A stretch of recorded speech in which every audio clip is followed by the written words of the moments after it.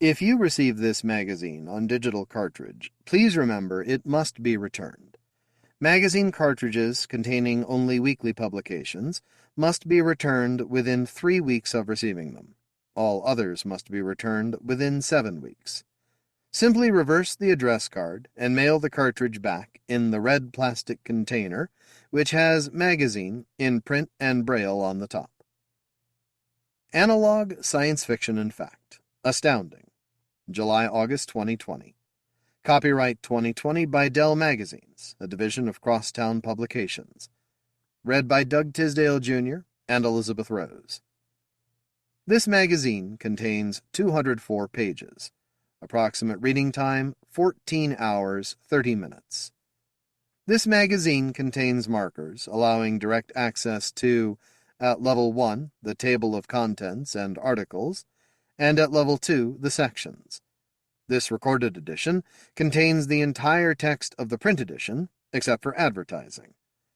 This magazine was produced for the National Library Service for the Blind and Print Disabled, Library of Congress.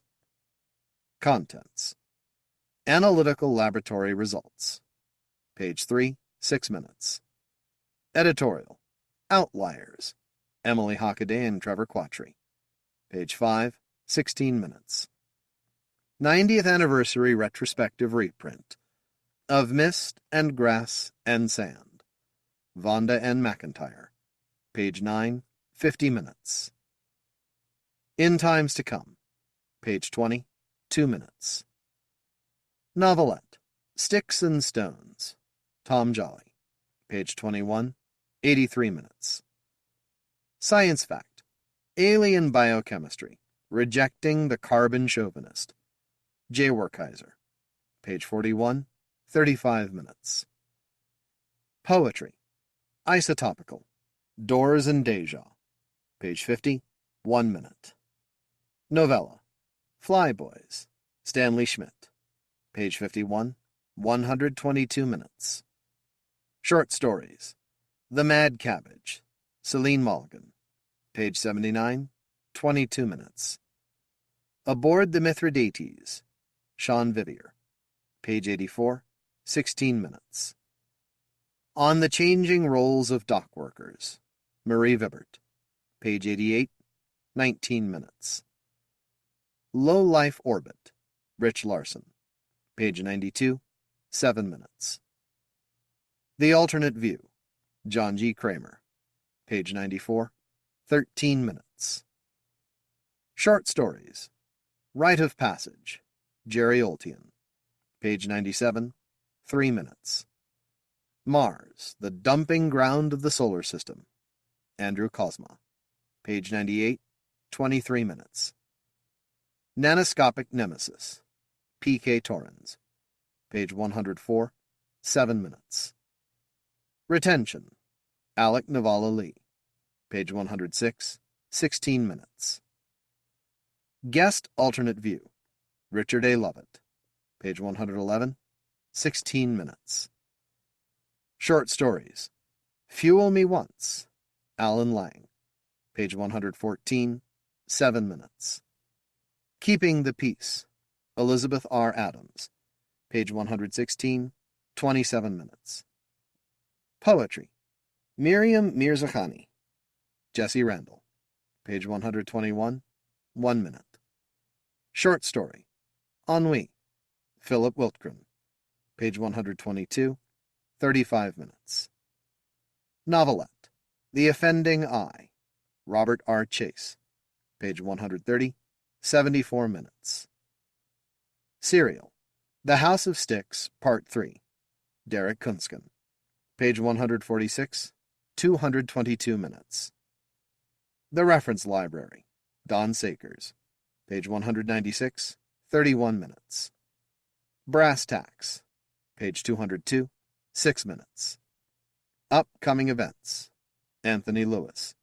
Page 204, 4 minutes. Terror at the Crossroads. Tales of Horror, Delusion, and the Unknown. Now available. A new anthology of horror from your favorite science fiction and mystery magazines, featuring Kit Reed, Zandra Renwick, Alec Nevala-Lee, Tara Laskowski, David Brin, Lewis Byard, Will McIntosh, Stephen Ross, and many others. From the pages of Alfred Hitchcock's mystery magazine, Analog Science Fiction and Fact, Asimov's Science Fiction, and Ellery Queen's mystery magazine. Edited by Emily Hockaday and Jackie Sherbo. Available digitally from your favorite ebook retailers. For details, please visit analogsf.com, asimovs.com. Visit our website, www.analogsf.com.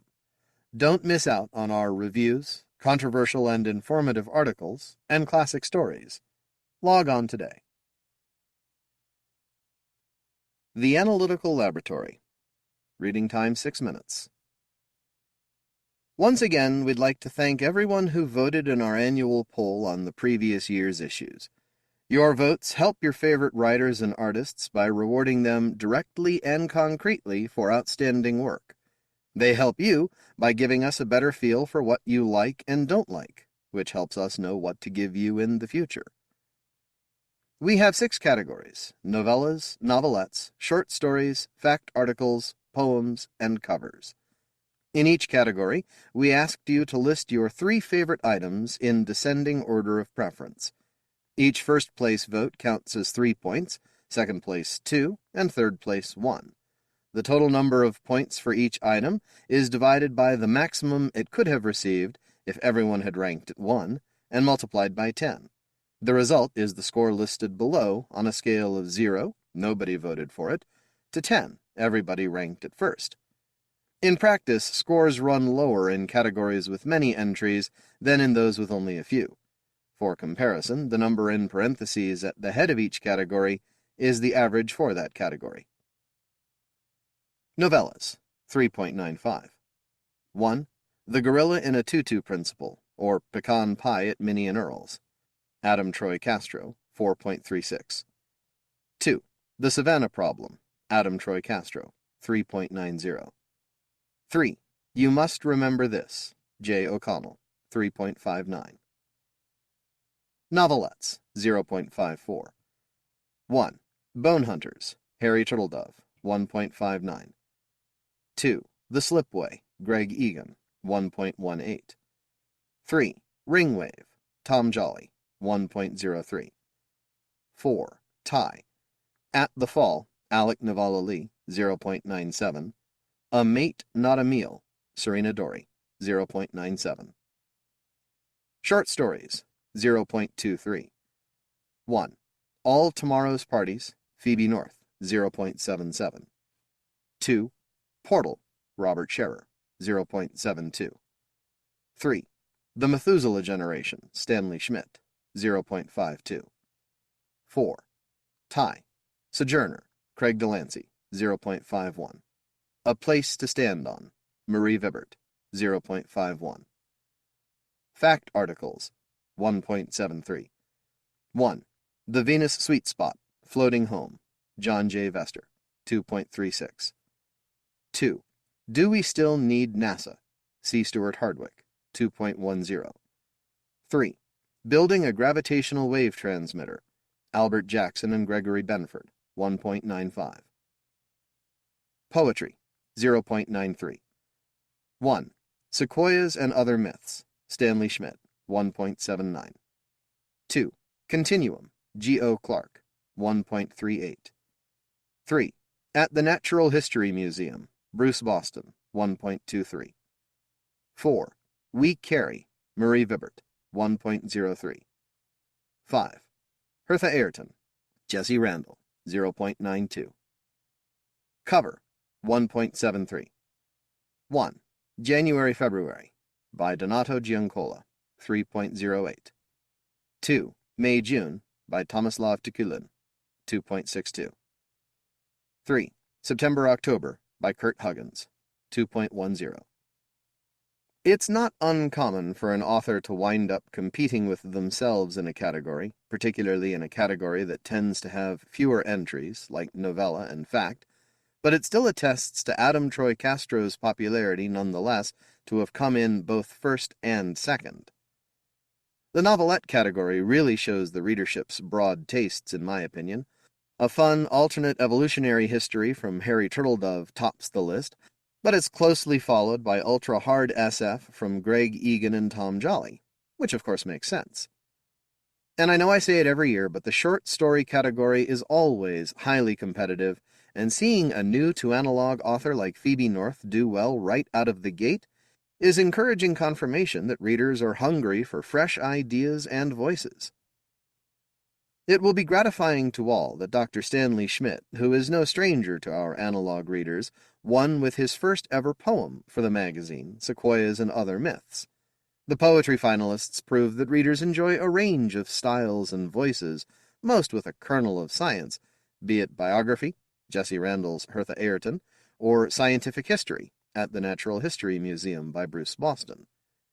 Meanwhile, We Carry by Marie Vibbert and Continuum by G.O. Clark show that we still need poetry that muses on the human condition. Since ANLAB votes are so important in encouraging authors and artists to do their best work, and to giving you the kind of magazine you most like to read, we hope to see even more next year. Use our online ballot, email, or snail mail. Remember to be careful to vote in the right category as listed in the annual index. Sometimes a few votes are wasted by being cast in the wrong category, and those simply can't be counted. Using our online ballot makes this much less likely. Anniversary Retrospective Editorial. Outliers. Emily Hockaday and Trevor Quattree. Reading time 16 minutes. Prospective authors often ask what makes the perfect analog story, and the trick for an editor lies in explaining what an analog story is, while also refraining from definitively declaring what an analog story is not. Note 1. I think of Hal Clement as the quintessential analog author. He embodied much of what has made the magazine distinctive, and I often think of this quote from his Whirligig World article, astounding, June 1953, but importantly, he wasn't the only analog author. TQ. The fun in writing a science fiction story lies in treating the whole thing as a game. I've been playing the game since I was a child, so the rules must be quite simple. They are. For the reader of a science fiction story, they consist of finding as many as possible of the author's statements or implications which conflict with the facts as science currently understands them. For the author, the rule is to make as few such slips as he possibly can. Certain exceptions are made by both sides, of course. For example, it is commonly considered fair to ignore certain of Dr. Einstein's theories if the story background requires interstellar travel. The author assumes that problem, or perhaps others equally beyond our present ability to solve, to be answered, and goes ahead from there. In such a case, of course, fair play demands that all such matters be mentioned as early as possible in the story. End of note. Not only would too much of the latter make for a boring magazine, but it would feed into stereotypes that the uninitiated may mistakenly believe, and it ignores some very important history. Case in point, Ben Bova edited Analog from 1972 to 1979, and in that time he won a remarkable 5 consecutive Hugo Awards for Best Editor. A big part of the reason for that is because he brought many new voices and styles to the magazine in that period, including Vonda and McIntyre, whose story Of Mist and Grass and Sand, October 1973, he chose as the special 90th anniversary retrospective reprint for this issue. On this, he says, I can still see her sitting across the luncheon table, asking earnestly, does every story you publish in Analog have to be about rocket ships and super technology? Can't a story be based on chemistry or biology? I assured her that as editor of Analog Science Fiction magazine, I was open to stories about chemistry or biology, or witchcraft for that matter, but they had to be good stories about interesting people, who didn't necessarily need to be humans. Vonda and I finished our lunches. A few weeks later, I received in the mail the manuscript of Mist and Grass and Sand. It was quite a bit different from the usual Analog fare, and it knocked me out. It still does. Ben Bova. Ben Bova's conversation with Vonda McIntyre demonstrates that a certain stereotype of the analog story has been entrenched for quite some time.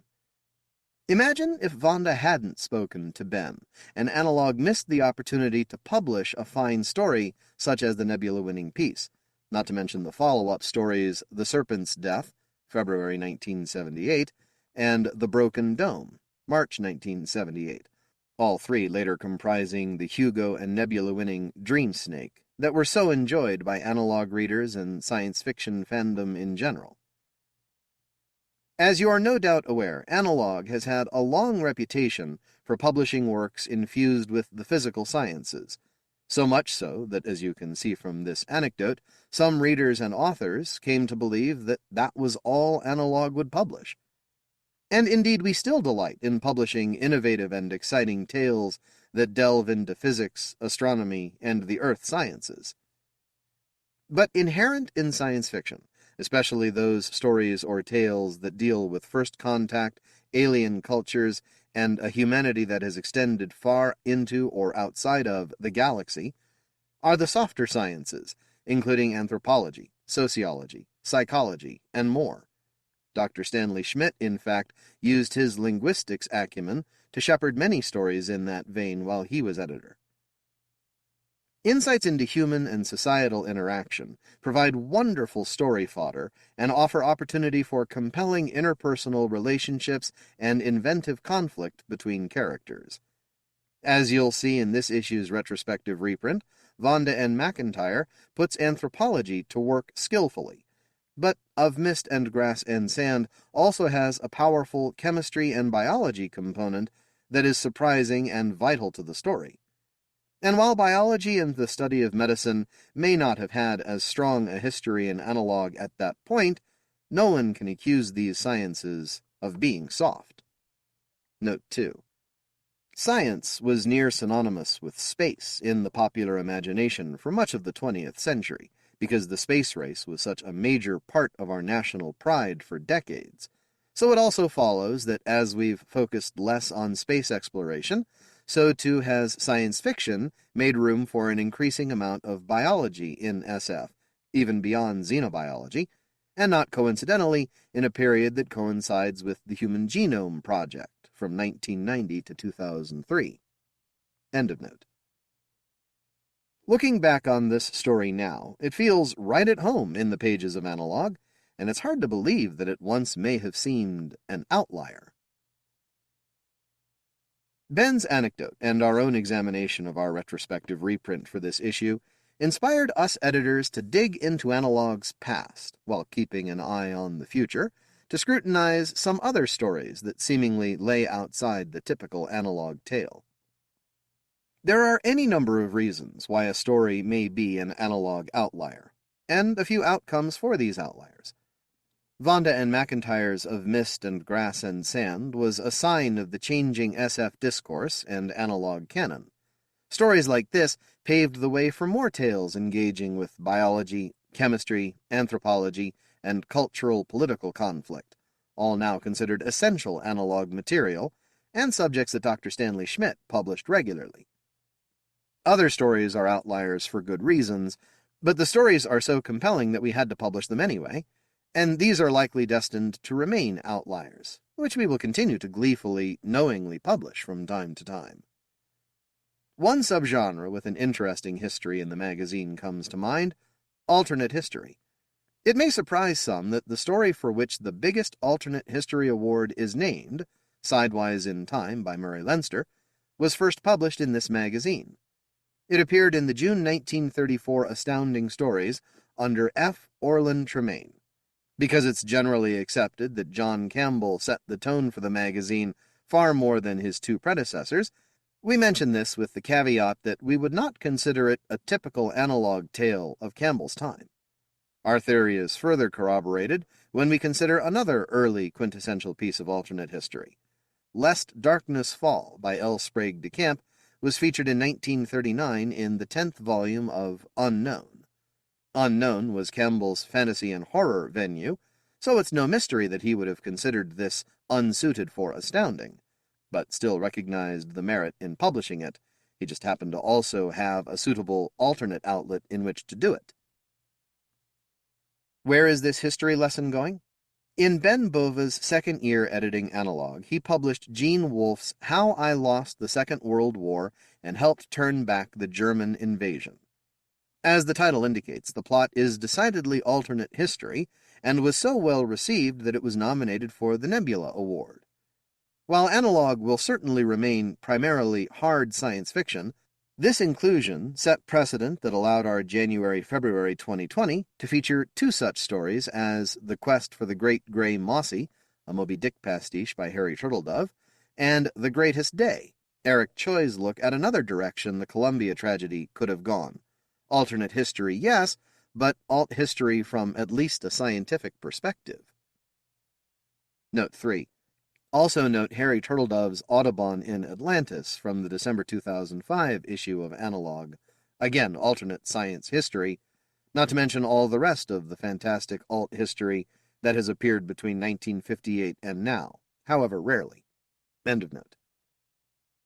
Another familiar sort of analog outlier includes tales in which technology, events, and circumstances are inexplicable thanks to alien phenomena, which is a real challenge to run in a magazine in which the how is often a big part of a story's appeal.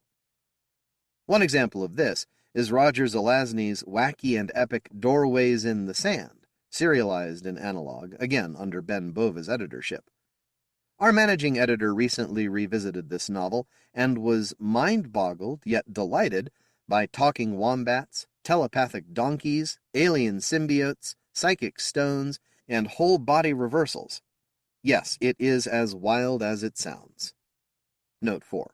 This is probably also a good time to talk about how psi powers like telepathy used to fall squarely in the domain of hard SF, but fell by the wayside as science itself made their existence increasingly unlikely.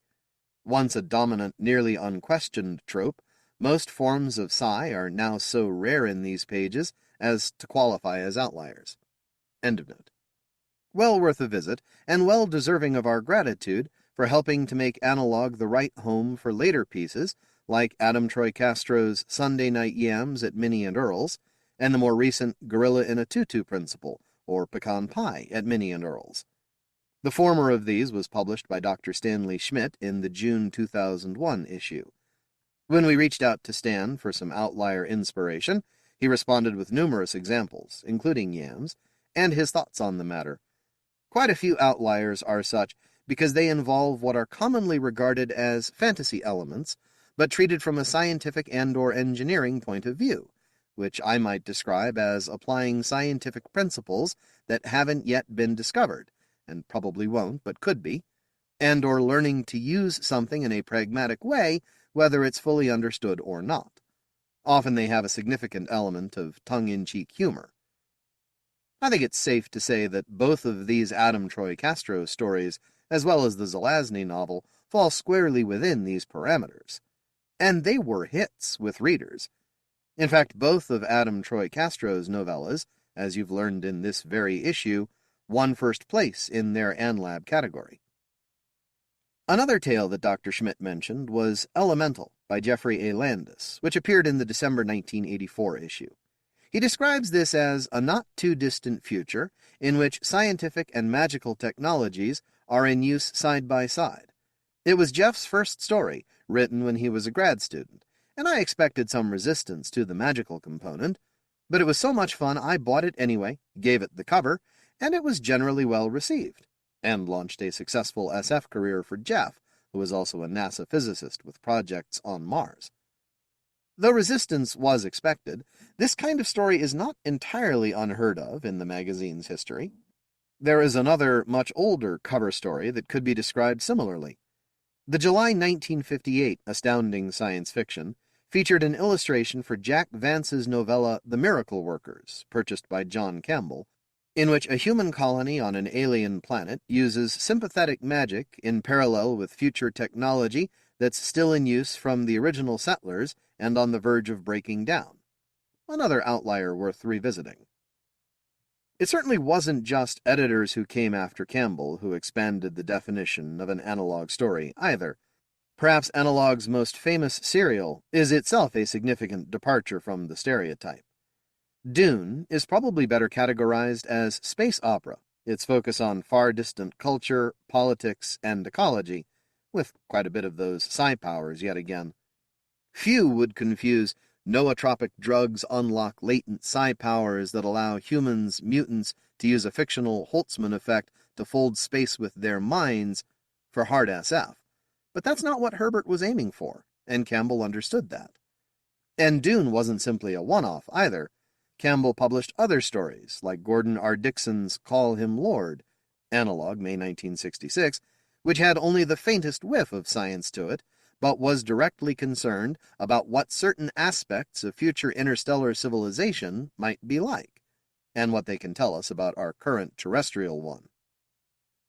And so, with each editor comes unique preferences. Certainly both Ben Bova and Stanley Schmidt extended what the Analog niche was, and accepted stories that their predecessors may not have.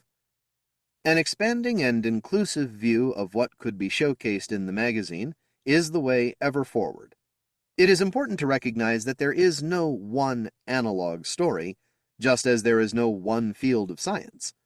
The quest to decipher the unknown, the goal of re-evaluating the physical universe, the spirit of experimentation and discovery and optimism, can be expressed in as many ways as there are writers. Every year something different is brought to the table by new voices and new discoveries in science and technology, and as well as trends in literature. Fresh work in this magazine that may appear to push the boundaries of what it means to be an analog story could someday be looked back on as the perfect example of the magazine's fare, just as Of Mist and Grass and Sand is today. Note 5. Vonda and McIntyre passed away on April 1, 2019, at age 70, but her influence is still keenly felt. End of note. The perfect analog story is the next one waiting to be told, just as it is one that we enjoy revisiting from decades past. 90th Anniversary Retrospective Reprint Of Mist and Grass and Sand. Vonda and McIntyre. Reading time 50 minutes. The little boy was frightened. Gently, Snake touched his hot forehead. Behind her, 3 adults stood close together, watching, suspicious, afraid to show their concern with more than narrow lines around their eyes. They feared Snake as much as they feared their only child's death. In the dimness of the tent, the flickering lamplights gave no reassurance. The child watched with eyes so dark the pupils were not visible, so dull that Snake herself feared for his life. She stroked his hair. It was long and very pale, a striking color against his dark skin, dry and irregular for several inches near the scalp. Had Snake been with these people months ago, she would have known the child was growing ill. "Bring my case, please," Snake said. The child's parents started at her soft voice. Perhaps they had expected the screech of a bright jay or the hissing of a shining serpent. This was the first time Snake had spoken in their presence.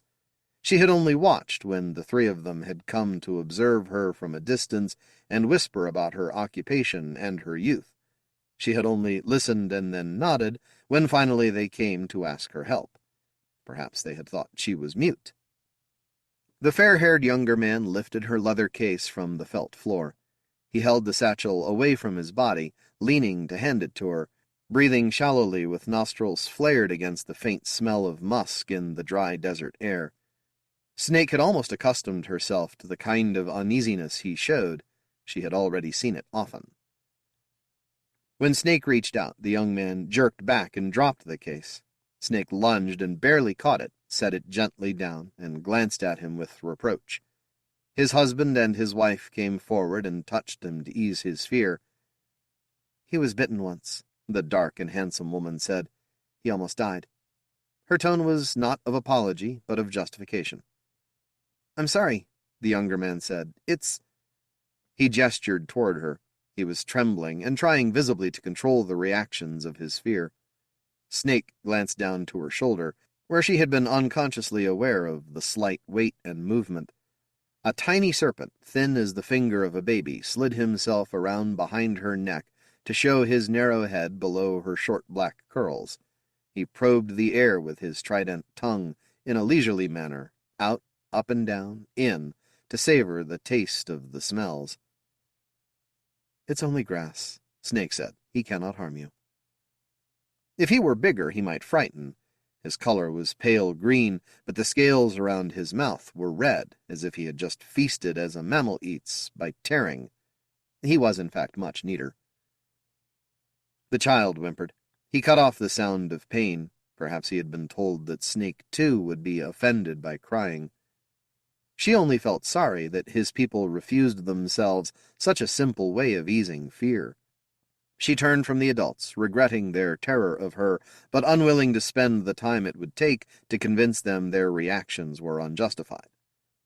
"It's all right," she said to the little boy. "Grass is smooth and dry and soft, and if I left him to guard you, even death could not reach your bedside." Grass poured himself into her narrow, dirty hand, and she extended him toward the child. Gently. He reached out and touched the sleek scales with one fingertip. Snake could sense the effort of even such a simple motion, yet the boy almost smiled. "What are you called?" He looked quickly toward his parents, and finally they nodded. "Stavin," he whispered. He had no strength or breath for speaking. "I am Snake, Stavin, and in a little while, in the morning, I must hurt you. You may feel a quick pain, and your body will ache for several days, but you will be better afterward." He stared at her solemnly.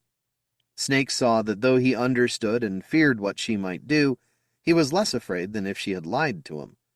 The pain must have increased greatly as his illness became more apparent, but it seemed that others had only reassured him and hoped the disease would disappear or kill him quickly. Snake put grass on the boy's pillow and pulled her case nearer. The lock opened at her touch. The adults still could only fear her. They had had neither time nor reason to discover any trust. The wife was old enough that they might never have another child, and Snake could tell by their eyes, their covert touching, their concern, that they loved this one very much. They must to come to Snake in this country. It was night and cooling. Sluggish, Sand slid out of the case, moving his head, moving his tongue, smelling, tasting, detecting the warmth of bodies. "Is that?" The older husband's voice was low and wise, but terrified, and Sand sensed the fear. He drew back into striking position and sounded his rattle softly. Snake spoke to him and extended her arm. The pit viper relaxed and flowed around and around her slender wrist to form black and tan bracelets. "No," she said, "your child is too ill for Sand to help. I know it is hard, but please, try to be calm. This is a fearful thing for you, but it is all I can do." She had to annoy Mist to make her come out. Snake rapped on the bag and finally poked her twice. Snake felt the vibration of sliding scales, and suddenly the albino cobra flung herself into the tent. She moved quickly, yet there seemed to be no end to her. She reared back and up. Her breath rushed out in a hiss. Her head rose well over a meter above the floor. She flared her wide hood. Behind her, the adults gasped, as if physically assaulted by the gaze of the tan spectacle design on the back of Mist's hood. Snake ignored the people and spoke to the great cobra in a sing-song voice. "Ali, thou, furious creature, lie down. 'Tis time for thee to earn thy piglet. Speak to this child and touch him. He is called Stavin." Slowly, Mist relaxed her hood and allowed Snake to touch her. Snake grasped her firmly behind the head and held her so she looked at Stavin. The cobra's silver eyes picked up the yellow of the lamplight. "Stavin," Snake said, "Mist will only meet you now. I promise that this time she will touch you gently." Still, Stavin shivered when Mist touched his thin chest. Snake did not release the serpent's head, but allowed her body to slide against the boy's. The cobra was 4 times longer than Stavin was tall.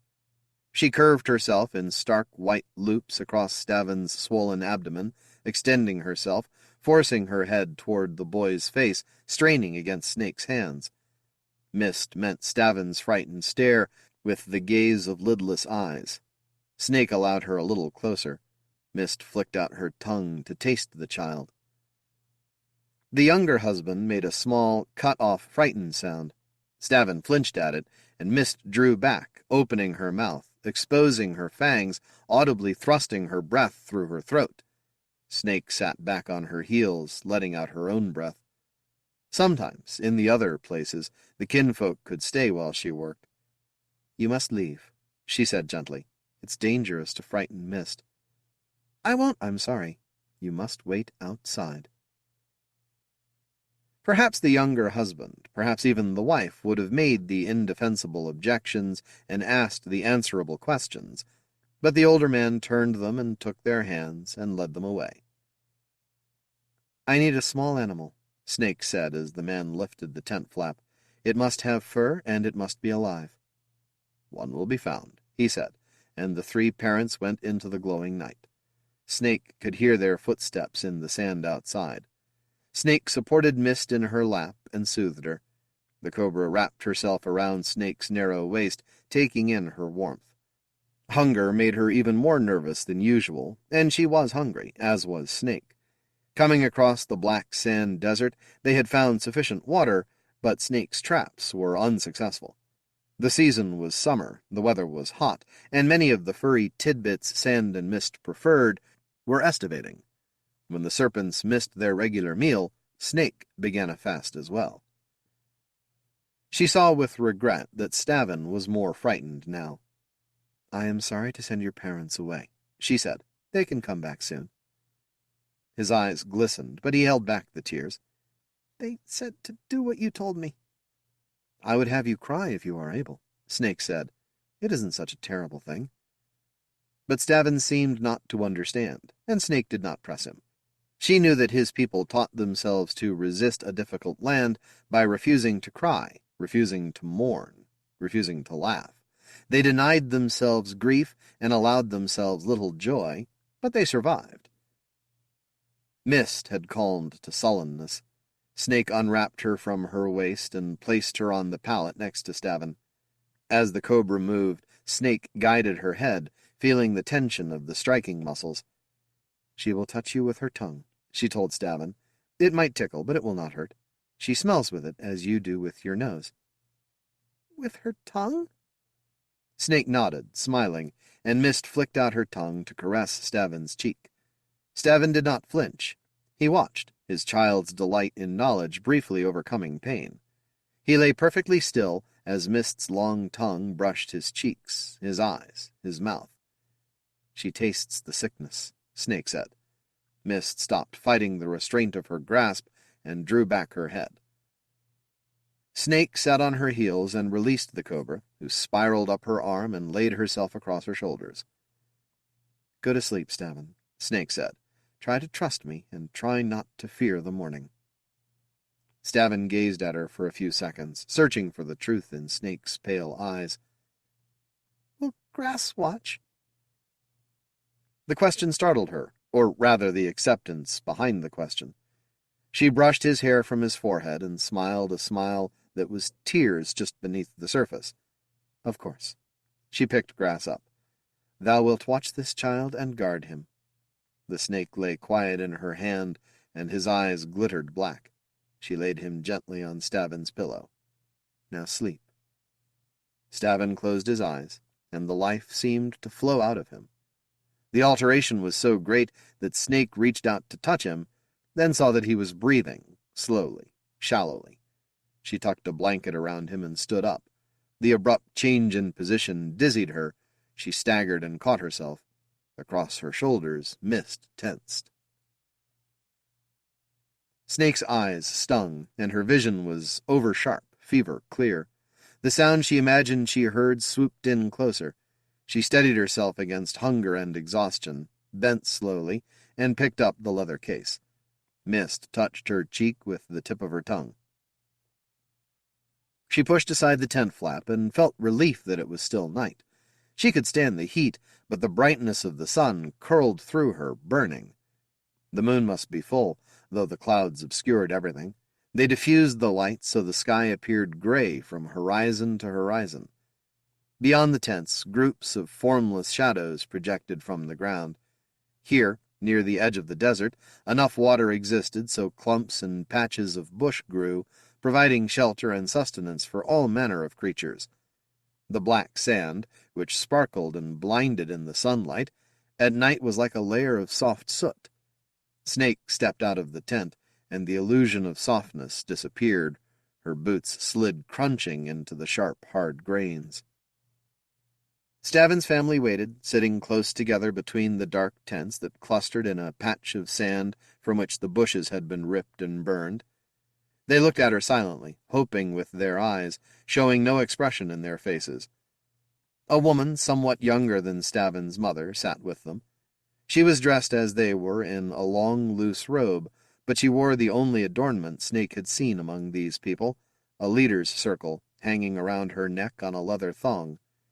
She and the older husband were marked close kin by their similarities, sharp-cut planes of face, high cheekbones, his hair white and hers graying early from deep black, their eyes the dark brown best suited for survival in the sun. On the ground by their feet, a small black animal jerked sporadically against a net, and infrequently gave a shrill, weak cry. "Stavin is asleep," Snake said. "Do not disturb him, but go to him if he wakes." The wife and young husband rose and went inside, but the older man stopped before her. "Can you help him?" "I hope we may. The tumor is advanced, but it seems solid." Her own voice sounded removed, slightly hollow, as if she were lying. "Mist will be ready in the morning." She still felt the need to give him reassurance, but she could think of none. "My sister wished to speak with you," he said, and left them alone, without introduction, without elevating himself by saying that the tall woman was the leader of this group. Snake glanced back, but the tent flap fell shut. She was feeling her exhaustion more deeply, and across her shoulders mist was, for the first time, a weight she thought heavy. "Are you all right?" Snake turned. The woman moved toward her with a natural elegance, made slightly awkward by advanced pregnancy. Snake had to look up to meet her gaze. She had small, fine lines at the corners of her eyes, as if she laughed sometimes in secret. She smiled, but with concern. "You seem very tired. Shall I have someone make you a bed?" "Not now," Snake said. "Not yet. I won't sleep until afterward." The leader searched her face, and Snake felt a kinship with her in their shared responsibility. "I understand, I think. Is there anything we can give you? Do you need aid with your preparations?" Snake found herself having to deal with the questions as if they were complex problems. She turned them in her tired mind, examined them, dissected them, and finally grasped their meanings. "My pony needs food and water. It is taken care of. And I need someone to help me with mist, someone strong, but it's more important that they are not afraid." The leader nodded.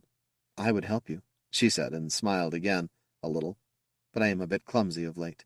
I will find someone. Thank you." Somber again, the older woman inclined her head and moved slowly toward a small group of tents. Snake watched her go, admiring her grace. She felt small and young and grubby in comparison. Sand began to unwrap himself from her wrist. Feeling the anticipatory slide of scales on her skin, she caught him before he could drop to the ground. Sand lifted the upper half of his body from her hands.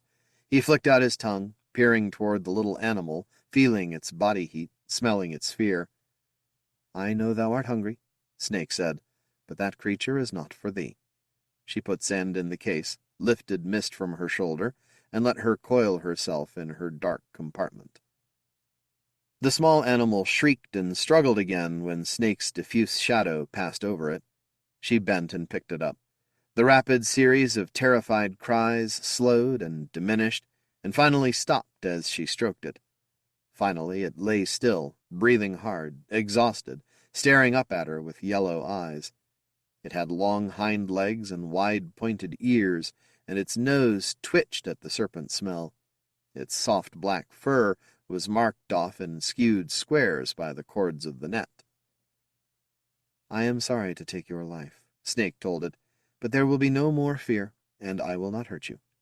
She closed her hand gently around it, and stroking it, grasped its spine at the base of its skull. She pulled once, quickly.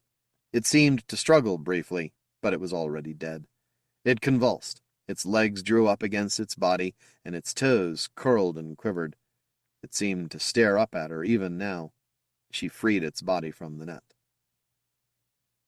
Snake chose a small vial from her belt pouch, pried open the animal's clenched jaws, and let a single drop of the vial's cloudy preparation fall into its mouth. Quickly she opened the satchel again and called Mist out. She came slowly, slipping over the edge, hood closed, sliding in the sharp-grained sand. Her milky scales caught the thin light. She smelled the animal, flowed to it, touched it with her tongue.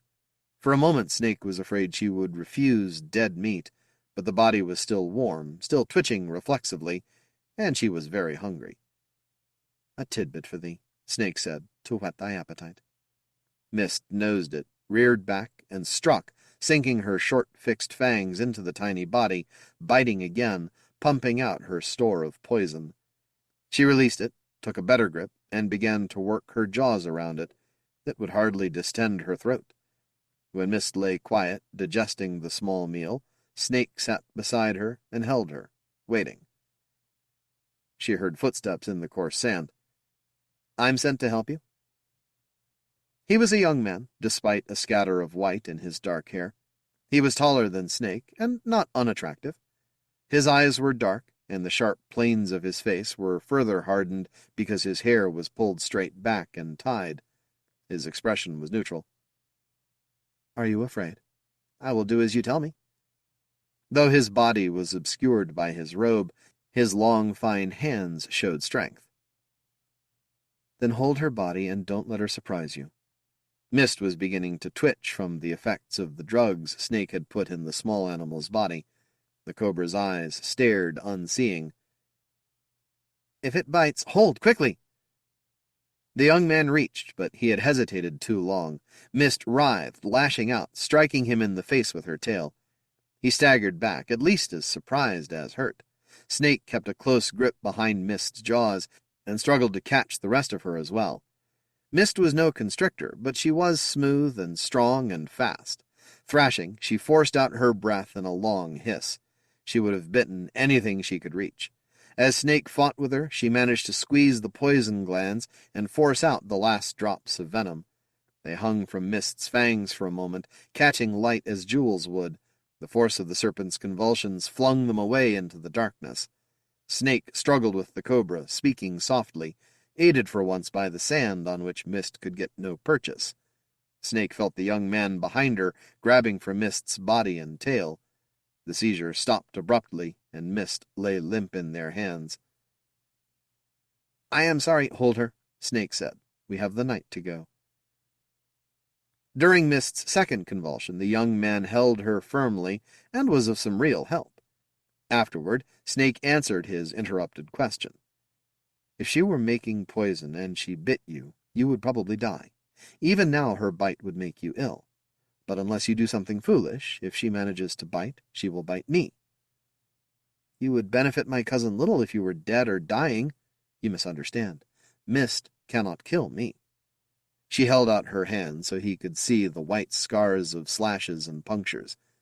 He stared at them and looked into her eyes for a long moment, then looked away. The bright spot in the clouds from which the light radiated moved westward in the sky. They held the cobra like a child. Snake found herself half dozing, but Mist moved her head, dully attempting to evade restraint, and Snake woke herself abruptly. "I must not sleep," she said to the young man. "Talk to me. What are you called?" As Stavin had, the young man hesitated. He seemed afraid of her, or of something. "My people," he said, "think it unwise to speak our names to strangers." "If you consider me a witch, you should not have asked my aid. I know no magic, and I claim none. I can't learn all the customs of all the people on this earth, so I keep my own. My custom is to address those I work with by name." "It's not a superstition," he said, "not as you might think. We're not afraid of being bewitched." Snake waited, watching him, trying to decipher his expression in the dim light. Our families know our names, and we exchange names with those we would marry. Snake considered that custom and thought it would fit badly on her. No one else? Ever? Well, a friend might know one's name. Ah, Snake said, I see. I am still a stranger, and perhaps an enemy. A friend would know my name, the young man said again. I would not offend you, but now you misunderstand. An acquaintance is not a friend. We value friendship highly. In this land, one should be able to tell quickly if a person is worth calling friend. We make friends seldom. Friendship is a commitment. It sounds like something to be feared. He considered that possibility. Perhaps it's the betrayal of friendship we fear. That is a very painful thing. Has anyone ever betrayed you? He glanced at her sharply, as if she had exceeded the limits of propriety. No, he said, and his voice was as hard as his face. No friend. I have no one I call friend.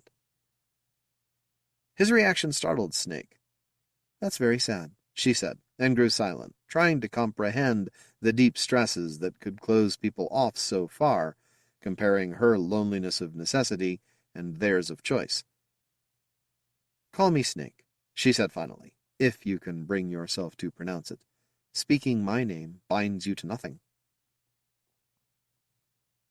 The young man seemed about to speak. Perhaps he thought again that he had offended her. Perhaps he felt he should further defend his customs. But mist began to twist in their hands, and they had to hold her to keep her from injuring herself. The cobra was slender for her length, but powerful, and the convulsions she went through were more severe than any she had ever had before. She thrashed in Snake's grasp and almost pulled away. She tried to spread her hood, but Snake held her too tightly. She opened her mouth and hissed, but no poison dripped from her fangs. She wrapped her tail around the young man's waist. He began to pull her and turn to extricate himself from her coils. She's not a constrictor, Snake said. She won't hurt you. Leave her. But it was too late. Mist relaxed suddenly, and the young man lost his balance. Mist whipped herself away and lashed figures in the sand. Snake wrestled with her alone while the young man tried to hold her, but she curled herself around Snake and used the grip for leverage. She started to pull herself from Snake's hands. Snake threw them both backward into the sand. Mist rose above her, open-mouthed, furious, hissing. The young man lunged and grabbed her just beneath her hood. Mist struck at him, but Snake somehow held her back. Together, they deprived Mist of her hold and regained control of her. Snake struggled up, but Mist suddenly went quite still and lay almost rigid between them. They were both sweating. The young man was pale under his tan, and even Snake was trembling. We have a little while to rest, Snake said. She glanced at him and noticed the dark line on his cheek where earlier Mist's tail had slashed him. She reached up and touched it. You'll have a bruise, no more, she said. It will not scar. If it were true that serpents sting with their tails, you would be restraining both the fangs and the stinger, and I'd be of little use. Tonight I'd need someone to keep me awake, whether or not he helped me with Mist. Fighting the cobra had produced adrenaline, but now it ebbed, and her exhaustion and hunger were returning, stronger. Snake, yes? He smiled quickly, half embarrassed. I was trying the pronunciation. Good enough. How long did it take you to cross the desert? Not very long. Too long. 6 days. How did you live? There is water. We traveled at night, except yesterday when I could find no shade. You carried all your food? She shrugged, a little, and wished he would not speak of food. What's on the other side? More sand, more bush, a little more water. A few groups of people, traders, the station I grew up and took my training in, and farther on, a mountain with a city inside. I would like to see a city, someday. The desert can be crossed. He said nothing, but Snake's memories of leaving home were recent enough that she could imagine his thoughts. The next set of convulsions came, much sooner than Snake had expected. By their severity, she gauged something of the stage of Stavin's illness and wished it were morning. If she were to lose him, she would have it done, and grieve and try to forget. The cobra would have battered itself to death against the sand if Snake and the young man had not been holding her. She suddenly went completely rigid, with her mouth clamped shut and her forked tongue dangling. She stopped breathing. "Hold her," Snake said. "Hold her head. Quickly, take her, and if she gets away, run. Take her! She won't strike at you now. She could only slash you by accident." He hesitated only a moment, then grasped Mist behind the head. Snake ran, slipping in the deep sand, from the edge of the circle of tents to a place where bushes still grew. She broke off dry, thorny branches that tore her scarred hands. Peripherally, she noticed a mass of horned vipers, so ugly they seemed deformed, nesting beneath the clump of desiccated vegetation. They hissed at her. She ignored them. She found a narrow, hollow stem and carried it back. Her hands bled from deep scratches. Kneeling by Mist's head, she forced open the cobra's mouth and pushed the tube deep into her throat, through the air passage at the base of Mist's tongue. She bent close, took the tube in her mouth, and breathed gently into Mist's lungs. She noticed the young man's hands holding the cobra as she had asked, his breathing, first a sharp gasp of surprise, then ragged, the sand scraping her elbows where she leaned, the cloying smell of the fluid seeping from Mist's fangs. Her own dizziness, she thought from exhaustion, which she forced away by necessity and will. Snake breathed and breathed again, paused and repeated until Mist caught the rhythm and continued it unaided. Snake sat back on her heels. "I think she'll be all right," she said. "I hope she will." She brushed the back of her hand across her forehead. The touch sparked pain. She jerked her hand down, and agony slid along her bones, up her arm, across her shoulder, through her chest, enveloping her heart. Her balance turned on its edge. She fell, tried to catch herself, but moved too slowly, fought nausea and vertigo, and almost succeeded, until the pull of the earth seemed to slip away in pain, and she was lost in darkness, with nothing to take a bearing by. She felt sand where it had scraped her cheek and her palms, but it was soft. "Snake, can I let go?" She thought the question must be for someone else, while at the same time she knew there was no one else to answer it, no one else to reply to her name. She felt hands on her, and they were gentle. She wanted to respond to them, but she was too tired. She needed sleep more, so she pushed them away. But they held her head and put dry leather to her lips and poured water into her throat. She coughed and choked and spat it out. She pushed herself up on one elbow. As her sight cleared, she realized she was shaking. She felt as she had the first time she was snake-bit, before her immunities had completely developed. The young man knelt over her, his water flask in his hand. Mist, beyond him, crawled toward the darkness. Snake forgot the throbbing pain. "Mist!" The young man flinched and turned, frightened. The serpent reared up, her head nearly at Snake's standing eye level, her hood spread, swaying, watching, angry, ready to strike. She formed a wavering white line against black. Snake forced herself to rise, feeling as though she were fumbling with the control of some unfamiliar body. She almost fell again, but held herself steady. "Thou must not go to hunt now," she said. "There is work for thee to do." She held out her right hand to the side, a decoy, to draw Mist if she struck. Her hand was heavy with pain. Snake feared not being bitten, but the loss of the contents of Mist's poison sacs. "Come here," she said. "Come here and stay thy anger."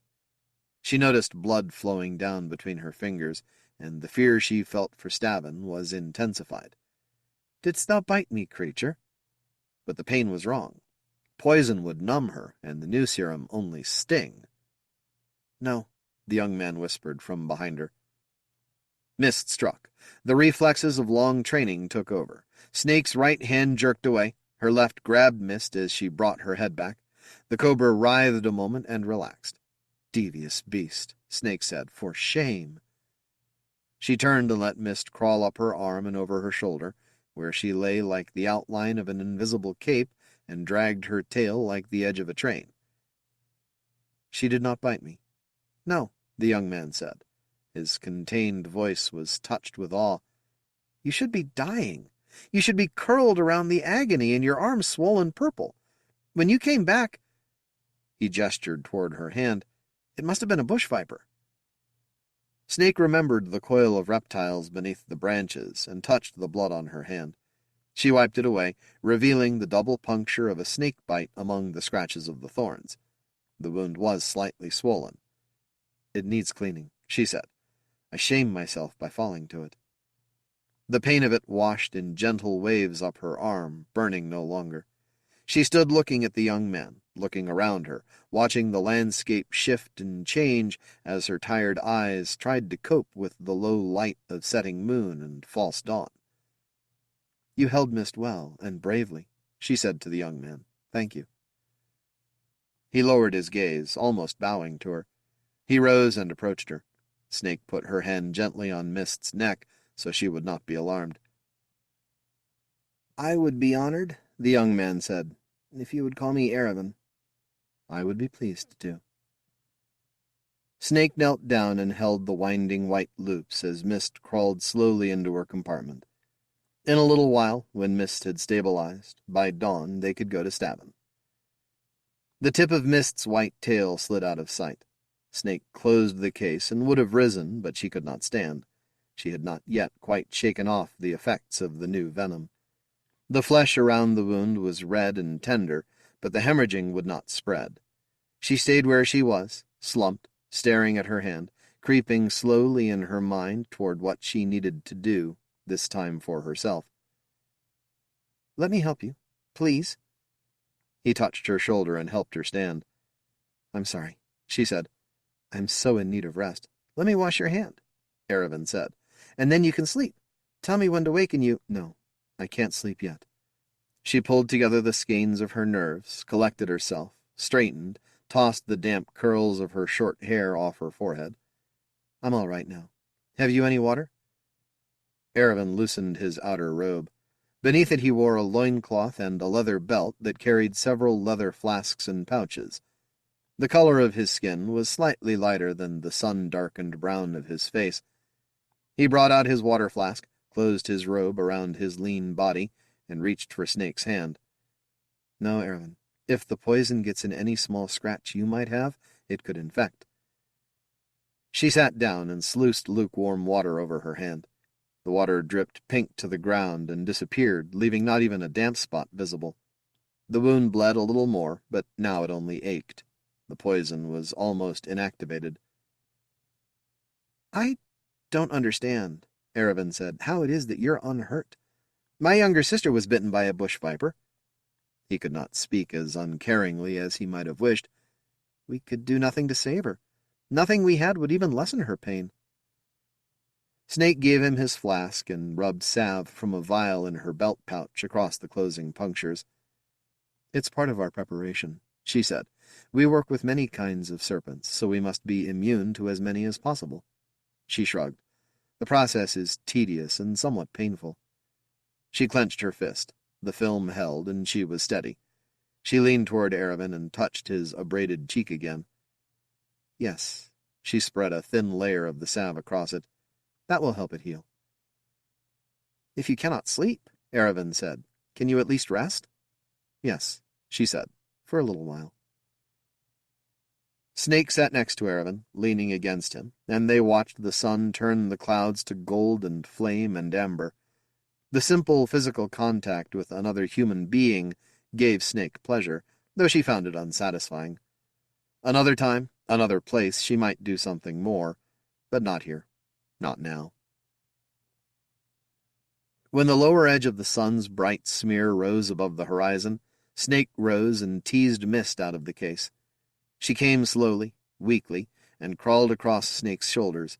Snake picked up the satchel, and she and Erevan walked together back to the small group of tents. Stavin's parents waited, watching for her, just outside the entrance of their tent. They stood in a tight, defensive, silent group. For a moment, Snake thought they had decided to send her away. Then, with regret and fear like hot iron in her mouth, she asked if Stavin had died. They shook their heads and allowed her to enter. Stavin lay as she had left him, still asleep. The adults followed her with their stares, and she could smell fear. Mist flicked out her tongue, growing nervous from the implied danger. I know you would stay, Snake said. I know you would help if you could, but there is nothing to be done by any person but me. Please, go back outside. They glanced at each other, and at Erevan, and she thought for a moment that they would refuse. Snake wanted to fall into the silence and sleep. Come, cousins, Erevan said. We are in her hands. He opened the tent flap and motioned them out. Snake thanked him with nothing more than a glance, and he might almost have smiled. She turned toward Stavin and knelt beside him. Stavin. She touched his forehead. It was very hot. He noticed that her hand was less steady than before. The slight touch awakened the child. It's time, Snake said. He blinked, coming out of some child's dream, seeing her, slowly recognizing her. He did not look frightened. For that, Snake was glad. For some other reason she could not identify, she was uneasy. Will it hurt? Does it hurt now? He hesitated, looked away, looked back. Yes. It might hurt a little more. I hope not. Are you ready? Can Grass stay? Of course, she said, and realized what was wrong. I'll come back in a moment. Her voice changed so much, she had pulled it so tight that she could not help but frighten him. She left the tent, walking slowly, calmly, restraining herself. Outside, the parents told her by their faces what they feared. Where is Grass? Erevan, his back to her, started at her tone. The younger husband made a small grieving sound and could look at her no longer. We were afraid, the older husband said. We thought it would bite the child. I thought it would. It was I. It crawled over his face. I could see its fangs. The wife put her hands on the younger husband's shoulders, and he said no more. Where is he? She wanted to scream. She did not. They brought her a small open box. Snake took it and looked inside. Grass lay cut almost in two, his entrails oozing from his body, half turned over, and as she watched, shaking, he writhed once and flicked his tongue out once and in. Snake made some sound, too low in her throat to be a cry. She hoped his motions were only reflex, but she picked him up as gently as she could. She leaned down and touched her lips to the smooth green scales behind his head. She bit him quickly, sharply, at the base of the skull. His blood flowed cool and salty in her mouth. If he were not dead, she had killed him instantly. She looked at the parents and at Erevan. They were all pale, but she had no sympathy for their fear and cared nothing for shared grief. Such a small creature, she said. Such a small creature who can only give pleasure in dreams. She watched them for a moment more, then turned toward the tent again. Wait. She heard the older husband move up close behind her. He touched her shoulder. She shrugged away his hand. We will give you anything you want, he said, but leave the child alone. She spun on him in fury. Should I kill Stavin for your stupidity? He seemed about to try to hold her back. She jammed her shoulder hard into his stomach and flung herself past the tent flap. Inside, she kicked over the satchel. Abruptly awakened and angry, Sand crawled out and coiled himself. When the younger husband and the wife tried to enter, Sand hissed and rattled with a violence Snake had never heard him use before. She did not even bother to look behind her. She ducked her head and wiped her tears on her sleeve before Stavin could see them. She knelt beside him. What's the matter? He could not help but hear the voices outside the tent and the running. Nothing, Stavin, Snake said. Did you know we came across the desert? No, he said with wonder. It was very hot, and none of us had anything to eat. Grass is hunting now. He was very hungry. Will you forgive him and let me begin? I will be here all the time. He seemed so tired. He was disappointed, but he had no strength for arguing. All right. His voice rustled like sand slipping through the fingers. Snake lifted mist from her shoulders and pulled the blanket from Stavin's small body.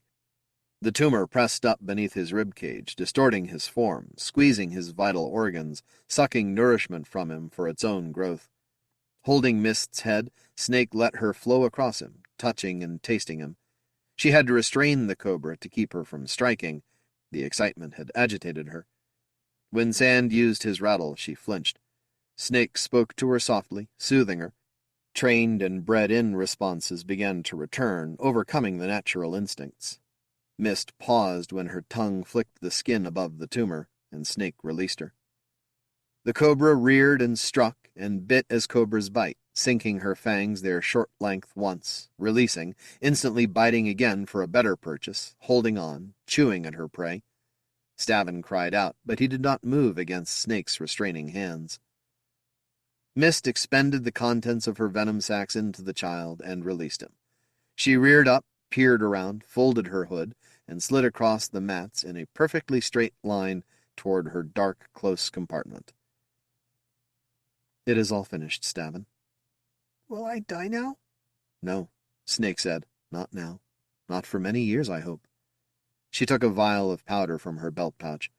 Open your mouth. He complied, and she sprinkled the powder across his tongue. That will help the ache. She spread a pad of cloth across the series of shallow puncture wounds without wiping off the blood. She turned from him. Snake, are you going away? I will not leave without saying goodbye. I promise. The child lay back, closed his eyes, and let the drug take him. Sand coiled quiescently on the dark matting. Snake called him. He moved toward her and suffered himself to be replaced in the satchel. Snake closed it and lifted it, and it still felt empty. She heard noises outside the tent. Stavin's parents and the people who had come to help them pulled open the tent flap and peered inside, thrusting sticks in even before they looked. Snake set down her leather case. It's done. They entered. Erevan was with them too, only he was empty-handed. Snake. He spoke through grief, pity, confusion, and Snake could not tell what he believed. He looked back. Stavin's mother was just behind him. He took her by the shoulder. He would have died without her. Whatever has happened now, he would have died. The woman shook his hand away. He might have lived. It might have gone away. She could not speak for hiding tears. Snake felt the people moving, surrounding her. Erevan took one step toward her and stopped, and she could see he wanted her to defend herself. Can any of you cry? She said. Can any of you cry for me in my despair, or for them in their guilt, or for small things in their pain? She felt tears slip down her cheeks. They did not understand her. They were offended by her crying. They stood back, still afraid of her, but gathering themselves. She no longer needed the pose of calmness she had used to deceive the child. Ah, you fools. Her voice sounded brittle. Stavin. Light from the entrance struck them. Let me pass. The people in front of Snake moved aside for their leader. She stopped in front of Snake, ignoring the satchel her foot almost touched. Will Stavin live? Her voice was quiet, calm, gentle. I cannot be certain, Snake said, but I feel that he will. Leave us. The people understood Snake's words before they did their leaders. They looked around and lowered their weapons, and finally, one by one, they moved out of the tent. Erevan remained. Snake felt the strength that came from danger seeping from her. Her knees collapsed. She bent over the satchel with her face in her hands. The older woman knelt in front of her before Snake could notice or prevent her. Thank you, she said. Thank you. I am so sorry. She put her arms around Snake and drew her toward her, and Erevan knelt beside them, and he embraced Snake too. Snake began to tremble again, and they held her while she cried. Later she slept, exhausted, alone in the tent with Stavin, holding his hand. They had given her food, and small animals for Sand and Mist, and supplies for her journey, and sufficient water for her to bathe, though that must have strained their resources. About that Snake no longer cared. When she awakened, she felt the tumor, and found that it had begun to dissolve and shrivel, dying as Mist's changed poison affected it. Snake felt little joy. She smoothed Stavin's pale hair back from his face. I would not lie to you again, little one, she said, but I must leave soon. I cannot stay here. She wanted another 3 days' sleep to finish fighting off the effects of the bush viper's poison, but she would sleep somewhere else. Stavin? He half woke, slowly. It doesn't hurt any more, he said. I am glad. Thank you. Goodbye, Stavin. Will you remember later on that you woke up and that I did stay to say goodbye? Goodbye, he said, drifting off again. Goodbye, Snake. Goodbye, Grass. He closed his eyes, and Snake picked up the satchel and left the tent. Dust cast long, indistinct shadows. The camp was quiet. She found her tiger-striped pony, tethered with food and water. New, full water skins lay on the ground next to saddle. The tiger pony whickered at her when she approached. She scratched his striped ears, saddled him, and strapped the case on his back. Leading him, she started west the way she had come. Snake! She took a breath and turned back to Erebin. He faced the sun, and it turned his skin ruddy and his robe scarlet. His streaked hair flowed loose to his shoulders, gentling his face. You will not stay? I cannot. I had hoped if things were different, I might have stayed. They were frightened. Can't you forgive them? I can't face their guilt. What they did was my fault. I said he could not hurt them, but they saw his fangs, and they didn't know his bite only gave dreams and eased dying. They couldn't know. I didn't understand them until too late. You said it yourself. You can't know all the customs and all the fears. I'm crippled, she said. Without Grass, if I cannot heal a person, I cannot help at all. I must go home. Perhaps my teachers will forgive me my stupidity, but I am afraid to face them. They seldom give the name I bear, but they gave it to me, and they'll be disappointed. Let me come with you. She wanted to. She hesitated and cursed herself for that weakness. They may cast me out, and you would be cast out too. Stay here, Erebin.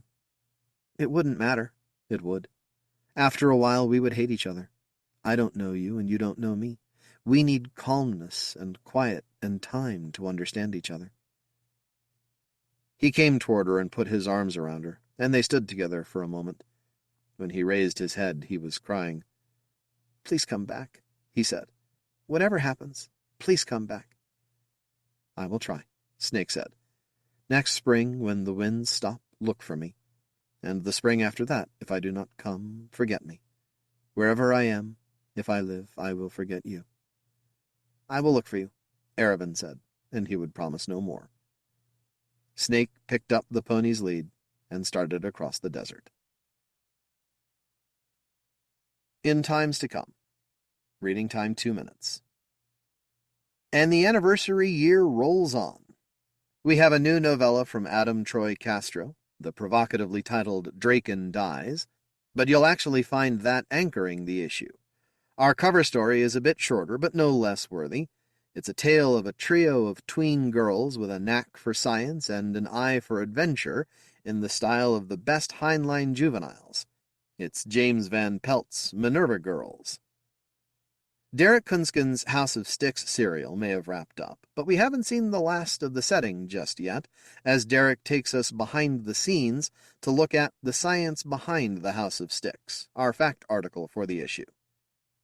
We'll also have the next in our series of retrospectives, this one from current Asimov's editor and former Analog executive editor Sheila Williams, plus something suitably seasonal yet light-hearted in Serena Dory's I, Bigfoot, an SF spin on a fairy tale in The Chrysalis Pool by Sean McMullen, the hunt for the future's most valuable commodity in The Treasure of the Luger Morto by Alan Dean Foster, the life and times of an enhanced boxer in Home of the King by Dan Reed, a city full of shifting timelines in City by Joel Richards, plus stories from Maggie Clark, Jay Werkheiser, Mary Soon Lee, James Salas, Amy Ogden, and more.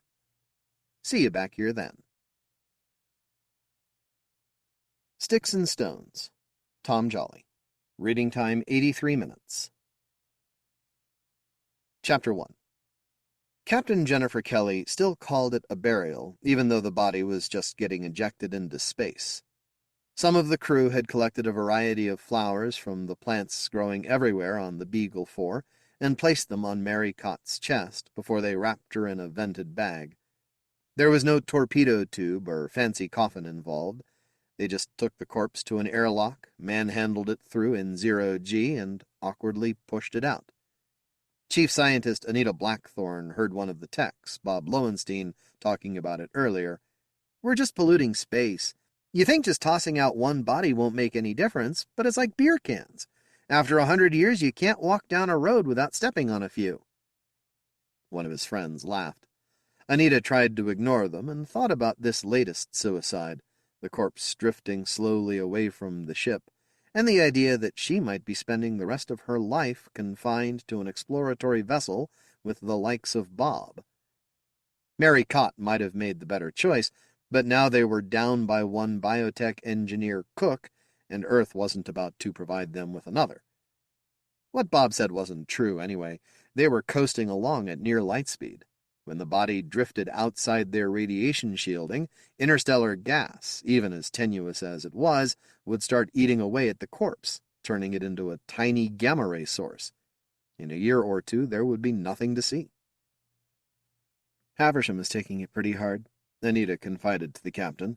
"He was working with her studying the slime. I think he and Mary were paired up." A sputtering squeak of a voice spoke on their comm. "The slime is listening." "Oh, sorry, Rosie," Anita said. "I didn't realize you were patched in. This has to be boring for you." Rosie was a sub-body of sentient colonial bacteria removed from one of the moons of Rocinante in the MITHRIDATES system, where the ship's crew just spent a year learning about the world-sized organism and bargaining with it for passage on their ship. They'd beamed some advanced materials engineering they'd learned from it back to Earth, though Earth would have to wait 50 years to receive the soliton packet from the MITHRIDATES system. God only knew whether it would still be useful to them by then. But being in contact with any alien biology meant that they could never go home, despite Colway's law about the inability for one alien ecosystem to infect and take over another. Most people classified the law as a speculative hypothesis, only valid until a catastrophic accident proved it wrong. Despite the evidence of contact with several bacteria-level alien ecosystems, nobody wanted the crew back home again, a decision made shortly after their first encounter. "I don't find this boring at all, Anita," said Rosie. "I am just surprised you didn't add Mary's biomass to the existing organic supply for the ship. Why, I could have even—" "Don't say it, Rosie. Humans have strong taboos about eating each other," Anita said. "But she was—" "Stop. It's bad enough you slither around lapping up our dead skin cells like it's a gourmet buffet." The comm officer, William Haversham, approached the captain in the viewing lounge from where they observed the burial. He looked pale and distraught, his attention torn between the space burial and his compad. "Captain, we have a message from the Bowden colony," he said softly. The captain could hear the pain in his voice. "Bowden? They're 15 lights from here, aren't they?" she said. "Yes, sir." "It'll wait a few minutes then, comm." Or days, she thought. She leaned back in her seat, sighing, and watched Mary as her mummy-wrapped body tumbled slowly out of sight, finally becoming a winking white dot like a tiny pulsar lost against the background of stars. They really couldn't afford to lose more people. They had to find a home, and then encourage other explorers to find them. 30 people weren't enough to start a new colony. 0G had been desirable for the burial, but the warp field ramped back up shortly thereafter, and the Beagle 4 continued toward the next unexplored star system on their manifest. Going from 0G to 1G usually resulted in what the crew referred to as the tomato catastrophe, where many of the ripe tomatoes came off their vines, somehow evading the confines of their planters, pots, and hydroponic trays, to end up splattered on the floor, or rolling around looking for a place to hide until they rotted. Apples were a minor hazard, too, but they didn't make as much of a mess. Over the years, a considerable fraction of the floor space and shelf space on the Beagle 4 had been dedicated to a wide variety of plants, even though they didn't need them for food, since they could synthesize everything from the recycler. But the captain felt the fresh food and greenery was good for morale, though the room with the sleep pods had been renamed the graveyard due to the number of flowering plants that ended up there. It was a nice environment in which to wake when you came out of a 3-week sleep cycle, but the captain wished the morbid nickname hadn't stuck. She found Haversham cleaning up tomato guts from the nursery with a little help from Rosie. "So what's the message from Bowden?" the captain asked. Haversham stood up and brushed himself off. The colony's space telescope has picked up some strange readings from a planet orbiting a star they're calling Hermit, Haversham said. It's less than 10 lights from here. The captain raised her eyebrows. Really? That's pretty close. How come Earth didn't see it 100 years ago? Just bad luck, he said. It was concealed from Earth's view by another star. Earth never saw it, and the proper motion of the two stars kept them lined up. It wasn't until Bowden got their space telescope up and pointed toward the right patch of sky that anyone even noticed. What's so unusual about the planet? She asked. What's not? It seems to be almost as big as Earth based on transit dimming, and is orbiting fairly close to the G3 sun, but they see almost no solar wobble caused by the planet. They also detected organics and oxygen in the atmosphere. Based on the measurements, the planetary mass can't be more than 10% of Earth mass, perhaps a lot less. Maybe it's hollow. You mean like a spaceship? Well, yeah, Haversham said. We can hope. It's huge and light. Bowden also forwarded us some news releases from their colony, speculating on the presence of alien technology. People are excited. There will be a lot of interest in this object. They're suggesting we check it out? Better that we get infected by alien spudge than them. We're already banned from Earth, and we're the closest survey vessel and mostly moving the right direction. We'll get there before anyone else can. Yeah, I suppose. Too much interest in the planet could mean warships and armed colonial vessels showing up to make claims.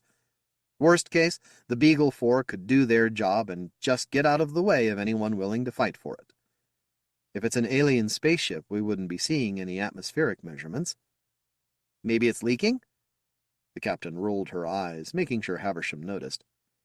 Anyway, Haversham continued, there also appears to be a gas giant in a highly eccentric orbit around Hermit. Weird, though, these seem to be the only two planets, or objects, in the system. Do we have a name yet for the small one? Bowden called it Hermit's Cave.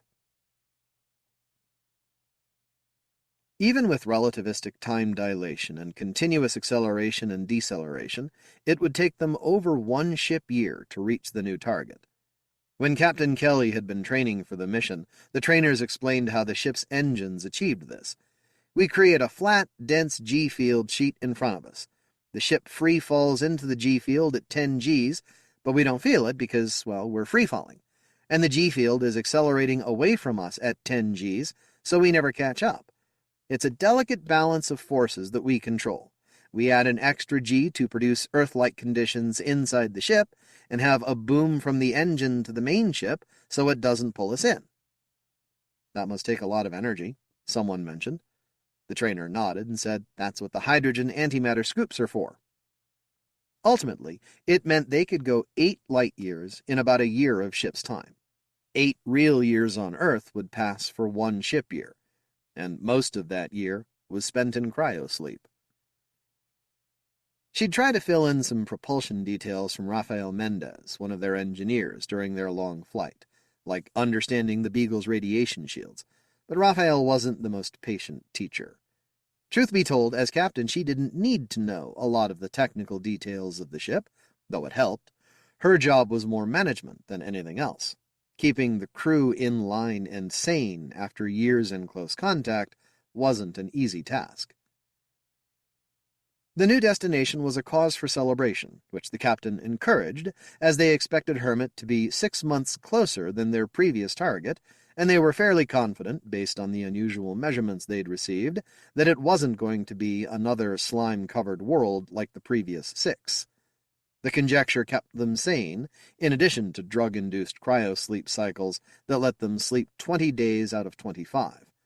This meant that usually only 6 of the crew were awake at any given time, and unsurprisingly, this meant that members of the crew petitioned the captain to be paired with people they got along with. The captain rotated her own waking periods between the clicks and tried to make sure that all the necessary job functions were covered by each group. The long travel times between less-than-spectacular planets took a toll on the crew members, and there weren't enough distractions built into the ship to keep depression from settling in. Suicidal depression was something to watch out for. Caring for the forest of plants covering most of the ship kept them distracted and busy, but it also reminded them that they could never go home. Chapter 2. I'm not really sure what I'm seeing here, Sam Johnson said. The world looks like it's covered with 5-kilometer-wide pits. There are metal rods on the sides of the pits, but they must be huge. The Beagle 4 was still over 1 million kilometers from the planet. It would be another day before they went into orbit around it. The planet was smaller than Earth, with a radius of just over 4,000 kilometers. And the gravity from the planet indicates a density about 1/100th of Earth's, Anita Blackthorne added. How deep do you think those pits are? Sam shrugged. We're getting very little radar back. For all I know, the pits might go all the way down to the center. The surface atmosphere is thin, maybe 1,000th of a bar from what we can see. Judging by how cold this side of the planet is and how close we are to the sun, I'm guessing that Hermit's Cave is tidally locked to Hermit. It won't take long to verify that, Anita said. Their sensor resolution improved as the day passed, and eventually they could make out surface details. The planet appeared to be lifeless. Giant boulders or rocks seemed to be connected by huge metallic girders or poles, holding the entire surface together like a giant Tinker Toy project. Most of the crew were awake by now, watching their approach to the strange planet, wondering what had created the organic signature that the Bowden colony had detected. It looks dead, Sam admitted. No radio, no lights, nobody waving at us, no obvious air. Anita was glaring at the monitors, willing them to give her some tidbit of information. Maybe down in the pits? What the hell did Bowden see? We did our own spectroscopic analysis a few weeks out and saw the organics and oxygen too, so it's in there, somewhere. Radar is starting to give us a little detail. Those girders and rocks, there's more of them down lower, like a 3D lattice. Anita frowned, or a spider web. Captain Kelly, standing behind the two, nudged Anita. Don't do that. It's creepy enough already. Anita grinned back at the captain, then returned her gaze to the monitors. Any chance this thing is natural? The captain asked. Sam shook his head. Definitely artificial. Maybe they started with a planet and started to hollow it out, putting in the girders to stabilize it as they dug, leaving some of the big rocks as structural support. Or maybe the remaining ore just wasn't worth mining. Anita looked doubtful. Well, you're the geologist, but it still doesn't make a lot of sense. Say somebody dug it out, for minerals or whatever, and left this Swiss cheese structure behind, then where did they come from? There aren't any usable planets in this system, so they couldn't have come from here. If they came from a different solar system, what's so special about this planet that they'd mine the hell out of it and then disappear? Dilithium crystals? Haversham suggested. The captain snorted. Maybe you'll find something interesting when you reach the surface, she said. Anything is more interesting than this ship for another 2 years. Maybe we can settle here, Haversham said. The captain leaned over and stared at the strange planetary surface. Gray rocks and glittering girders. How could this barren derelict be a home for anything? Captain Kelly, off duty, swirled synthesized bourbon in her glass, sitting in the viewing lounge with Marta Rodriguez, one of the ship's doctors. 2 others were in the lounge talking quietly. With the entire crew awake, every place on the ship seemed crowded now. A new planet, Marta said. Did you always want to live on another planet, Captain? Not at all. I expected to go back to Earth after 3 ship years, so 20 to 30 Earth years. Marta stared into her own drink. I didn't expect the ban either. I always thought we could go home. We just need to make a new one, Marta. Somehow we need to make a new place for ourselves. She tossed down the rest of her bourbon and stood up. You ready for another? I'm good for now, Marta said. The captain walked over to the synthesizer, trying not to let her anger show. She couldn't help thinking about her husband on Earth, probably dead by now. Hopefully dead by now. Lance Winston had been gunning for a Senate seat and figured that being married to an astronaut would be good for votes. Jennifer Kelly had found him attractive, suave, understanding, and sophisticated, so they got married. The understanding part evaporated when he figured out that her original 3-year mission was going to take over 20 Earth years. He'd be middle-aged when she returned, a hero, and he'd just be an old senator. She suggested he take the long sleep so they'd age the same, but he just couldn't pull himself away from the power plays he was engaged in. Captain Kelly left Earth. Senator Winston became powerful in Congress, and his bitter irritation with his wife simmered for years. And once the Beagle 4 landed on an alien world, a junior senator proposed a ban on their return based on an infection that came from humans living on Mars, an entirely terrestrial infection. Senator Winston championed the proposal, finally finding a way to punish his wayward wife while bemoaning the terrible sacrifice he had to make in order to protect the Earth from the ravages of alien bacteria. He was re-elected. Captain Kelly sat down next to Marta with a full glass and stared at the depressingly gray planet.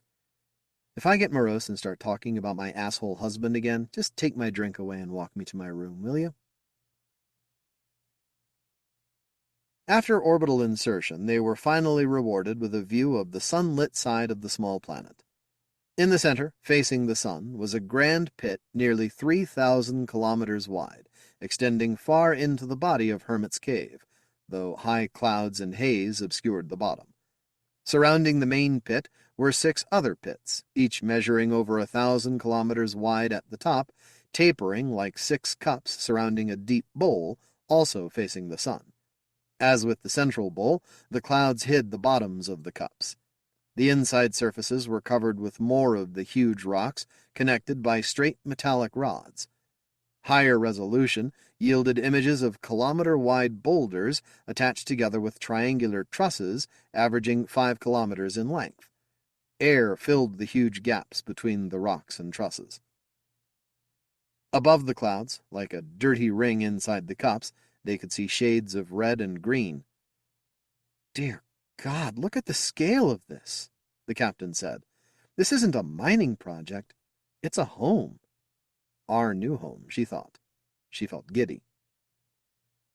Down the corridor of the ship in the viewing lounge, the sounds of celebration, arguments, and wild conjecture were rising. Spirits were high, and though the captain didn't want to dampen them, she could see the looks on Anita's and Sam's faces and knew that they weren't bubbling over with great expectations. "What is it?" "There's no radio, no electrical noise. We're getting the organic signatures loud and clear, but if there's an intelligence there, it's staying quiet," Anita said. "That might be good. Maybe someone built this place and then they left.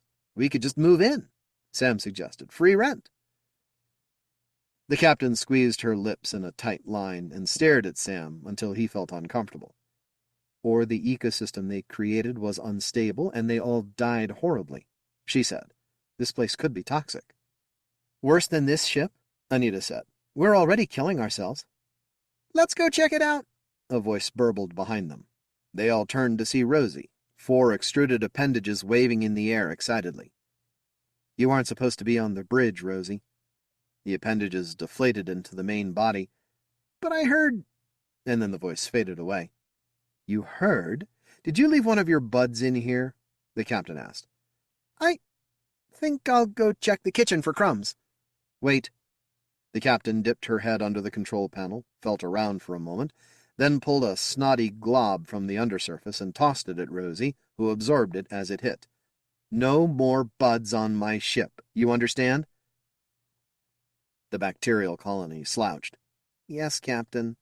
It oozed slowly out of the room. Sam stared after it. "It could infest the whole ecology if we let it touch down. It could turn it into another slime world in a few years." "I don't believe it would," Anita said. "Look what it did back on Rocinante. It gave up 1,000 square kilometers to make room for a human colony. You remember how excited the main biomass got when we planted a tree there? It was so damned thrilled to find out there was other life out there besides the world slimes." "So you think that'll keep Rosie from eating everything on the planet? You remember how interested it was in how everything from Earth tasted," Sam said. "Rosie might still have a bud in here listening, you know." Sam shrugged uncaringly. "Taste bud, probably." "Anyway," Anita said, frowning at Sam, "yes, I do think that. The slime world mind seems to thrive on interaction and variety. Besides, Rosie's body might come in handy on this planet. Or ship, or whatever this thing is." The Beagle 4 sent out a soliton packet report to Earth every day, one of Haversham's many duties, though his primary function was as a xenobiologist. Though the transmission method could in theory prevent any beam divergence at all, it wasn't desirable to regulate it too tightly. Small gravitational influences on the beam could cause it to miss Earth entirely over the 27 light-year transit, so a little divergence was built in to broaden the target area. Haversham didn't have the transmitter pointed at Earth, however. "So now the garrison knows that we might have a viable planet to settle?" Sam asked. "They'll know in 15 years when this message gets to hell. I sent them your message when we got the data about the organic signature from Bowden 11 real years ago. If they had a ship built by then, and were willing to send it this way without any solid data regarding the planet's viability, then heck, they could be here as soon as 26 years from now. 32 years if they come here based on the message you sent just now." Sam looked at the ceiling of the ship. "I could sleep that long." "I don't think the captain's going to let you take the long nap. If this planet can be settled, she's going to want everyone working on building the colony. And do you really want to miss the first 30 years? Didn't you have a thing for Marta?" He twisted his lips. "She's a little too independent for me, you know? Still, maybe I could train her." "Yeah, garrison trained. That's what every woman wants." Sam's face darkened. "Fuck off, Haversham. When the garrison gets here, they'll take this planet for their own. We'll be making the rules." "It's really just about the real estate, isn't it?" Haversham said. Sam stared at Haversham long enough for him to squirm in his seat. "You know, my granddad had 60,000 acres when I was a little kid. I remember him telling me if you have land, you got to be ready to protect it. And if you have a hell of a lot of land, you better surround yourself with neighbors that do too, because you all have a common interest. You're all in it together, and you have to fight together to keep what you got. The rest of you idealists," he waved a hand in the air to indicate the ship, "don't understand what we have here. A whole planet to ourselves. You all would just give it away." 60,000 acres? Really? Why the hell did you leave Earth? It was in the Oklahoma Panhandle. By 2060 it was all desert. Good for snakes and lizards and not much else. Lost it all. When the chance came up to find new life-bearing planets, new territories, I jumped at it. And you think the garrison is going to back your claim, huh? I'm sure of it. Maybe I'll rent you an acre to farm when I'm set up, if I'm feeling benevolent. With the royalties I'll be getting from Stellar Biosystems, I'll be able to buy whatever I want. If your company still exists," Sam said. "I could say the same of your garrison, man who would be king. Anyway, as far as I'm concerned, you owe me. I sent your message. You want any other messages embedded, you'd better come up with something I want." Chapter 3. After orbiting the small planet for a few days, they had enough data to make some educated guesses. Sam Johnson, their planetary geologist, was stunned. Why did they build this? Millions of asteroids held together with metal trusses? Those giant cups? Sam and Anita leaned over a tabletop screen, scanning over hundreds of detailed images. Anita shook her head in wonder. "Look at the atmospheric gradient. The pressure is near zero at the surface, then climbs up to half of Earth normal in the first 700 kilometers, gradually working up to 0.75 atmospheres near the bottom of the cups. This place has a human survivable atmosphere over 2,000 kilometers deep at low G conditions. The deeper you go, the less gravity. God, 2,000 kilometers deep. That's a lot of land." "Land? It's a bunch of asteroids held together with steel trusses, and only 100th the density of Earth. Less mass than the moon." "Yeah, but look at the surface area. If the whole planet was built this way, the atmosphere permeates the whole structure. You could live anywhere inside. If the average asteroid built into it is only a kilometer wide, this place has a surface area 20 times that of Earth, including the oceans." "But half is pointing down," Sam said. "Fine, only 10 times Earth," Anita retorted. "Maybe. And most of it's going to be dark anyway, right? Who wants to live in the dark?" Sam said. "And thus the reason for the deep cups and close proximity to Hermit," Anita said. "They could be piping the light to internal areas." "But we're back to why. Why build this?" Sam waved his hands in the air. "Why not find a system with planets? Why not mine the asteroids normally and make a regular space colony?" "What if they just didn't have time?" Anita chewed her lower lip, zooming in on images of clouds. Below them she could barely make out hazy objects hanging off the sides of the deeper asteroids and beams. Plants? Vines? Even though the planet was tidally locked, a few dozen orbits had shown them that there was some weather cycle going on below. Whether it was caused by a machine, some organic cycle, or some natural oscillation in the planetary physics was yet to be discovered. And what if they're still there? Let's get down there and find out. Captain Kelly picked Marco Barkovsky to pilot the shuttle down to Hermit's Cave. Anita Blackthorne, the mission's chief scientist, picked Sam for his planetary geology specialization, and Haversham as their xenobiologist and comm expert for the science crew. Your priorities, in order, are to find out what life forms, if any, are there, and if any of them are intelligent. That's number 1. Number 2 is to figure out where this planet came from. She looked around at the crew. Number 3 is to make an educated guess as to whether we can settle here or not. I don't know about the rest of you, but I'm tired of living in a tin can. She looked at Marco and reminded herself of number 4, finally starting a family if they settled down here. She'd had enough of being captain. And number 0, the captain added. Stay safe, they said together. Captain Kelly smiled. Yep, don't take any chances. We can't afford to lose any of you. The shuttle hit the thin atmosphere above the structure's terminator, flew over one of the minor cups, and entered the center bowl. That was a smooth entry, Anita commented. Our orbit is slow, Marco said, so our entry speed was moderate. The planet doesn't have much mass. Anita nodded and looked over the monitor screens. The display area covered most of the inside of the cabin, so it seemed like they were sitting in a bubble of glass, even though the vehicle had no windows.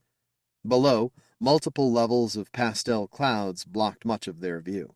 To the sides, they could see gray asteroids connected together by the triangular frames of long metal trusses. Dark gaps like caves, many kilometers wide, filled the space between the asteroids, though reflected light let them see into the gaps far enough to tell that the broad, empty structure continued much deeper into the object, asteroids and trusses breaking hazy shafts of dusty light. Though there was considerable evidence of ancient bowl-shaped craters marring the surface of the asteroids, the tops of most of them had been artificially leveled, as though to make way for future structures, farms, or forests. There, Haversham pointed to a particularly broad, flat space on a thin asteroid, bare rock extending for a few square kilometers before rolling off into a precipitous cliff, skewered by 6 giant trusses. That's where my house is going. Look at that view! Anita nodded toward a data screen. Still too high. Not enough oxygen. Air's too thin. Nothing is growing here.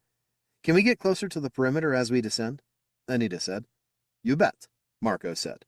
Heck, at this speed I could fly through. Take no chances, the captain said, Anita reminded. Though that would be incredible, Haversham added excitedly. Anita shook her head. She was only a few years their senior, but often thought of them as children. They watched the view screens in awed silence as the shuttle flew lower. We've descended 500 kilometers so far, Marco commented. Look at that! Anita pointed at some asteroids with bright yellow topsides. In the shaded areas, thin brown tendrils wrapped around the steel trusses.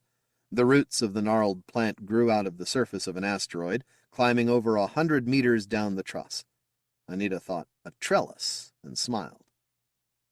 It looks dead, Sam said. He froze the image, tapped, and zoomed. A stick. Haversham tapped on the wall screen and looked at a sensor overlay. Pressure is 0.42 atmospheres, but it's 5% humidity and 43 C out there.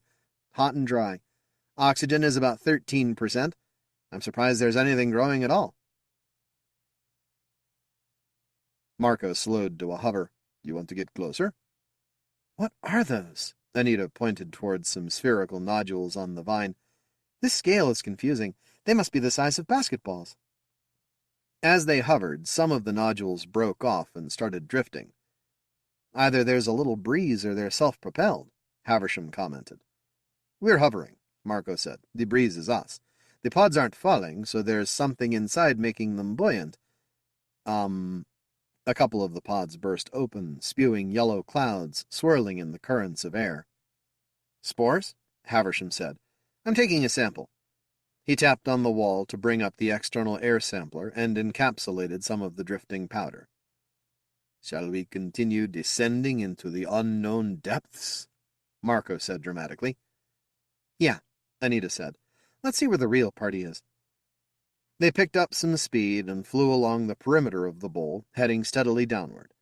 Along the side there were a few oversized pockets, tens of kilometers deep and wide, terraced levels with broad, flat areas where the gaps between the asteroids had been turned into giant platforms. Most of these were so badly corroded that only a skeleton of a frame remained, parts of the platform hanging down in wholly kilometer-wide sheets, diverse green and yellow ribbons of life draped from them. The primary truss structure appeared to be unharmed, made from a different material than that of the platforms. Flying creatures began to appear on their screens. "Low G and a dense atmosphere. There are going to be a lot of flyers living here," Haversham said. Though busy analyzing his spore sample, he kept glancing over at the view screens, not wanting to miss anything. "How wide is the bowl here?" Anita asked. She looked to see if the far side was visible, but there was nothing but haze and clouds that direction. "Based on our elevation, I'd say about 2,200 kilometers to the far edge. At the speed we're going now, it would take us about 3 days to skirt the whole perimeter. We're about 700 kilometers below the bowl's rim. Temperature is down, pressure is up. Oxygen is up a little, and our sunlight's a bit dimmer. Starting to look like Florida out there, if Florida was in space and made out of asteroids. Hey, check out the rain." Marco slowed the ship to a hover next to some dark clouds. Pellets of water appeared below, falling in slow motion in the low gravity, droplets merging together into larger globules, some growing to the size of baseballs. Sunlight shot rainbows through them. "Beautiful. But don't get caught in the rain, I'm thinking," Anita said. She turned to Haversham as Marco resumed his cruise downward along the perimeter of the bowl. "How's your sample looking?" Haversham shrugged. "So far it looks like a standard DNA structure, just different code strings and different proteins. The pharmas are going to love it. New handbag of tools for the gene splicers, too. We could get rich off this if we had anything to spend money on." "Maybe we can pay for a supply ship from Earth," Anita said. "Bowden's closer. It'd save at least 10 years on transport time," Haversham suggested. "Hey, don't go spending my cut," Sam said. Outside, the plants were starting to thicken.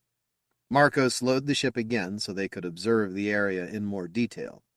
Vines crawled for hundreds of meters onto the interconnecting trusses, some completely covered as detritus from above filled in the gaps in the truss structure, creating bridges of soil between asteroids, though there was no indication of any corrosion on the trusses. The tops of many asteroids were also covered with soil and plants, from patchy collections of what looked like low mosses and lichen, to taller, broader plants farther in. Tendrils of vines hung from the sides of the asteroids like straggly beards. The terraced nature of the asteroids in the planetary bowl structure presented a bright edge at the side of the bowl that faded softly into deep shadows, broken by intermittent slashes of light, the internal surfaces partly illuminated by the reflected glow of the hazy skies. Some flying creatures darted past the ship, startled from their perches on rocks and plants. They glided on thin membranes extending out from their sides, eyes forward, thin tentacles trailing behind. "They look a bit like cephalopods. No hair, no feathers," Haversham said. He squinted at the image. "They seem to have legs, though." "There's still plenty to see," Marco commented. "Consider the diversity on Earth. And we have nearly 2,000 kilometers of atmosphere below us, most of it at a livable temperature." "Yeah, but even on Earth, all the land critters share the same structure, more or less." "More or less," Marco echoed. "But with the extremely low gravity and nominal air pressure, this is more like an ocean environment. A rigid skeleton may not be necessary, and mass may not be an issue. We might see some real doozies here." He pointed at a great cloud swirling toward them, but the cephalopodic creatures tore through the cloud like sharks through a school of fish, and the cloud scattered. "Isn't their mouth on the wrong end for that?" Marco asked. "You assume an Earth design just because they have a few similarities." Haversham zoomed in. The creatures' side membranes had become bulging pockets holding the tiny squirming insects, too small to resolve well on their cameras. Some hidden tentacles extended from a pocket below its eyes and wrapped around some of the insects. As the creatures started to drift down, bladders expanded, halting their descent. "I dub thee bladdopods," Haversham said. "Hydrogen bladders?" Anita asked. "Or maybe helium?" "Reminds me that we haven't seen any electrical discharges yet," Marco said. Sam pointed to the trusses and asteroids. "If most of the planetary structure is conductive, you won't. Any static charges will ground to the structure and find a current path to any available opposite charges. Charges that can't be internally neutralized will migrate to the outer surface of the planet, and the solar wind will effectively neutralize them. The thermal conductivity of the structure might even contribute to a relatively even heat distribution throughout the atmosphere." "There could be some activity in the middle of the bowl where there is no structure." Sam nodded. "Could mean all the critters tend to hang around the perimeter then." "Look at that," Anita said, pointing, though it was hard to miss. On the view screens, one of the locals had touched down lightly on two spindly legs, trailing a cluster of tentacles behind it, and grabbing onto the ship's structure with two forward-facing tentacles. Colors shifted on its body. It examined the ship curiously, touching the camera projections that fed the monitors, looking closely at the small correction thrusters on the surface, and crawling below to peer at the larger thrusters. When a large shadow passed overhead, the creature froze, the drifting color patterns on its body mimicking the surface of their vehicle. The larger creature, bearing a similar design but with talon-tipped tentacles, spun a slow circle around their ship, sheets of skin rippling along its sides like huge flapping blankets. It seemed to decide that their ship was too large to be a meal, and drifted away to find an easier target. The smaller creature peeked around the bottom edge of their ship at the departing monster, then flung itself toward a large vine structure growing on one of the trusses, quickly losing itself in the foliage. "Except for the weird shapes, this reminds me a lot of Earth life," Marco said. "Eat or be eaten. Plants and animals. Flying octopuses with skinny legs. Feels like home already." "I'm sure there will be more surprises," Anita said. "Let's land on a rock and take some samples. What's our depth?" "We're about 1,100 clicks from the top of the bowl. Pressure is over half an atmosphere, and oxygen levels are 16%. CO2 is around 800 parts per million. Plenty of nitrogen, measurable argon. The atmosphere is weirdly Earth-like," Haversham said.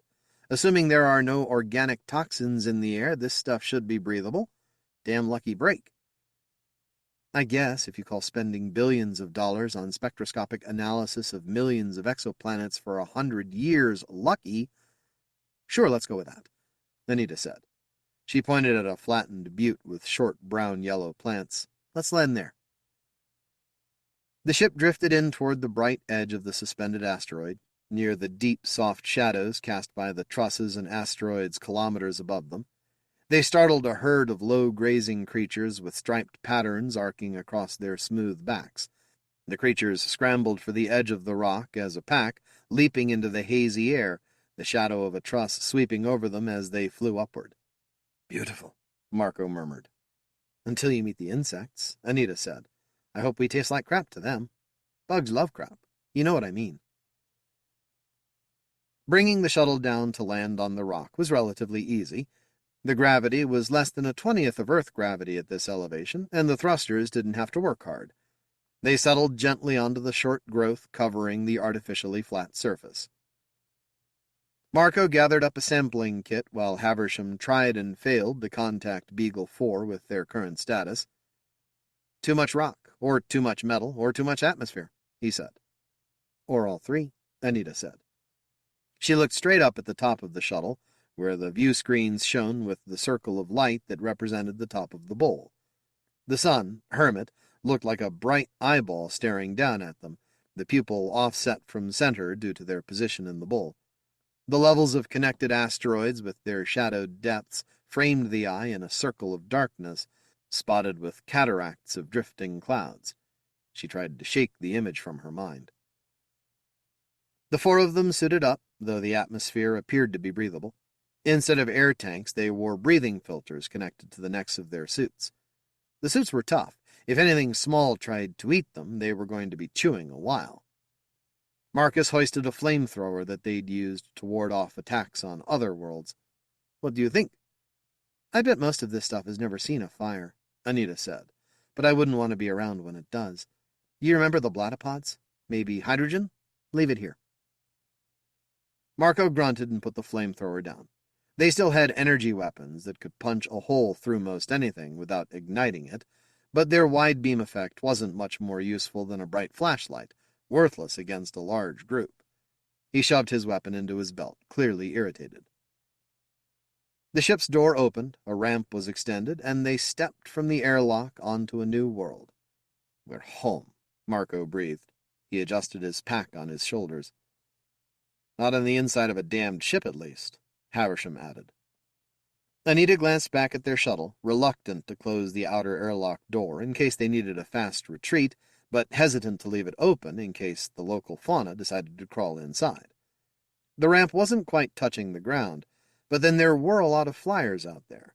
If anything small made it into the airlock with them, the automatic tracking lasers would kill it. If something big decided to join them, they had their weapons. She shrugged and left it open. The four of them stepped onto a springy carpet of 10 colored succulents spread across the surface of the asteroid. Strange hovering creatures that looked like pea-sized jellyfish drifted over the tops of the plants, pausing over dusty coats of color on some of the specimens. Other things, more like stick figures with tiny tentacles, crawled slowly across the plants. Nothing seemed to be approaching them. Havisham knelt near the bugs and got out his sampling kit. I dubbed thee Jellybug and Stickthulu. Anita sighed. Please stop. Marco and Anita moved slowly over to the edge of the plateau, into the light at the edge of the bowl, staring in awe at the moving haze of pastel clouds and scattered flyers. In his peripheral vision, Marco detected movement, then heard a loud crack. Turning, he saw Havisham lurch forward, feet leaving the ground in the low gravity, bits of shattered helmet and blood spraying away from his head. Marco kept turning as he lost traction himself, rising into the air. Something the size of a truck, with lots of tentacles and a splotchy, color-shifting hide, followed after Havisham as he drifted off the top of the asteroid, reaching for him. It looked a lot like the thing that had scared off the smaller creature inspecting their shuttle earlier. Sam came into view, his weapon pulsing a narrow beam through the thick air to punch through the monster's tentacle as it grabbed for Havisham's limp body. The creature jerked its tentacle back and let loose an ear-shattering screech as it turned and swung at Sam. Marco's foot hit one of the thick vines that wound their way down toward a connecting truss. While grabbing for his gun and pulling himself down by the trunk of the vine, a bright flash of blinding light came from Anita's position. He heard her curse and saw her fiddle with her weapon. With spots dancing in his eyes, Sam shot at and missed the creature as he stumbled backward toward the ship's portal, but the wild shot managed to punch a hole through the side of Anita's helmet. She cursed as hot plastic burned the side of her face. The creature, likewise blinded by the intense flash of light, flailed ineffectively at Sam, then retreated over the edge of the asteroid, grabbing vines as handholds as it quickly pulled itself away from them. Marco saw that Anita was airborne, no real control over her exposure, and he grabbed her foot to pull her down toward the protection of the massive twisted vines. Havisham continued his slow fall down the curved edge of the asteroid. Sam fell into the airlock and cycled it shut. "Sam, what the hell are you doing?" Marco shouted into his suit mic. "Retrieving Havisham before that big bastard grabs him," he said, "unless you think you can tether yourself and jump out to him." Marco looked down. In the 20-some seconds since the thing attacked, Havisham had fallen only 10 meters. But he hadn't brought a tether along, nor had Anita. He figured he could jump out, grab Havisham, then body surf in the atmosphere down to the closest truss or asteroid, but they'd both be relatively helpless while he was doing it. "Can you fly that thing?" "Spent a whole hour in the simulator," Sam replied. Sam guided the shuttle out past the point where Marco and Anita hid within the huge serpentine vines and brought the shuttle up below Havisham. Not far away, he could see the creature that attacked him pulling itself along the vines on the side of the asteroid, closing in, apparently not scared of the ship at all. He scrambled to cycle open the airlock, but by the time he could see Havisham, the creature had flown over, grabbed his limp body, and dragged him back into the tangle of vines, branches, and leaves, headed downward along the truss. Sam fired at the creature from the airlock, punching a hole through one of the thin, fluttering membranes waving along its sides. It screeched at him again and disappeared among leafy branches. Dense foliage hung from the truss for hundreds of meters, concealing the creature. Sam growled and closed the airlock door. "It's got Havisham," he said into the suit mic. "We see that. We're on the truss. We're following it," Anita said. "Are you sure that's wise? I can pick you up. The ship can move faster." He flipped on the ship's outer floods, and the dark zone below the rock lit up with bright, Earth-like sunlight. There was the monster, suddenly startled by the light, trying to hide behind the branches and leaves as it scurried down the beam. But toward what? Sam zoomed the image. A metallic structure came into focus, mostly concealed by plant growth. It appeared to be attached to the beam, not that far from another asteroid node. "Never mind. It looks like it's headed toward a nest or cave about a half-click below you." A cave? Some artificial structure attached to the truss. Maybe a doorway or portal. Hard to tell with all the damned plants. Whatever it used to be, it's a cave now. You should be there in a couple minutes. Vines are too dense for me to bring the ship in. I'll get as close as I can. Sam guided the shuttle carefully through gaps in the gnarled woody knots and thick-hanging tendrils, while Anita and Marco closed in on the den. The creature peeked outside, then jerked back in. Sam turned the shuttle so the floods illuminated the entrance. "What's the plan, Marco?" Anita said. "We shoot it and pull Havisham out," Marco replied. "We have guns, it doesn't. Unless it spits acid." Marco scowled at her. "Yeah, unless that." Gliding down the huge truss, grabbing vines as handholds and propelling themselves forward, they covered the distance quickly. In the low gravity, their movement wasn't significantly different than the zero-G they sometimes experienced in the Beagle 4. They reached the opening, crawling on the vines just above it. Other tendrils and creepers hung down in front of the entrance. Below the leafy covering, the structure appeared to be made of the same material as the trusses, untouched by corrosion and age. "Going into the bear's cave," Marco said. "And the bear is expecting us?" "Uh-huh." Marco turned on his belt light. He pushed away from the trunk of the vine, grabbed one of the hanging tendrils, and let himself slide down slowly until he was in front of the door, gun ready, his suit light reaching farther into the depths of the hole than the shuttle's lights could penetrate. When he was only 5 meters away, the creature inside suddenly thrust out toward Marco, airborne. Marco got one shot off before the creature wrapped him in a web of tentacles. The shot punched through one of its arms, and the thing screeched but held on tight. Marco's arms were pinned. Anita saw some of the arms fling wide, tossing or spitting out little patches of suit material into the air as 100 small mouths chewed away at him. "Marco!" Anita called out. "Shoot the goddamned thing! What if I hit? Shoot! Shoot! Shoot!" She shot through the core of its huge body, praying that Marco wasn't in line with the pulse. It screamed again, rattling the bones in her body, and turned toward her, flinging away Marco in his shredded suit. She aimed for one of the huge plate-like eyes, hit near the edge, and the thing darted away, pulling itself farther down the truss, deep into the twisted vines. Shadows changed slowly as the shuttle moved nearby. Dust motes from the shaken plants filled the air, glowing in the beams of light. "Are you guys all right?" Sam asked. "I'm okay, except where you shot me in the head," Anita said. "I'm breathing unfiltered air. Marco looks like he's been through a paper shredder. Marco, you okay?" "I'm alive. Those tentacle suckers, they have teeth. I think those tentacles double as throats, like an elephant trunk. No wonder I couldn't see a mouth on its main body. I think I might be missing a chunk out of my leg, but the suit foam sealed and numbed it." "I can park the ship and join you," Sam said. "Stay there," Anita said. "I want someone in the shuttle from here on out." Keeping her gun in hand, she flicked on her own suit light and moved around toward the entrance. She could see Havisham tucked away inside, atop a pile of alien bones and skin. Just inside the door was a flat panel made of the same material as the outside, unblemished and uncorroded. Not for the first time, she thought about how valuable a sample of the alloy would be. God only knew how long this place had been here. She drifted over to where Havisham lay. "Havisham, can you hear me?" She could see that the back of his helmet was shattered. Some odd stick bug was crawling around in the matted blood, and she picked it off and squished it between gloved fingers, thinking, at least we can probably eat each other. Good for a colony. He didn't move. She gave him a little shake. "Havisham? Suit, display vitals from Suit 17, please." She drifted down to the floor and knelt next to him as Marco approached. Tiny animals scurried out from the pile of alien debris, scattering into the darkness. Marco didn't say anything, just stood near her. He'd probably looked at the data for Havisham's vitals, too, and knew what she did. Probably Sam, too. She sighed deeply and put her hand lightly on Havisham's chest.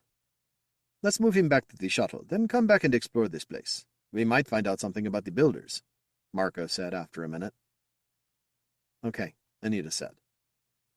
Marco pulled straps out of Havisham's backpack, then secured his body to his back. They launched themselves away from the structure onto the vines and worked their way back to the shuttle in a series of long, slow leaps. Sam stood guard at the open airlock, gun ready, carefully scanning the area for movement. As they neared the shuttle, Sam pointed and called out, "Look behind you!" They turned and saw 3 smaller creatures cautiously observing them from the mouths of vine-covered nests, but not approaching. The nests were only a few hundred meters from the alien structure. "They don't seem aggressive. It's the same kind of critter that was poking around on the outside of the shuttle earlier. They're curious." "Maybe it's related to the original builders? Or evolved after they left?" Anita suggested. "Seems kind of dumb building a nest next to where a giant predator lives." "They might have been here first, then the predator moved in. Those nests look old. Or maybe they're smart enough to mooch off its scraps. Scavengers." "Maybe." They made it into the shuttle and strapped Havisham's body into the small medical bay, then returned to the structure, leaving Sam to man the shuttle. Their suit lights illuminated narrow, low corridors. Debris from plants had deposited a thick layer on the floor over the years, and where outside light could reach, a variety of plants encroached. Of surface materials, nothing substantial remained, unless it was made from the same superalloy that was used for the trusses. Everything else was rust or dust, all plastics disintegrated and base metals corroded so badly that only the skeleton of the superalloy remained. Panels in what looked like a control room were devoid of instrumentation or seals, hanging loose in their mounts. What might have been monitors were no more than thin hollow frames. Anita touched a pile of dust sitting in a puddle on the floor. "For this much decay, this place must be thousands of years old." "It could be less," Marco said. "Obviously water could get in here. The doors are open to the environment." "It all just rusted or wore away. Most of the internal doors are just gone. Steel or plastic, I bet." They left the control room and traveled down the low corridor to another doorless room. There were a few unrecognizable pieces of alloy structure and a lot of debris, but they couldn't tell what anything used to be. "Alien furniture? Bedroom, maybe?" Anita said. "No idea." Marco picked up a small, rounded piece of the mysterious alloy. "This is a convenient sample size. Earth is going to want an analysis." Anita stared at the alloy sample thoughtfully. "We should probably sell them the formula." "How's that?" "We're a government exploratory vehicle. Basically, whatever we find is government property." "Not anymore. Earth stranded us out here. We don't owe them shit. Once we establish an independent colony here, we'll be trading information for supplies from home. We'll need replacement parts if we're going to survive here. Seeds, supplements, tools, whatever. Earth isn't going to send us anything without us paying for it somehow." Marco said. "That probably goes for local DNA, too, then. If the captain agrees with you. What do you think, Sam? You still awake?" "Personally, I think I'm going to stake as big a chunk of this world as I can. Once word gets out that we found a usable world, there's going to be a land rush here. And it's ours for the taking." Anita glanced over at Sam incredulously. "There's not even 30 of us anymore. How much land can we use? If I own 1/30 of a planet, I can always sell a chunk of my kingdom," Sam said. If Earth doesn't just take it from you, Marco said. King Sam, huh? Anita said. It just rolls off the tongue, doesn't it? What's this? Marco interrupted. He reached into a recessed rectangular hole and pulled out a flat box made from the superalloy. A box? What are the odds that anything inside is intact? What if it's this world's version of the Dead Sea Scrolls? Marco said. If it is, then it'll just be so much powder. Can you open it? Anita asked. Marco held the box carefully, not even tilting it for fear of damaging the contents. Maybe we should wait until we're on the Beagle. Open it, Sam urged, watching them over their suit cams. No, wait. Marco's got a point. If there's something fragile inside, we should open it in an inert atmospheric environment. Let's wait until we're back on the ship, in the lab. Except for bones left behind by the monster that tried to eat you and some bits of scrap superalloy, there's nothing here of interest. Grab a few more biosamples from the animal debris and let's get out of here, Anita said. They returned to the shuttle and began a slow ascent back to the ship, dropping a semi-autonomous drone to keep filming the environment, programmed to rise periodically so it could data dump to the Beagle 4. Knowing what to look for, they found 3 more of the small structures scattered within the web of trusses, including one in near vacuum that only Sam could visit due to the ravaged condition of the other spacesuits. The structure in near vacuum was in considerably better condition than the others, to the point that the metal thrusters on the outside were mostly intact. The structures welded into the planet's frame were spaceships, and based on what they'd already seen, the planet had to be littered with them. Every single structure also had a superalloy box just like the first. Family Bible? Marco suggested. If we've already found 4 of these things, there must be tens of thousands of them out there. Finally, Anita gave in, and they figured out how to open one of the boxes. Chapter 4. All the boxes that we recovered have the same thin superalloy sheets in them, Anita told the captain. Same diagrams, same marks.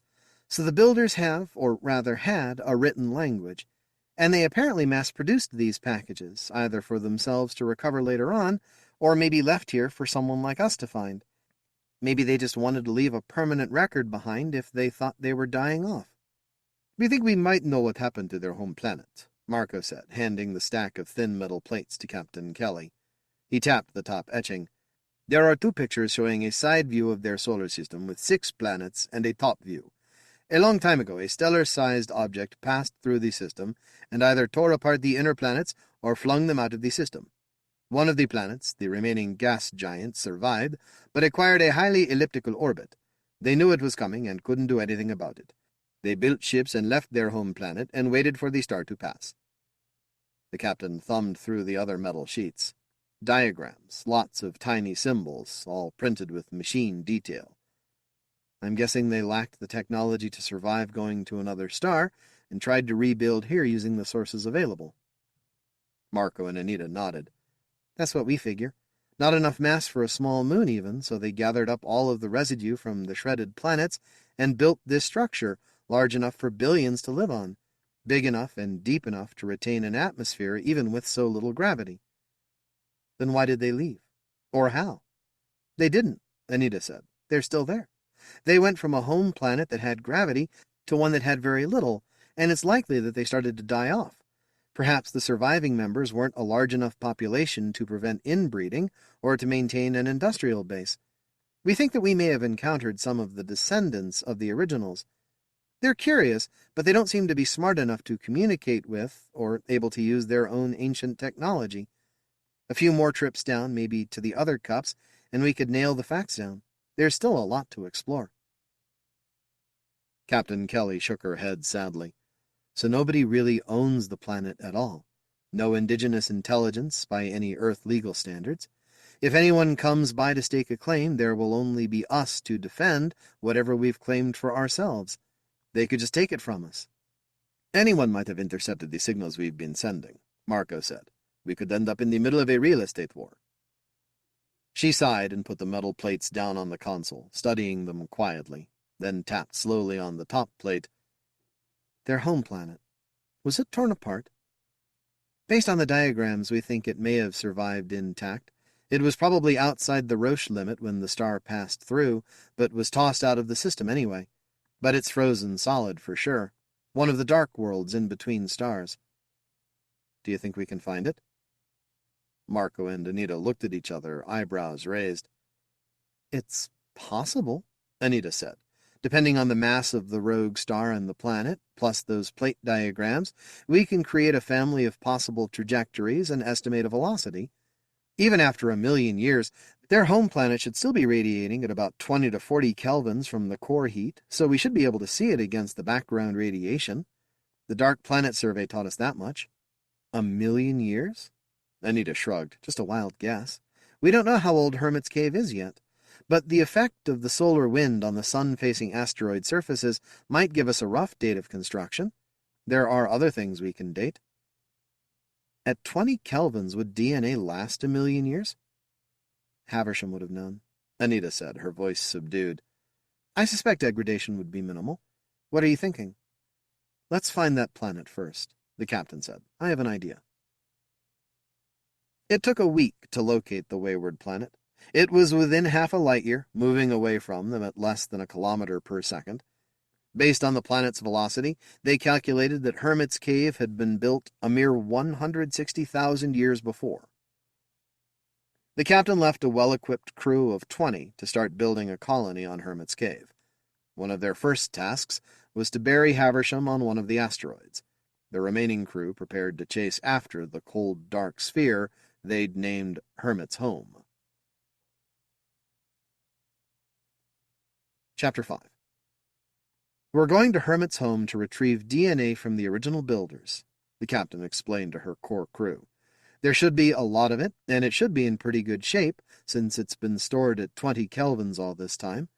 The devolved version of the species on Hermit's Cave hasn't genetically drifted so far away that we can't use their eggs to host the new DNA, or use their DNA as a template for any filler code we might need. Earth did it with the mammoths and a dozen other species a decade before we left Earth. We can certainly do it here. Our genetics lab is top of the line. Well, 90 years ago it was, anyway. Sam frowned. But won't that invalidate any claim we have to the planet? That's correct, the captain replied. Part of our mission has always been to find planets that can support life. But above that, our primary mission has been to find intelligent life. She nodded toward Rosie. But not create it, Sam argued. This is our planet if we want to take it. After this many years in space, we deserve this. As far as I'm concerned, Crewman Johnson, if the code for the intelligent life exists, then that species still exists. Would you argue that you have no rights when you're in deep sleep for 20 days? Sam crossed his arms and scowled. That's different, Captain. If I died tomorrow and you cloned me from my DNA, would that clone have any rights to my property? From an individual perspective, no. From a species-level perspective, it's different. My mission, our mission, means that we're going to do this. We're going to be raising these creatures, cephs, Marco suggested, from cephalopods. I mean, they aren't, but they look a hell of a lot like them. Captain Kelly nodded. I like it. We're going to be raising the cephs as though they're our own children. We will be living side by side, but make no mistake, this is their world. We will be guests. She looked slowly around at all of them. I hope.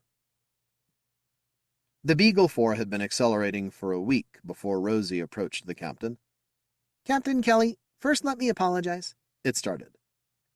The captain, with her feet propped up on a small desktop and a reader in her hand, puffed out some air in exasperation. This better be good. You know how you ordered me to not leave buds hanging around? So there was this one I forgot about. She held up a hand. Wait, is that even possible? Don't your buds talk to each other all the time? Rosie waved a floppy extrusion in the air. Not precisely. If the range is limited, say, by metal walls, sometimes they will store knowledge and send it to the main body when it becomes convenient to do so. Anyway, there was this stray bud hanging out in the long-range comm instrumentation room, and Sam was in there patching through a message to send. The captain shrugged. So what? He's taking over Haversham's duties and learning the system. I'd expect that. Go pick up your bud and leave him alone. He was preparing an audio message for a group called the Garrison. He told them, "When I'm done, you will be able to take as much of the land there as you can control. There are only 27 left in our crew. I'm sure you can handle that." She sat up slowly, staring in disbelief at Rosie, anger slowly pulling her lips back from her teeth. Rosie backed away from her. I'll go get that bud." "Leave it right where it is, Rosie." "You're sure he said garrison?" "Yes. What is it?" "It's a paramilitary group created by a crazy billionaire on Earth. The group treated women like property. At least they did 90 years ago. They built a colony on Titan, and the garrison oligarchy claimed the whole moon for themselves. But the Earth government didn't let that stand. There was a fight, and the group ended up getting kicked entirely out of Sol System. None of the established colonies wanted them, so they ended up on a deserted colony planet called Hell. Not too pleasant, I'm guessing." She brought up a holo display above her desk and tapped on a planet. "It's 15 light-years from here. I doubt that their founder is still alive. Anyway, they swore they would get their own world someday. One that isn't Hell. Man, why didn't they pick one of the slime worlds?" "Hey!" "Oh, sorry, Rosie. It's just, well, I kind of like Hermit's Cave. It's got wild plants, blue skies, clouds, and rain. Man-eating monsters." She slouched. "Fine, it isn't perfect, but it's far better than living in a survey vessel and eating synth food." She reached over the desk and tapped a comm button. "Tara, could you join me in control?" She had debated on whether to bring their security officer, Tara Zhao, along on this side trip at all, but Tara was also trained as a backup for the genetics lab. If anything happened to Anita Blackthorne, Tara would become primary for the genetic sampling procedure. When she arrived, the captain explained the situation to her. "I want Sam confined to quarters for now. I'll have Raphael go over the log of transmissions and see what Sam's been up to." "Sam said, 'When I'm done.' What could he do to stop us?" Tara asked. "Unless the garrison is much closer than we think, we'll be 20-some years into the rebirth project before they even arrive.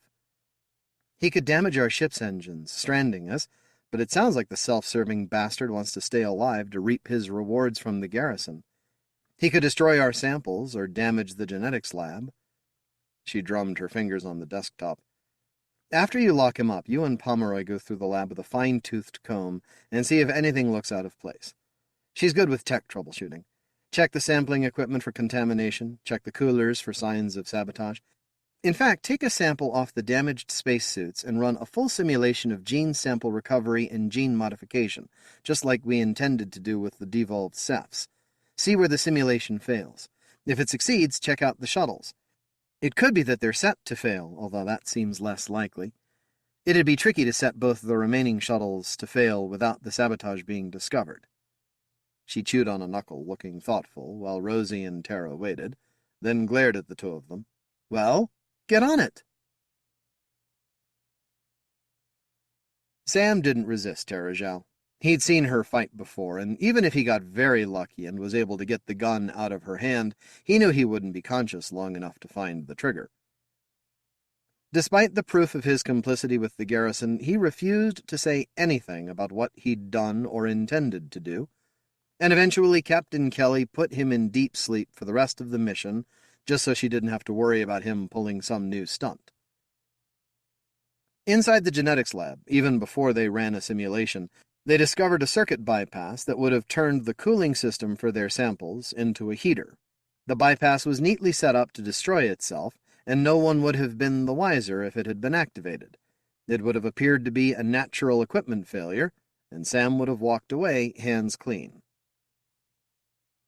When they finally arrived at Hermit's home, they found a dark world slightly larger than Hermit's cave, and solid all the way through.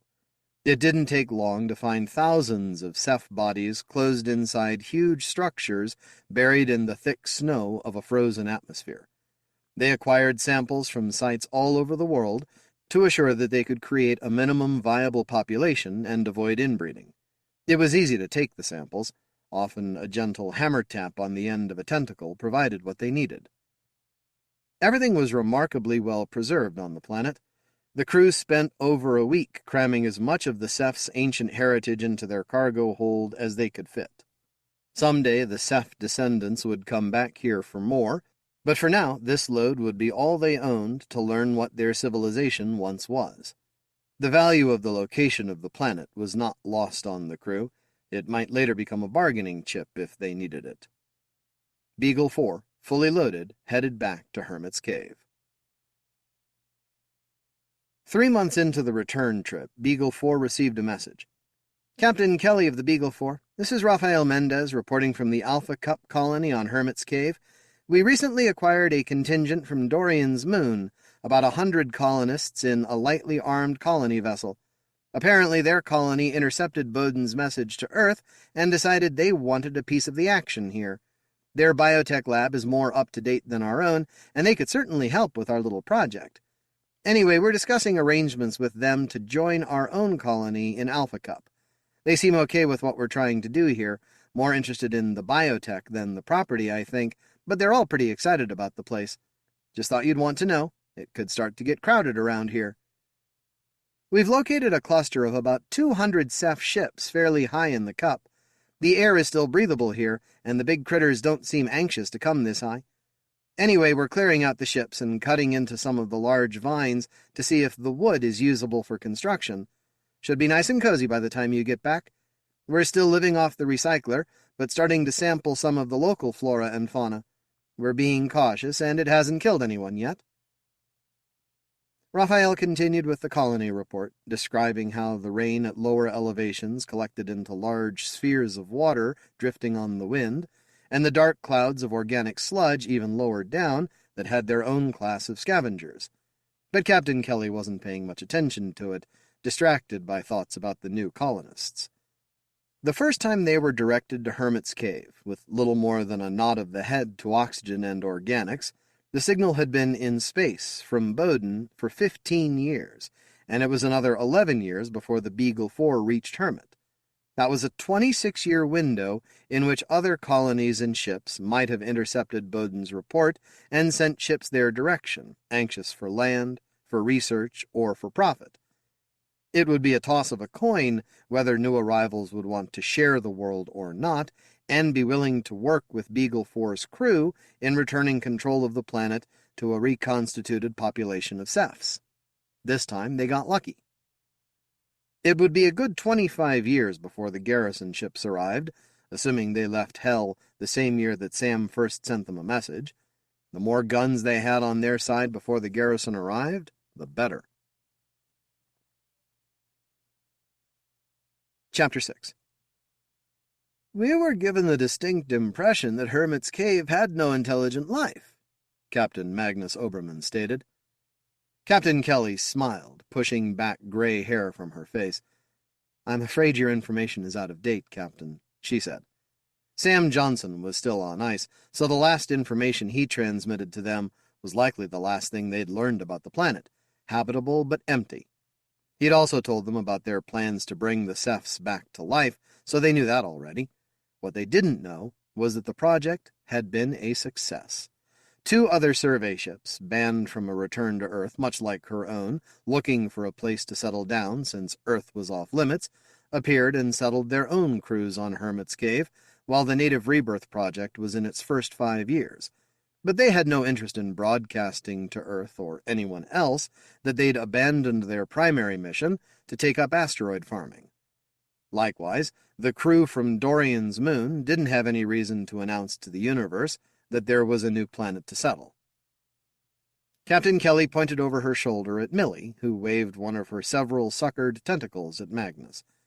She was one of the first Cephs that were born from the DNA they'd harvested from the Dark Planet. After 20-some years of being raised by humans and Rosie's family of buds, they'd developed a decidedly human perspective. In the background, Millie's mate paced back and forth, plumed tentacles trailing and squirming behind him. You were misinformed, Captain, said Millie. The sound of her voice was pleasantly melodic, subtle harmonies coming from several of the tentacle's suckers. I assure you this has always been our planet, constructed by my own ancestors.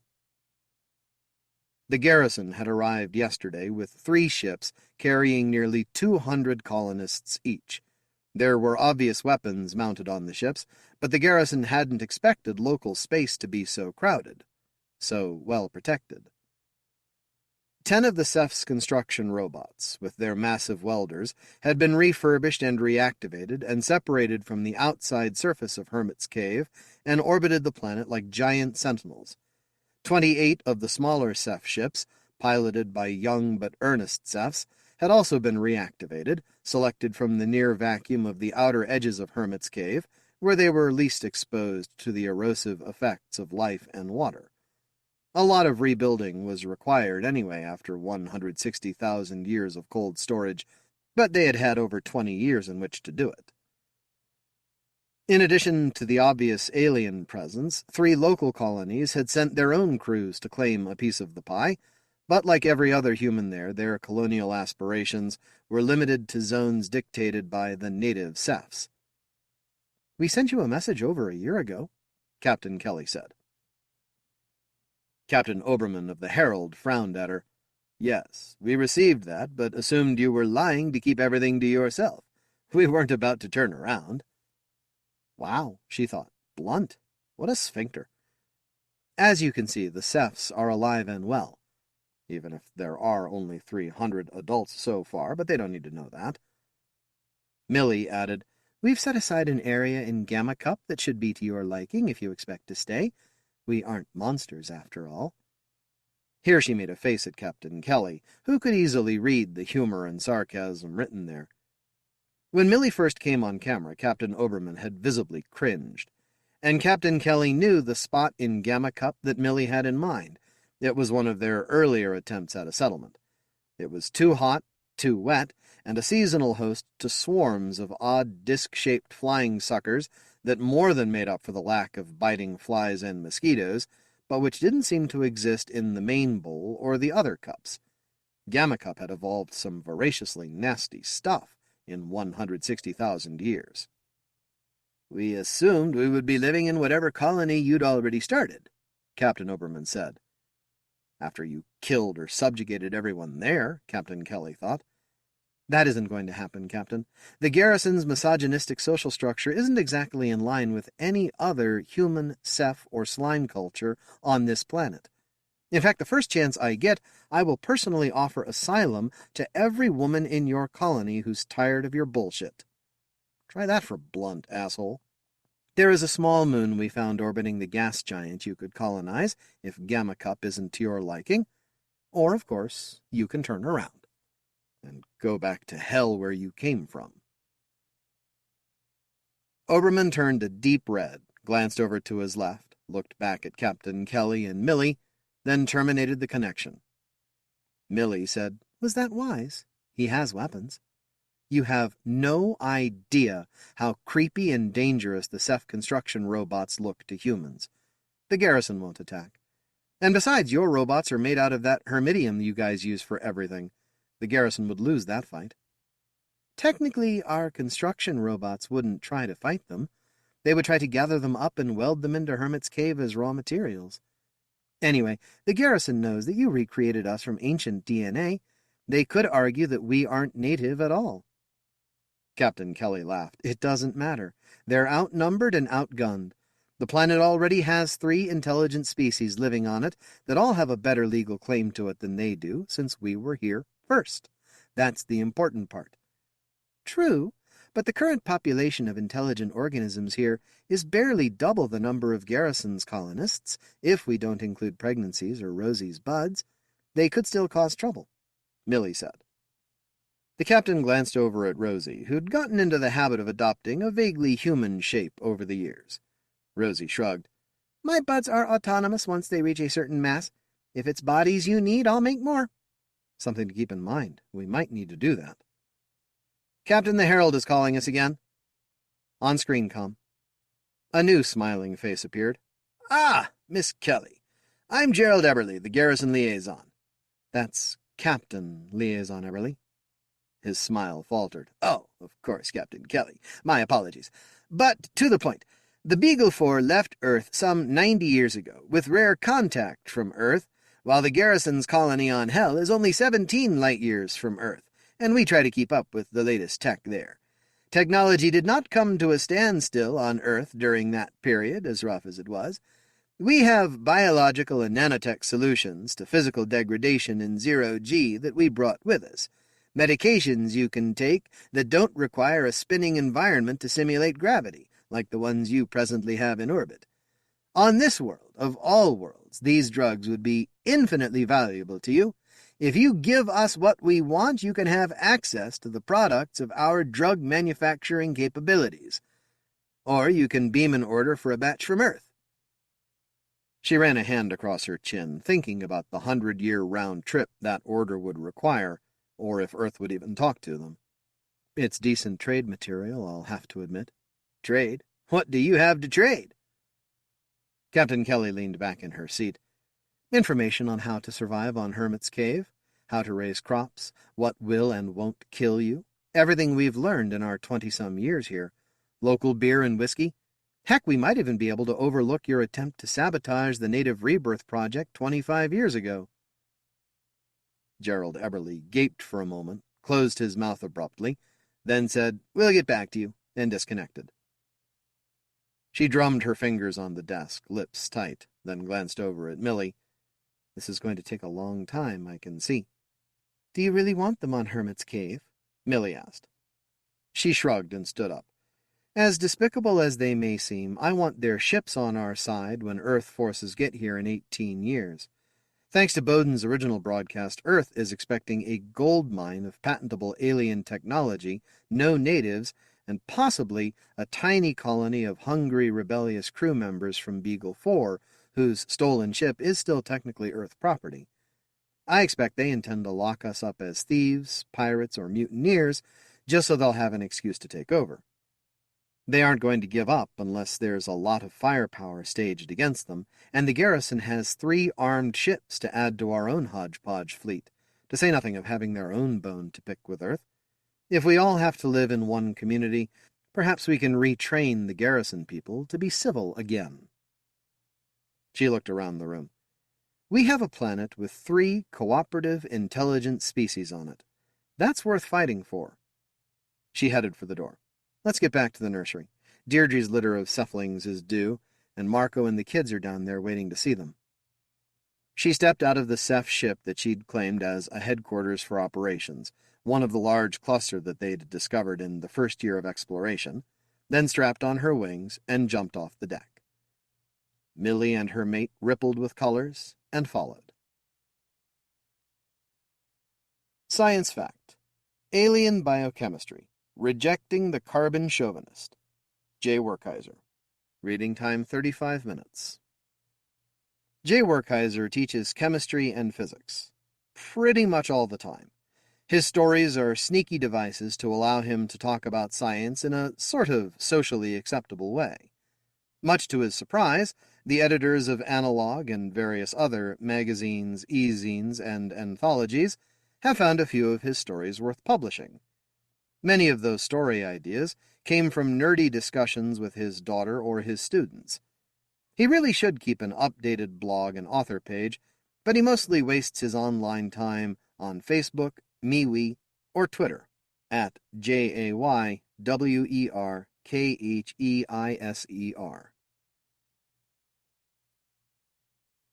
Okay, I admit it. Carbon is good at making living things. Really good. It's so good that the common wisdom seems to be that most, if not all, life in the universe is probably carbon-based. In a previous article, Alien Biochemistry, Embracing the Carbon Chauvinist, September-October 2018, I made a case for this sort of carbon chauvinism. The chemistry is well understood, and we know it works. The keys to carbon's success are flexibility and diversity. It's able to form stable bonds with many of its neighbors on the periodic table, including other carbon atoms, which gives it the ability to form a dazzling variety of molecular chains and rings. Even better, it is capable of forming 4 bonds. That gives it the ability to form branching chains of varying degrees of complexity, from simple straight-chain hydrocarbons to huge entangled glycogen molecules made with millions of atoms bonded in a web of branching chains. Another important factor is carbon's ability to form stable double and triple bonds. Other elements, notably oxygen and nitrogen, can do that as well. But oxygen routinely forms only 2 bonds, so a double bond essentially uses up all its bonding ability. Carbon comes to the rescue here. A carbon double bonded to an oxygen atom still has 2 bonding sites available to continue the chain. Note 1. Organic chemists call this CO bonding arrangement a carbonyl group. This group is used in aldehydes and ketones, found in sugars, and in organic acids, found in fatty acids and amino acids. The CO double bond is relatively easy, energy-wise, to both oxidize and reduce, allowing for biological conversion among acids, aldehydes, and alcohols as a way of storing energy, transporting electrons, and adapting raw materials to a variety of uses. End of note. And all this is just the tip of the iceberg. I could write dozens of articles of this length and still not cover all the fascinating chemistry of carbon. Note 2. You think I can talk Trevor into it? End of note. But this article isn't about carbon. We're looking for alternatives. Are there any other elements that can match up to carbon? The downstairs neighbor. Silicon is often touted as an alternative to carbon because it lies directly below carbon on the periodic table. In order to understand why that's important, we'll need to dive into a bit of chemistry. Note 3. For those who found high school chemistry painful, I'm about to rip open some old wounds. Sorry. End of note. An element's location on the periodic table correlates with its electron configuration, which is a fancy way of describing how the electrons are organized within the atom. The first row includes elements that are filling level 1, which only contains a single s orbital. See Figure 1, atomic orbitals.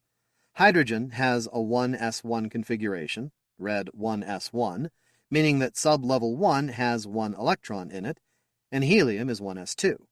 Since level 1 has no other sublevels, it's full after helium. Level 2 has S and P sublevels, which means a total of 8 elements fit in the second row. Lithium and beryllium are filling sublevel 2s, then starting with boron we begin filling sublevel 2p.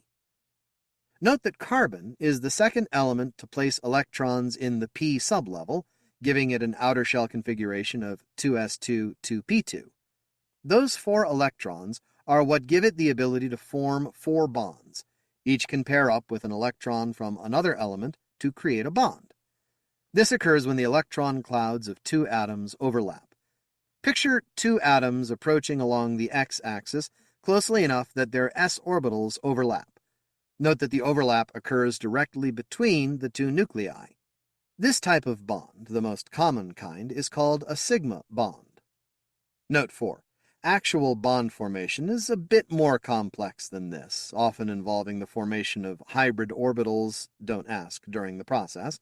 The net result is still a bond, so we'll dispense with the gory details for sanity's sake. End of note. You also get a bond when p sub x orbitals overlap. But look at those p sub y orbitals. Bring those together, and they overlap side by side, with the bonding occurring above and below the nuclei. This is called a pi bond. Since atoms could form a bond between their nuclei and a pi bond above-below, you can have 2 complete bonds holding a pair of atoms together, 1 sigma and 1 pi. This is how double bonds form. Bring in the p sub z orbitals for another pi if you want a triple bond. See Figure 2, bonding. Why am I bringing this all up now? Because for atoms, size matters. Carbon atoms do all this with level 2 electrons, held fairly close to the nucleus. That allows the atoms to sidle up to each other nice and cozy. But what about silicon? It lies directly below carbon. Yes, that means it still has 4 electrons to work with, but they're in level 3, further out from the nucleus. So the sigma bonds are stretched out longer, making them easier to break. Worse, it's harder to get those p sub y and p sub z orbitals close enough to form pi bonds, so silicon rarely forms double, let alone triple, bonds. That's a big hit in the molecular diversity department. Silicon is already on thin ice as a basis for life. When people talk about silicon-based life, Presumably they mean that literally, replace carbon atoms with silicon. Let's examine that possibility. Single-bonded carbon chains are called alkanes. Replace carbon with silicon, and you produce compounds called silanes. These compounds are extremely reactive. Silanes decompose in water and ammonia solutions and have a distressing tendency to self-ignite when exposed to air.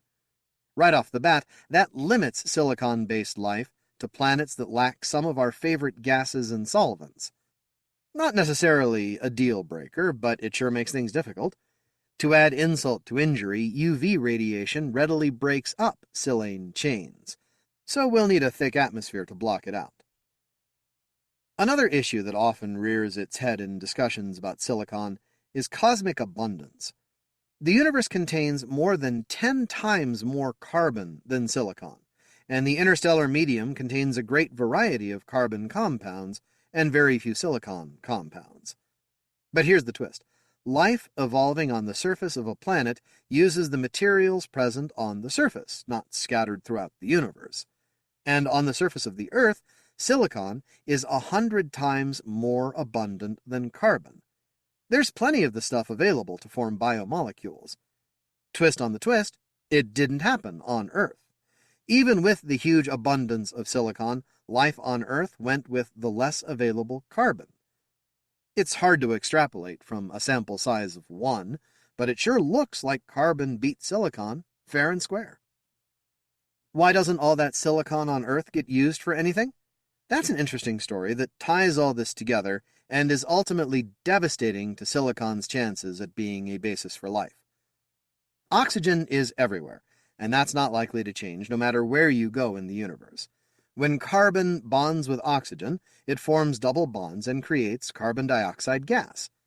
But silicon isn't good at double bonding, right? So it forms a single bond, which leaves oxygen with an open bonding site. It bonds to a neighboring silicon atom, which bonds to another oxygen atom, and so on, leading to a solid covalent network, rock hard and chemically inert. What if we add an E to the end? Don't give up on silicon just yet. Those oxygen atoms just might save it after all. Rather than forming a silicate matrix, what if the silicon and oxygen atoms just connected in a long chain, like this? Oxygen, silicon, oxygen, silicon, oxygen, silicon, oxygen. Such compounds are called silicones, and as I'm sure you know, they already exist. Note that the oxygen atoms use their 2 bonding sites to form the chain, but the silicon atoms, with 4 bonding sites, have 2 bonds to spare. That means we can hang side groups on the silicon atoms, creating a wide range of diverse compounds. Sounds promising, right? Depending on the nature of the side groups, silicones can have a dazzling array of properties, from fluid to flexible rubber to hard resin. We could certainly imagine ways to use those components to build living organisms. Even better, they tend to remain stable through temperatures that would decompose carbon-based compounds. This all sounds good, but then we realize that silicone polymers are manufactured industrially and do not occur naturally on Earth. Worse, the manufacturing process involves steps that are hard to imagine occurring naturally on any reasonable planet. Note 5. For example, reactions using copper catalysts at 550 K produce chlorosilanes, which must then be carefully distilled so that the purified product can move on to the next carefully controlled reaction. That's a lot of carefullys for a natural process. End of note. Here's where things get interesting. Remember those side groups attached to the silicon atoms? They're usually organic, carbon-based chains.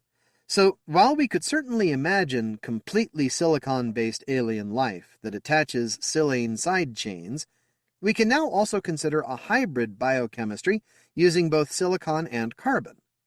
Indeed, silicon readily bonds with the other elements in its column as well, so if you really want to go wild, you can imagine silicon germanium or silicon tin biochemistry. Note 6. The relative rarity of these elements may well be a deal-breaker, but this far from the comfort zone of carbon chemistry, there are no guarantees. End of note. In fact, you could dispense with the oxygen atoms and go with chains of alternating carbon and silicon atoms. Such compounds are called organosilanes. They're stable, but once again we're left wondering what natural process might make these two kinds of atoms spontaneously bond with each other instead of going with the more energetically favorable bonds with their own kind. Who needs Goldilocks? So far, silicon isn't looking so good. Can we find a way to save our beloved silicon-based life forms? First of all, we're going to have to do something about oxygen so we don't end up with all our silicon locked up in silicate minerals. One solution is to replace oxygen with sulfur. Note 7. Why sulfur? Look at its position on the periodic table, right below oxygen. Stop me if you've heard this before. Similar electron configuration, bigger atom, weaker bonds. The deeper you dive down the rabbit hole of chemistry, the more you learn to love the periodic table. End of note. Now, instead of an inert covalent lattice, you get chains that are easily broken. There is evidence of silicon sulfide molecules forming in the protoplanetary shells surrounding some stars, so we're on pretty firm ground here. The stuff reverts to silicate when reacting with water, so we'll want a hot world to evaporate the water away. On such a world, sulfur could act as a liquid solvent. The biggest problem here is those weak silicon-silicon bonds. At high temperatures, they're just not going to hold up. Our best bet is to switch over to silicones, which we know can take the heat. But now we're bringing oxygen back into it. How's this for a scenario? Most of the water boils away early in the planet's formation, leaving silicon sulfides on the surface. Later, some, but not much water arrives at the surface, either by volcanic outgassing of vapor trapped inside the planet or by comet impacts. Maybe, with the deficiency of oxygen atoms available to react, combined with some exotic chemistry arising from the unusual conditions, we could hope to produce some natural silicones. Incidentally, hydrogen sulfide is a byproduct of the hydrolysis reaction, so look for it in the planet's atmosphere. Alternatively, we could go to the opposite end of the Goldilocks spectrum and try a cold world. Here, all the water is locked up as rock-hard ice where it can't hurt our budding silicon life. Better yet, we don't have to rely on some speculative chemistry to create natural silicones. Silanes will work just fine. Better than fine, in fact. One of the objections to the possibility of life on cold worlds like Titan is that at such frigid temperatures, chemical reactions occur too slowly to sustain metabolism. Maybe that's true for carbon, but now silicon's instability works in its favor by allowing reactions to occur more rapidly. Of course, we're going to need a solvent for our life chemistry. Silicon isn't soluble in much, but one substance that does work is liquid nitrogen. Once you have your silicon dissolved in solution, you open the door to all sorts of chemical reactions, so it's not unreasonable to expect silane-based chains to arise and diversify. Finally, things are starting to look up for silicon. One slight problem is that nitrogen has a fairly narrow liquid range, which constrains the surface temperatures of the worlds that can give rise to this form of life. Even Titan is too hot. Neptune's moon Triton has geysers that sometimes spout liquid nitrogen, but the surface pressure is well below nitrogen's triple point, and so the liquid quickly vaporizes. The liquid range increases at higher pressure, though, so it might be a good idea to look for a place with a more substantial atmosphere. There are exoplanets that straddle the boundary between super-Earth and mini-Neptune, ones with a rocky or icy surface surrounded by a thick shroud of hydrogen and helium. Such a world, if cold enough, could be the perfect cradle for silicon-based life. If you think all this sounds speculative, you're right. We're not even clear about the chemistry that gave rise to carbon-based life on Earth, so trying to work out the biogenesis of something radically different is going to lead us into some unknown territory. Out of left field. So far we've limited ourselves to elements in carbon's family, and for good reason. But let's start expanding our chemical horizons. If you look to the left of carbon, you'll see boron minding its own business. It turns out that boron's chemistry is second only to carbon in terms of complexity and diversity. Sounds like just the thing for an alternative biochemical system. The first thing you'll want to realize about boron is that being on carbon's left, it has only 3 outer shell electrons. That means it often forms 3 bonds, as is the case with its hydride borane, BH3. Compounds like this have fewer electrons than chemists once thought possible, and so are quite reactive when exposed to substances with available electrons. Note 8. Normally, atoms bond in such a way as to get 8 electrons, called an octet, in their outer shells. In borane, there are only 6 electrons total, so an octet isn't happening. Chemists use the term incomplete octet for atoms in this situation. End of note. A very interesting reaction for our purposes is its reaction with ammonia, NH3. BH3 plus NH3 yields H3B NH3. Those 2 dots next to nitrogen are the extra available electrons, called a lone pair, we mentioned above. When boron sees those sweet electrons, it attaches onto them and forms a covalent bond, the dash in the product. The reaction is intriguing because it's analogous to the formation of carbonic acid, when carbon dioxide dissolves in water. Thus, if we opt for an ammonia solvent, we already have a head start on some life chemistry. And it gets better. Borane readily combines with itself to form compounds reminiscent of, but spectacularly alien from, carbon chains. Let's look at the simplest one, a dimer called diborane. See Figure 3, diborane. Note 9. A dimer occurs when 2 units, called monomers of the same molecule, bond together. When many monomers combine, it's a polymer. Thus, chemists count 1, 2, many. End of note. The first question that probably pops into your mind is, what the heck is going on with those hydrogen atoms in the middle? Note 10. No, not is this going to be on the exam. I do confess this is starting to feel like chemistry class, but trust me, there's a point here. End of note. Hydrogen has only 1 electron, and can therefore only form 1 bond. Yet here we are. It took chemists a while to figure out that what's going on is something called 3-center 2-electron bonding. In other words, the bridge going from boron to boron is actually only 1 bond containing a pair of electrons. In a sense, the bond goes from boron to boron with a hydrogen nucleus embedded within the bond. Diborane dissolves in and reacts with ammonia, much like borane, but its product is a salt.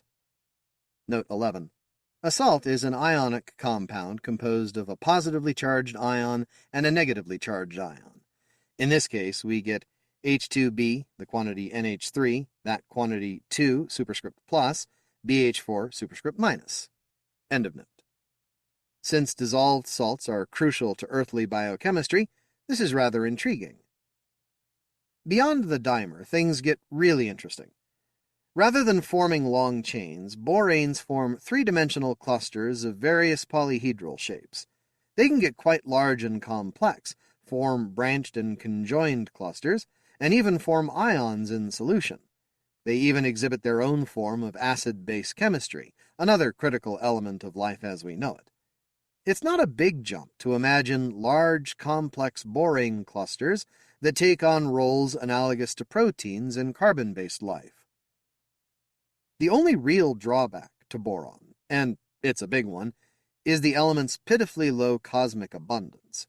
Since it is not produced by nuclear fusion reactions inside stars, the only boron we have in the universe comes from supernovas and the action of cosmic rays on other elements. In order for boron-based life to have a chance, we'd need some sort of chemical or physical mechanism that concentrates the element on the surface of a planet. So what we're looking for is a planet cold enough to have liquid ammonia oceans, where any water that may exist is safely frozen underground or at the poles, that formed under some unusual conditions that left it with an abundance of a normally rare element. The more the merrier. No one said we have to use just one element for our alien biochemistry. We've already looked at silicones, silicon and oxygen, and organosilanes, carbon and silicon. Let's try some other combinations. One pair that jumps off the periodic table quickly is boron and nitrogen. Nitrogen, directly to the right of carbon, has one more electron, while boron, as we already noted, has one fewer. Putting them together, we can create molecules that average out to the same number of electrons as the analogous carbon chains. Such compounds of alternating boron-nitrogen atoms do exist, and they often have properties similar to their carbon counterparts. They can form chains, branches, and rings, including aromatic rings like benzene. Note 12. Aromaticity occurs when a ring has just the right number of electrons to create bonds that spread evenly around the ring. Aromatic rings are components of many biomolecules, not least of which are the nucleotide bases that provide our genetic code. End of note. Nitrogen's abundance in nature is a huge selling point here, and cutting the amount of boron we need in half makes that pill easier to swallow. As usual, these compounds are unstable around water, so adjust your planet accordingly. Glancing down the periodic table, we have to wonder if phosphorus could work as well. Indeed, boron-phosphorus compounds do exist, and they tend to be even more stable than their boron-nitrogen equivalents. One thing that phosphorus can do that nitrogen can't is, under the right circumstances, form more than the usual 4 bonds. Note 13. This gives the atom more than the normally allowed 8 outer shell electrons, a situation called an expanded octet. The limit arises from the orbitals in Figure 1. Each orbital can hold 2 electrons, so the maximum is s2p6 for a total of 8 electrons for all the elements in the second row of the periodic table. Remember those d orbitals we ignored back then? Well, third row elements like phosphorus have them, which provides space for extra electrons when needed. End of note. That could well give boron-phosphorus compounds an added layer of complexity. And if we go even further down the periodic table, yep, boron-arsenic compounds work as well, but now the rarity of arsenic compounds our abundance problem. I have devised my own variations on this theme. Note 14. I haven't been able to find any previous mention of it online anyway. If it has already been proposed, I'd be very grateful for a link. End of note. The aliens in my stories, Usher and Briz, use a boron-nitrogen-phosphorus-based biochemistry in a liquid ammonia solvent. Note 15. If you read both, you might have noticed that both stories use the same aliens. Indeed, Briz is a prequel to Usher. And yes, there is more of that story to tell. Someday. End of note. Diborane and phosphine are both soluble in ammonia, so a planet with liquid ammonia oceans and these gases in its atmosphere would naturally bring all 3 elements together in the same inorganic soup. Once again, we need a reducing environment with no free oxygen in the atmosphere and all the water frozen rock hard. This form of life evolves with the flexibility to use boron-nitrogen, boron-phosphorus, or even combined nitrogen-boron-phosphorus chains as needed. And bringing an extra element to the table helps alleviate the abundance problem because we need less of each element. Even so, the low abundance of boron is still an issue. That's not going to go away, and we're stepping into some speculative chemical territory. But the idea intrigues me, and I can't think of a reason why it would be any less plausible than straight boron-nitrogen or boron-phosphorus life. Life finds a way. So far, in our search for alternative life, we've stuck with some of carbon's nearest neighbors. It makes good chemical sense. They're all nonmetals with similar numbers of outer shell electrons that are capable of forming stable covalent bonds. What about the other nonmetals? Some consider sulfur a viable candidate because it can form chains, but with only 2 bonding sites, it is unable to add branches or side groups to the chains. That really limits its chemical diversity. It might work in combination with another element, so perhaps something like nitrogen-sulfur or phosphorus-sulfur systems have an outside shot at evolving life. The halogens have too many electrons. Their outer shells are nearly full, leaving only one open spot for bonding. The ability to form only one bond eliminates any chance of forming complex molecular chains. One role halogens could play is replacing the hydrogen atoms that hang off other elements' chains. Doing this with carbon chains gives us fluorocarbons and chlorocarbons, both of which are used to make polymers. Note 16. Polytetrafluoroethylene, Teflon, and polyvinyl chloride, PVC, are two common examples. End of note. Fluorosilanes exist as well. Such modified forms of carbon and silicon life would be stable at high temperatures and in different solvents. What about the metals? Well, they're not big fans of covalent bonding, which really limits their ability to form the complex chains and rings that are so essential to biochemistry as we know it. But if we throw out the as we know it part, we just might find a loophole. The transition metals have partially filled d orbitals, they're back, that can form bonds. Note 17. Transition metals are the elements in the middle of the periodic table, groups 3 through 12. Some chemists exclude group 12, Zinc's column, for technical reasons, but we can safely keep clear of that debate here. End of note. Atoms or molecules attached to a metal's d orbital are called ligands, and the entire structure, metal plus ligands, is called a coordination complex. Various patterns of attachment points lead to a great deal of diversity in these compounds, but they don't exhibit much tendency to link together. Early in my writing career, I tried, unsuccessfully, to build a story around life that used disulfide bonds to link adjacent ligand complexes. Note 18. Yes, I realize that's not the type of thing a normal person does. End of note. Metal oxides can form complex lattice-like structures, especially when doped with impurities. In particular, a class of compounds called polyoxymetallates can, under the right conditions, form porous membrane-like shells that are quite reminiscent of cell membranes.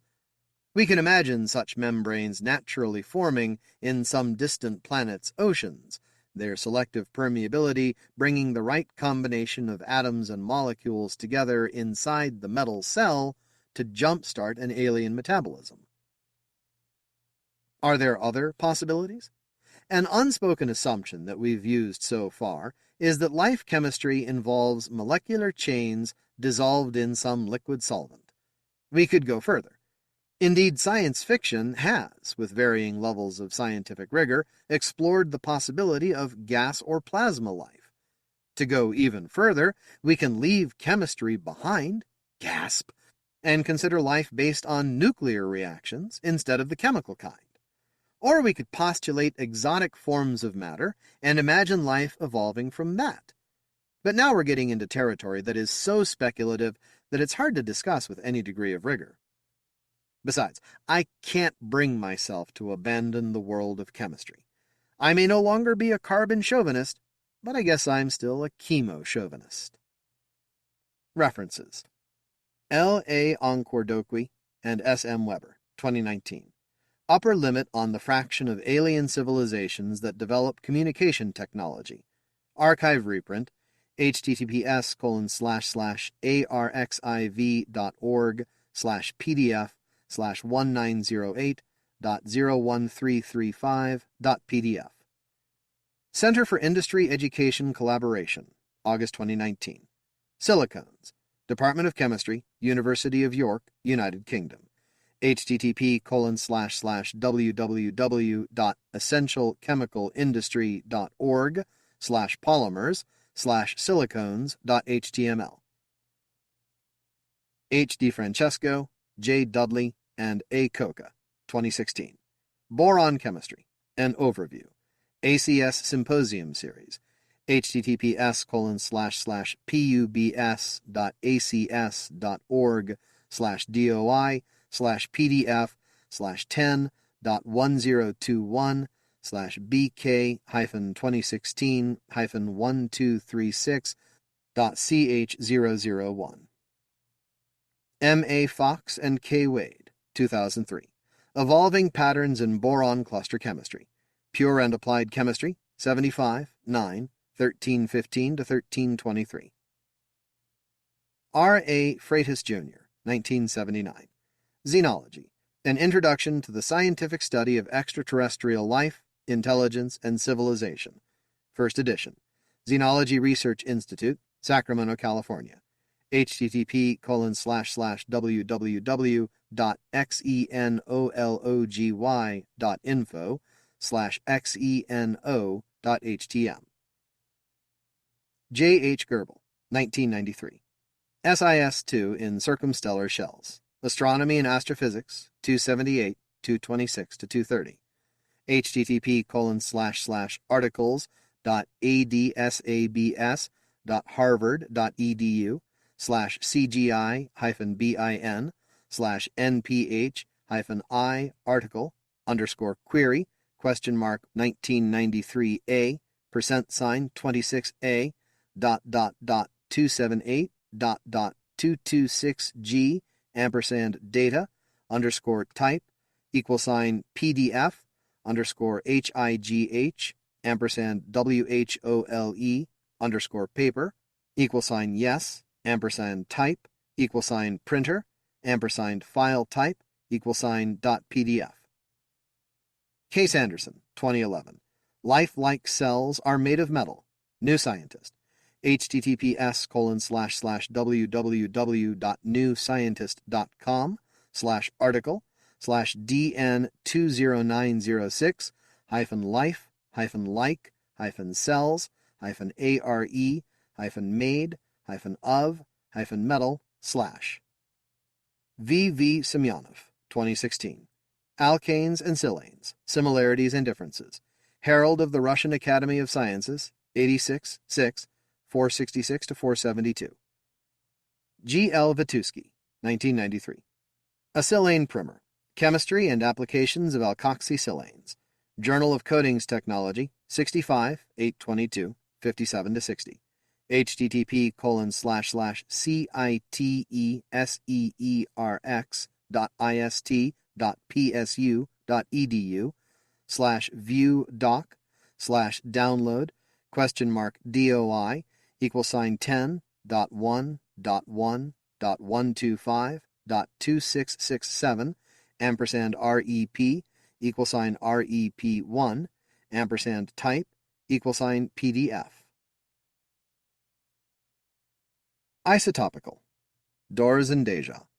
Reading time 1 minute. Spent fuel will pool in wet storage containment for decades until you are untraceable or inert like regret. Your plumes, dispersed by wind, will fail to dissipate. Fishing in your aftermath will map your long-term impact. It will be frazzled and hazmat-clad, strewn with pop-up shelters away from what was home.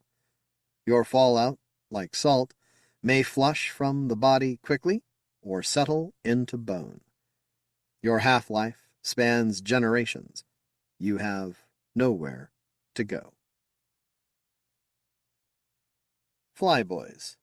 Stanley Schmidt. Reading time 122 minutes. Bob the Zoes and Their World first appeared in Night Ride and Sunrise, serialized in the July-August through November 2015 issues of Analog, and now available in print and ebook formats from Foxacre Press. Stanley Schmidt, Ph.D. Physics, was the editor of Analog for a long time, 34 years, and enjoys writing for it just as much now as he did before he became editor in 1978. A small selection of Dr. Schmidt's accomplishments include the Hugo Award for Best Editor, Short Form, the SFWA Solstice Award, and the Robert A. Heinlein Award. When not reading Analog just for fun, Dr. Schmidt can be found hiking, traveling, and playing various sorts of music. Find more information about Stanley Schmidt on his website, https://sfwa.org/members/Stanley SCHMIDT. To the off-worlders he was Bob, but to himself he was Longlooker. But since this narrative has been adapted for folks like the Offworlders, let's stick with Bob. On this day, above all others, Bob hoped he could live up to his hard-earned long-looker. Hanging from a ceiling perch on the most exclusive balcony in Surfcrag, Ottertown to the Offworlders, he beamed with pride at his only son, called Bob Jr. since he had not yet earned his real name, perched on the edge of the balcony. Junior gazed out over the starlit sea crashing far below, his wings quivering slightly with anticipation. Not long before, Bob would have considered Junior's position alarmingly precarious, but now he was ready for it. Bob hoped. Surrounding them on the balcony were a few of Junior's best Zoe friends, both male flyers and female swimmers. One of the latter, Coppersmith, lay with her streamlined body and tail stretched out on the balcony railing near Junior, sometimes gently stroking his wings with her nose and foremost hands. Julie's mother, whom the Outworlders called Sylvie, was there too. Also his sister Goldie and several of the teachers who had guided his growth from his birth to this, his crowning moment at Surfcrag. One by one they made their way to touch him and speak soft words of farewell and encouragement, some in he-talk, some in she-talk. Then they all drew back and fell silent. Junior pivoted on the rail, his back momentarily to the sea and the world beyond, to sweep his eyes over them one last time. "I'll be back," he said. "But now?" Wordlessly he turned back to the sea, and Bob spoke his one important line in the ceremony. "Lead me there, son. Make me proud." Then Junior leaned forward and released his grip on the rail. For a moment he fell toward the sea, but almost instantly swooped upward and flew strongly out over the waves. Bob followed, a respectful few seconds later, as the cheers of the assembled well-wishers faded behind them. It feels so strange, Junior thought. For years he had anticipated this moment, imagining it as one of pure, unalloyed triumph and glory. In reality, there was nothing pure or unalloyed about it. Instead, he marveled at the rush of feelings pulling him in many directions. The glory and triumph were there. He had been to Bob's lodge before, but on those flights Bob had led, and Junior followed at a respectful distance. He had gone as a guest, an outsider briefly visiting an alien land to which he was told he would someday belong, but knowing that in a few hours or days he would return to the familiar security of his female-run creche in Surfcrag. Now, someday had become now. Before this night was over, he would have to start thinking of High Castle as home, and trying to carve out a niche for himself in it. Meanwhile, he must not let his mind wander. He forced himself to concentrate on the flight. He knew the way to High Castle, out over the sea, with starlight glinting on its waves, then veering right toward the orange-glowing lighthouse tree that marked Point Peril, then up the left canyon at the base of the point. 2 more turns up narrower and narrower gorges, then a steep climb to the head of the last one, with cliffs pressing ever closer in on both sides, till they converged in a dark opening at the very top. Scraggly trees wreathed the cave mouth, and anyone perched either in those or in the portal itself would have a far-flung view down the maze of canyons, with almost no risk of being noticed by anyone above or below. Now Junior's gaze was focused inward. Starlight and echo clicks guided him straight through the exact center of the door to a perfectly controlled landing on the floor beyond, leaving just enough room for Bob to land behind him. Which he did with a triumphant cry that echoed off the stone walls. Within moments, the big room filled with adults like Bob, all their eyes converging on Junior. "Welcome, Junior!" they chorused, and one, standing before the others and wearing gaudier ornaments, repeated it alone in a voice as powerful as the others combined. That kicked off another ceremony, welcoming him as the lodge's newest resident, and now, finally, one of them. The speechifying seemed to go on forever, filling Junior with pride and exhilaration, and awkward embarrassment, especially when he had to say a few words of gratitude, hope that he could be worthy, etc. Not only did the flowery oratory feel out of character, But after a life spent almost entirely among she-speakers in the creche, he doubted that his he-talk was up to their standards. But they seemed tolerant, even pleased by his efforts, and by the final burst of applause, his confidence and pride had almost pulled themselves back together. As the other residents dispersed into the tunnels radiating from the antechamber, he was beaming. He hardly even noticed when one of the adult residents came up to Bob and said quietly, "I need to talk to you about the aliens." "Later," Bob interrupted. "Maybe tomorrow. This is a special time for Junior and me. Don't spoil it." The words rankled. It was almost dawn, but even though he and Junior were soon hanging in comfortable sleeping positions in an alcove off one of the tunnels, Bob didn't sleep well, and he knew Junior didn't either. They made it fitfully through the day, and as the lodge began to come back to life at nightfall, Highguard again collared Bob in a moment of relative privacy. "I really need to talk to you about the aliens." Bob shrugged exasperated resignation. "If we must, why me? I think you know," said Highguard. "You know more about them than any of the rest of us." He paused slightly. "You may not know it, but some say you sold us out to them." "Yes, I do know that," said Bob. It was one of the reasons he hadn't been looking forward to this day as eagerly as he should have. "I don't agree. I also know that some consider me a hero for helping to work out an arrangement for us to coexist peacefully with them." "They're wrong," Highguard said bluntly. "I speak for a good many friends who think your peaceful coexistence is a huge mistake. It was pushed through in haste, and it's not a long-term solution. We want to undo it before it's too late, and we want your help." If Bob had had eyebrows, he certainly would have raised them. "Oh? What's your better idea?" "What we had before. This land is ours. We know how to make that work. We don't need aliens here. We don't need humans." He tried to pronounce their name for themselves, but even Bob could tell that his effort was grotesque. "They don't fit into our world. We want them out of it." Bob shuddered. He thought he saw Junior pass nearby, pausing briefly, and hoped he wasn't hearing this. "And how do you propose to make that happen?" "Make them go home," said Highguard. "Back to wherever they came from."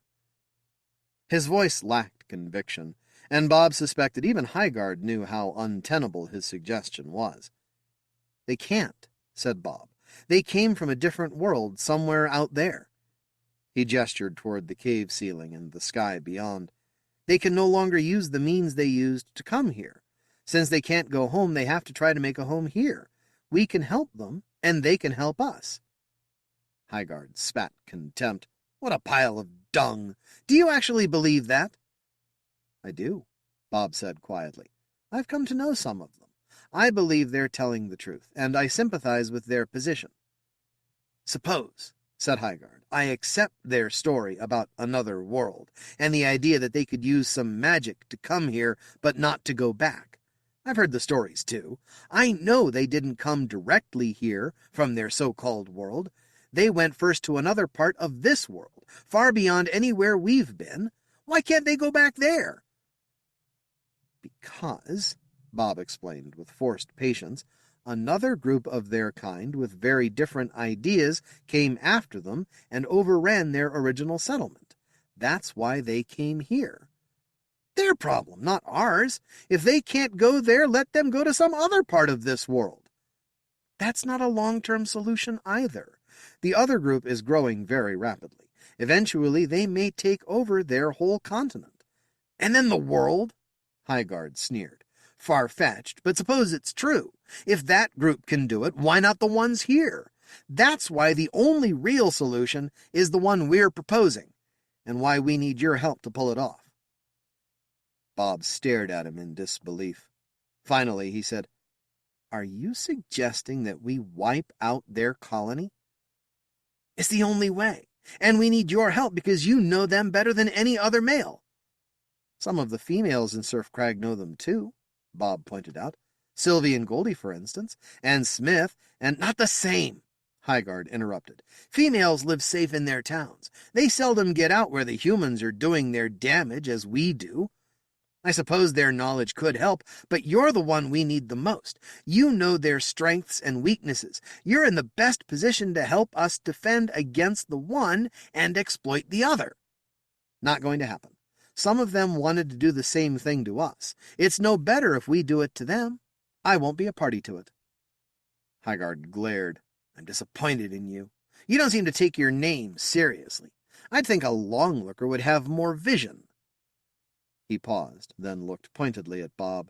And I'd hate to see your son suffer for your short-sightedness. Is that a threat? Bob glared just as pointedly at Hygard.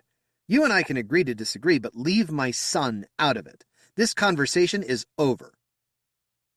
With a thrust of legs and a few flaps of wings, he distanced himself from Hygard as fast as he could. Junior had become interested in the conversation as soon as he heard Hygard say, "Make them go home." He hung around, out of sight, to hear the rest, but the final exchange, with its ominous reference to him, chilled him to the core.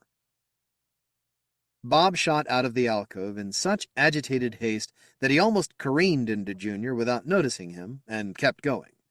After a quick glance to confirm that Hygard had headed the other way, Junior caught up to Bob. "Dad!" he called out, not too loud. "What was that all about?" Bob stopped. "Don't concern yourself about it, son. Hygard is still miffed that he's no longer lodge master. Sometimes it makes him talk crazy." "How can you tell me not to concern myself? You said yourself that he was threatening me. How can I ignore that?" Bob looked into Junior's eyes for a long time, as if trying to see the situation through them. Finally, he said, "You're right. We were going to join a work crew collecting delicacies for Surf Crag, but this is more important. Let's go flying, just you and me. I need to show you some things." He took off from the cliff's edge, and Junior followed. "But I'm not just a follower anymore," he reminded himself. "We're equals now." He pulled ahead and flew alongside his father, even though he let the latter set their course. This time they flew not toward Surf Crag, but along the coast in a different direction, a stretch unfamiliar to Junior. "You met a few of the humans when they visited your creche, but you haven't really seen where they live. Do you remember the night when we all went out to a place with big towers and a huge gathering of us and them, and stayed till after the sun rose?" "Vaguely," Junior answered. "I was pretty young then. I didn't really understand what was happening. Just big crowds and a lot of talk. Humans stayed together and our kind stayed together, but mostly apart from them. It was boring, and I didn't know what it meant." "We're still finding out what it meant," said Bob, "if anything." They were approaching a big, flat, open place high on a mountainside, and as they got close, Junior saw a forest of towers sprouting from the ground, with big blades rotating around horizontal axes at their tops. "Windmills," Bob said. "The humans built them. They use wind power to drive their machines down there in the settlement." He banked and gestured with a wingtip toward a lower plateau dotted with smaller, squat-looking structures. "We'll look at those later. For now, let's get a closer look at the windmills, but not too close. They're dangerous to our kind." Junior followed as Bob veered almost but not quite directly toward the nearest windmill. At first Junior was fascinated, but fascination quickly gave way to an eerie discomfort. Like most flyers, he had been enjoying snacking on the delicious food bugs darting around in the air throughout their flight. They seemed particularly abundant here in a rich variety of flavors and textures, but their numbers diminished rapidly close to the windmill. Junior wondered why, and then he noticed a growing high-pitched whine that grated on his ears and drowned out his echo clicks. The closer they went, the louder it got, and the more he felt like turning and flying the other way. "What's going on?" he asked. "The humans call them ultrasonic generators," said Bob. "To us they're just noisemakers. The humans set them up to warn us so we wouldn't get too close. The food bugs don't like them either, so they stay away too." He spiraled out to circle over the windmill field, not too close. "When the humans arrived and built their settlement here, they didn't have the towers, just the houses down there. When the towers went up, they were big trouble for us. They didn't have the noisemakers, so some of us flew right into those whirling blades and were injured, a few even killed. The same thing happened to the food bugs. This was always a good area for them, so a lot of us came here to graze on them. Suddenly that was dangerous. Even when we learned what the towers were and why we should steer clear of them, vast numbers of our food bugs were being killed, so they were harder to catch. He gulped down a few mouthfuls, as if to reassure himself that the supply was still good. Junior did the same, but he was eager to hear the rest, and how all this related to him and Highguard. So what happened? There seem to be plenty now, and there's no way I'm going to fly close enough to a tower to get clobbered when they're making that horrible racket. Exactly, said Bob. That's the idea. In those days, you would have been terrified up here, and rightly so. We didn't know what was going on, who or what the humans were, where they had come from, why they were here, why they were doing devilish things to hurt us.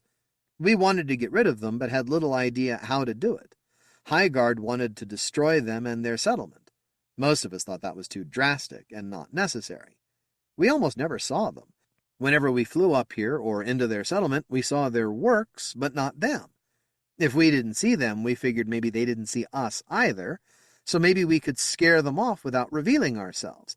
We haunted the humans, sneaking into their settlement at night and destroying their structures by means that left little trace. Did it help? Junior asked. Not much. We didn't see any change in the wind towers. Then a few of them ventured out at night to see what was going on. We didn't let them see us, and we could tell they were getting scared. A couple of us got overzealous, and a couple of humans were killed. By accident, but they didn't know that. They didn't see how it happened? No, but it bothered us as much as them. We weren't trying to kill anybody, or even hurt them. We just hoped to scare them off, and hurting or killing them, even accidentally, scared us. More and more of us felt that that approach wasn't working, so we tried something new. One night some of us hid out near their settlement, and when one of them came out, we snatched him and took him back to Surf Crag to try to communicate. All of us, both male flyers and female swimmers. Our first effort wasn't very successful, and another of us was injured, but they got interested in communicating too. Bob paused for a big gulp of food bugs. We did learn to communicate better and better, but there were tensions and mistrust among both them and us. It culminated with a big fight, and finally we worked out an uneasy truce, an arrangement for all of us to share this land. Most of us were relieved, and even hoped that some good would come of it for both sides. That was what the big sunrise to-do you sort of remember was about. We were celebrating the peace agreement and trying to make sure everybody would take it seriously enough to make it last. But not everybody was happy with it. When Highguard was in charge, he wanted to get rid of the humans altogether, so we voted to replace him. He still wants the same thing, agreement or no agreement. He wants me to help them, and I want nothing to do with it. He stopped for a long time, during which he and Junior silently circled the wind towers one more time. But what do I have to do with it? Junior thought, aching to say it, but sensing that Bob didn't want to say any more now. Finally, Bob said, "Let's go look at the humans' houses." He banked and flew down slope toward the ocean. On a flattish area near the shore, they circled over a cluster of low structures, obviously constructed and right out on the surface, exposed to the open sky. Junior, feeling relief as the grating shriek of the windmill noisemakers faded and vanished, scanned the houses with starlight and echo clicks, but they were so dark and quiet they almost seemed deserted. "What a strange way to live," he said. "I'd feel very vulnerable like that." He paused briefly. "And where are they? Don't they do anything?" "Only during the day," said Bob. "I know, really odd. But their eyes are very different from ours." Junior thought of what he'd heard about them, and his brief encounters with the few who had visited his creche. So much was strange about them. "I've often wondered, don't they have two sexes like us?" "Two sexes, yes, but not like us. Theirs are so similar it's hard for us to tell them apart. But in other ways, they're more like us than you'd think. Come on, Junior, time to go back." When they got back to High Castle, Bob was relieved to find the place nearly deserted. "Where is everybody?" Junior asked as they landed. "Out doing their jobs. Scouting, patrolling, gathering, things like that." "Shouldn't I be doing that too?" Junior asked. If I'm going to be a full member of the lodge, I should be doing my part." "They'll make allowances," Bob assured him. "They know you're new and need to find your wings. It's perfectly normal for a newbie's father to help with that. If they ask what we're doing, we can say we were patrolling and scouting. It's true." He hauled up on a stone perch and gestured for Junior to do the same. "So how are you finding the adjustment, son?" "Too early to say," Junior said, as if he wanted to say more and at the same time didn't. "I thought I'd be spending more time with them and less with you." "That will come. Do you miss the creche?" "Part of me does, part of me doesn't. I felt at home there after being there most of my life. I knew everybody, and I liked having both sexes around. Especially—" He stopped abruptly, as if embarrassed. "Coppersmith?" Bob said gently. "Yes. I think she might be the one I want to life pair with, and now I'll hardly ever see her." "There'll be plenty of time for that later," Bob assured him, but he felt embarrassingly insincere as he said it. He remembered when someone older and supposedly wiser had told him the same thing, and turned out to be wrong. Somebody else got to her first. "It's that way for all of us. Once we grow up, females stay in the coast towns, and males move out to the lodges. We don't see each other much, but the times when we do are special. That's just the way it is." He noticed a subversive corner of his mind, wondering, but does it have to be? He'd seen how human couples, even families, spent almost their whole lives together, and tried to imagine what it would be like to have that much time with Sylvie and Goldie. "I suppose," said Junior, sounding unconvinced. His voice and expression brightened a little. "And there is that part of me that doesn't miss the creche. The older I got, the more out of place I felt. When I was little, most of the people around me were close to my age, except the teachers. All the resident teachers were females, so I got to hear plenty of good she-talk, but not much he-talk. There were often adult male visitors, and the older students had learned enough to help some, but I got here having a much better idea of what good she-talk sounded like than he-talk. You know what's been worrying me since we got here?" "What, son?" "Was I good enough when I had to speak to the group after we got here? Or did I sound like an ignorant baby?" Bob laughed sympathetically, but he remembered having the same feelings when he got here at Junior's age. "You did just fine," he said. "If that's your biggest worry, we can both be very happy." Bob hoped that would be the case, but feared that it wouldn't. He was allowed to keep his hope through a good day's sleep, but as crews were beginning to form and disperse at nightfall, Highguard again pulled him aside. "A moment of your time, Bob, please. I want to apologize if I made you feel uncomfortable last night." Bob stopped reluctantly. "I appreciate that," he said stiffly. "And yes, you did. I'm sorry. But this is too important to just ignore because talking about it is uncomfortable. I said from the start that we needed to take decisive action, and you were voted down. It's been settled, Highguard. Let it go." "I can't. It's not too late for another vote. Please, hear me out." "I'll listen," Bob said, with a twitch of his wingtips making it clear he wasn't happy about it, but not for long. A few wingspans away, he noticed Junior waiting for him. "Go on with your crew," he called out. "I'll catch up shortly." Junior did as instructed, and Bob turned back to Highguard. "Shortly," he repeated. "I'll try to be brief. I know some of you thought I was too eager to do too much, but not many of you have been through what I have. Do you remember why I was pushing so hard to drive the humans off or wipe them out while it would still be easy?" "Not specifically," Bob admitted. "That hurts. My son was one of our members who was killed by a windmill before we understood what they were. Can you imagine what that's like? I know you have a son. I told you to leave him out of this. Take it easy. I only bring him up to help you understand why this is so important to me. I was one of the first to have a run-in with the windmills. Try to picture yourself on my wings that night, enjoying a beautiful starlit night, gentle breezes, flying with a group of my fellows through one of our favorite areas, taking in food bugs with no rush at all since there were so many. But something was wrong. We couldn't tell what at first, but the food bugs seemed sparse. Not enough to be immediately alarming, just enough to feel a little out of kilter.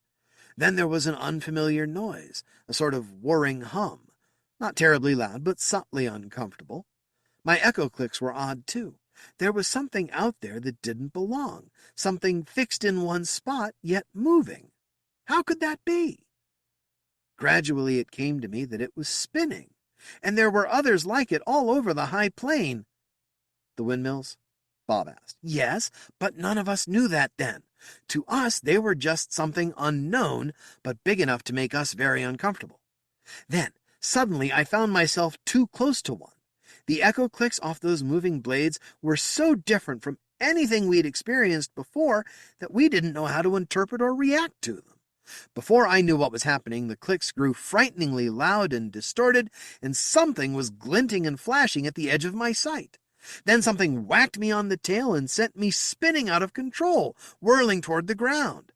I regained enough control to land without too much damage, but the wind was knocked out of me, and I lay there in an undignified heap, with dead food bugs all over the ground around me. I looked up just in time to see Highguard Jr. He didn't even have his real name yet, careening down like I had, but one wing was broken and bent at a horrible angle. He stopped, emotionally unable to continue for a moment, and looked pleadingly into Bob's eyes. Imagine yourself in my place. Imagine that was Junior you saw plunging out of control, maimed who knew how badly.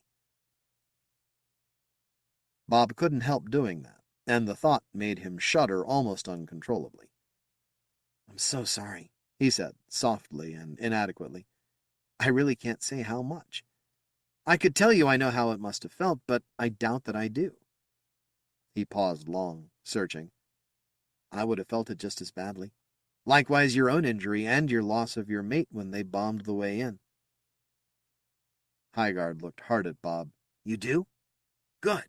Then you must understand why I feel so strongly that the humans must go. And you must feel it too. No. Bob looked away.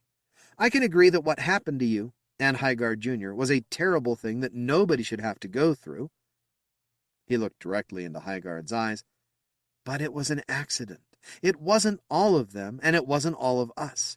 We know what the problem was, and we've taken measures to prevent its happening again. What happened was bad, but it doesn't justify what you're suggesting. Even if it did, we have ways of making group decisions. We've used them. I'm sorry you didn't like the outcome, but you'll have to live with it. Maybe you could even learn to see it as an opportunity. Maybe, Highguard echoed with obvious contempt. Groups can make mistakes too. When they do, sometimes somebody else has to correct them. He flexed his wings in preparation for flight. I see I'm wasting my time here. You're flying blind, long-looker. I can't do that. I don't want to see anything happen to your son any more than I did my own. He flew off without another word. Bob tried to put Highguard's persistent wrong-headedness out of his mind, with limited success. His thoughts kept coming back to it all night, but working with Junior helped. They had a good night, finding even more than they'd expected of the light, valuable flavorings they planned to take back to the ladies of Surfcrag. And they got a bonus, unexpectedly stumbling onto a rich new deposit of one of the ores the Surfcrag artisans used to produce metals for their industry. Too heavy for the flyers to carry much of it, but located in a spot the Surfcraggers wouldn't find too hard to reach with their carts and dragon horses. Exhilarated, their crew worked long and hard through the night. It was tiring but rewarding, and not just in terms of what they accomplished. Bob could see his son beginning to relax and fit in, acting like one of the boys, and being increasingly accepted as such by his co-workers. More than ever before, Bob began to feel as if he and Junior were fellow adults, colleagues, and almost equals, rather than just father and son. It filled him with pride on many levels. It meant he and Sylvie, and Junior's teachers and peers at the creche, had done a good job. When they returned to Highcastle just before dawn and hung themselves up for the day, Bob felt a sense of contentment so deep it almost made him forget Highguard's disturbing behavior. Just before they fell asleep, Bob touched Junior's nearer wing with his own, and Junior didn't push it away, as he might have a year ago. Bob fell into sleep quickly, their wings still resting lightly on each other, and he slept as hard and long as they had worked through the night. So hard and long, in fact, that when he woke he was startled to see how completely dark it was. Good sleeping perches were always in places that blocked out most daylight, but a little found its way in by reflecting off the walls and around bends and corners. One of the triggers for waking up was when that residual light dropped below a certain minimum, which was noticeable even through closed eyelids. One of the pleasures of waking up was watching the faint light continue to fade, ultimately down to levels that allowed night vision, but didn't let the visual overwhelm the audible. It was so dark now that Bob knew right away that he'd slept through that transition. Something was wrong. "Junior," he said quietly, "we've overslept. We had a big night last night, but we've got to get going." No answer. He no longer felt Junior's wing, even when he tentatively moved his own. "Junior?" he repeated louder. Still no answer. Growing uneasy, he looked directly at where Junior had been. The space was empty and cold. Bob felt chilled, figuratively as well as literally. More abruptly than usual, he dropped from his perch and began scuttling about the area on feet, hands, and wingtips, looking into every alcove and periodically calling Junior's name. No one answered, and he saw no one else. Apparently everyone else, including Junior, had already set out for the night's work. Why would they do that without waking him to make sure he went along? Why would Junior do that? Increasingly frantic, he explored the whole lodge, looking for anybody who could explain what was going on, or any message about where Junior had gone. He found nothing. With a concerted effort, he forced himself to be calm, to think about what he knew and what he didn't. He knew nobody else was here, and nobody had told him where they were going. But he did know where he and Junior had expected to go tonight, with the team making a more thorough survey of the ore deposits they had found last night. So he'd start there. He stepped off the outer ledge into space and flew a beeline to the site.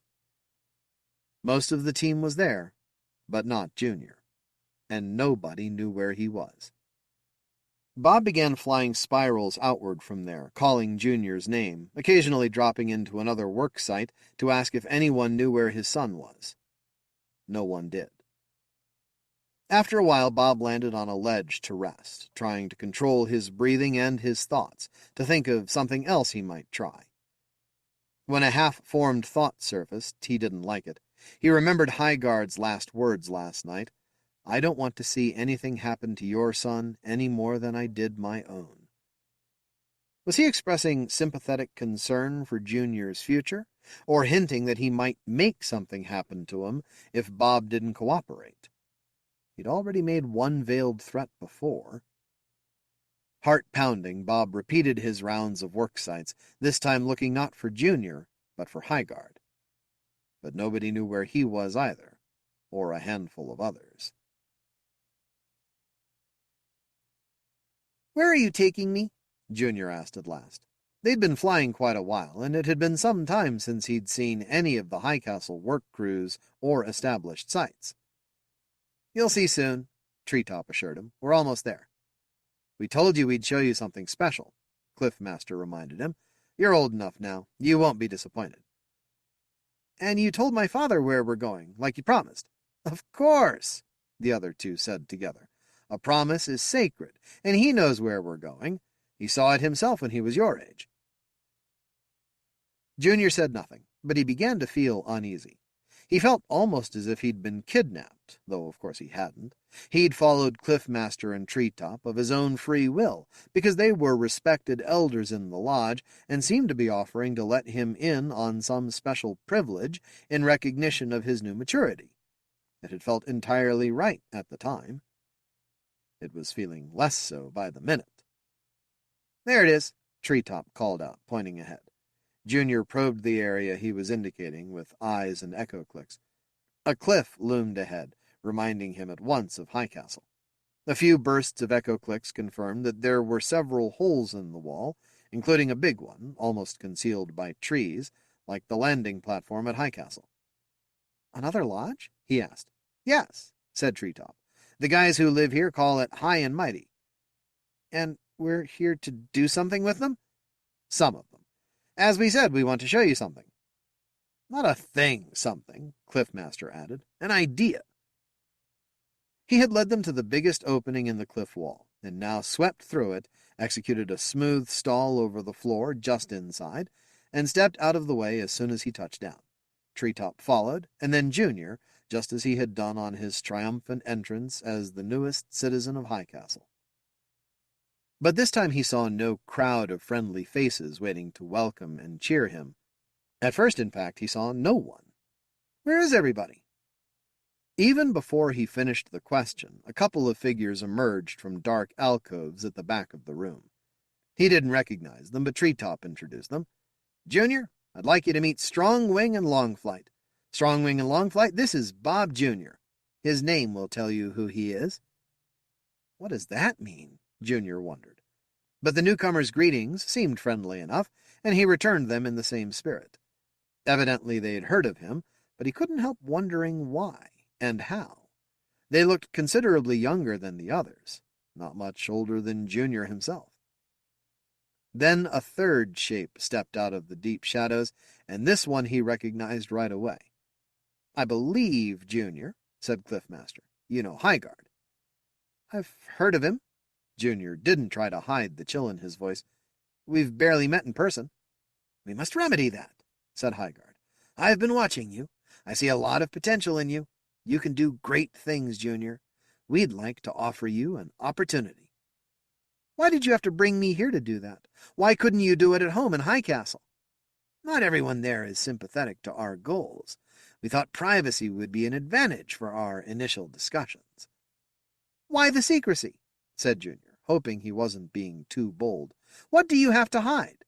No need to put it so harshly. Highguard took a step closer. The other five seemed to be spreading themselves out around him.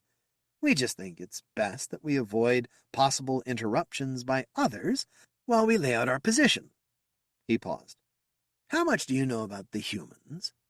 I've heard stories, Junior said stiffly. I met a couple briefly in my creche. I don't know any well. I'd like to change that, he found himself thinking. You're telling me how much personal contact you've had with them. I'm asking you how much you know about them. Where they're from, why they're here, what they want, that sort of thing. Only what I've heard. Supposedly they came from another world, somewhere beyond the sky, by some way we don't understand. Supposedly they can't go back because it doesn't work anymore, so they have to stay here. Do you believe all that? Unless I see a reason not to. I haven't so far. I heard it from somebody I trust. Who's that? My father. And my teachers at the creche. And are you comfortable with that? Highguard asked. With what? With the humans being here. I have no problem with it. They haven't bothered me, or Dad. They've bothered me, said Highguard, with a palpable undertone of simmering anger. Did you know they killed some of us? I've been told that some of them killed some of us. I've also been told that the deaths were accidental, and some of us killed some of them, too. They killed my son, Highguard said. That may have been accidental, or it may not. They also killed my life mate and injured me. Those definitely were not accidental. I'll never forgive them. He stared into the shadows and the past for a while. I want you to think about something, Junior. Do you remember a big gathering of our kind and their kind just before dawn a few years ago? Vaguely. Did you understand what was going on? Not really, but I've heard explanations since then. It was to celebrate because we and the humans had reached an agreement to prevent the misunderstandings and hostilities and accidents that happened when we first came into contact, to make sure that they and we can both live here safely without harming each other. Highguard made an approving gesture. Well put. Do you think it's a good idea? Living peacefully together? It's a lot better than the alternative. Where are you going with this, Highguard? Highguard beamed even more. Ah, a splendid question. You're a bright one, Junior. He leaned closer, confidingly. You say it's better than the alternative. There's more than one alternative. There usually is, Junior granted cautiously. You, Highguard said.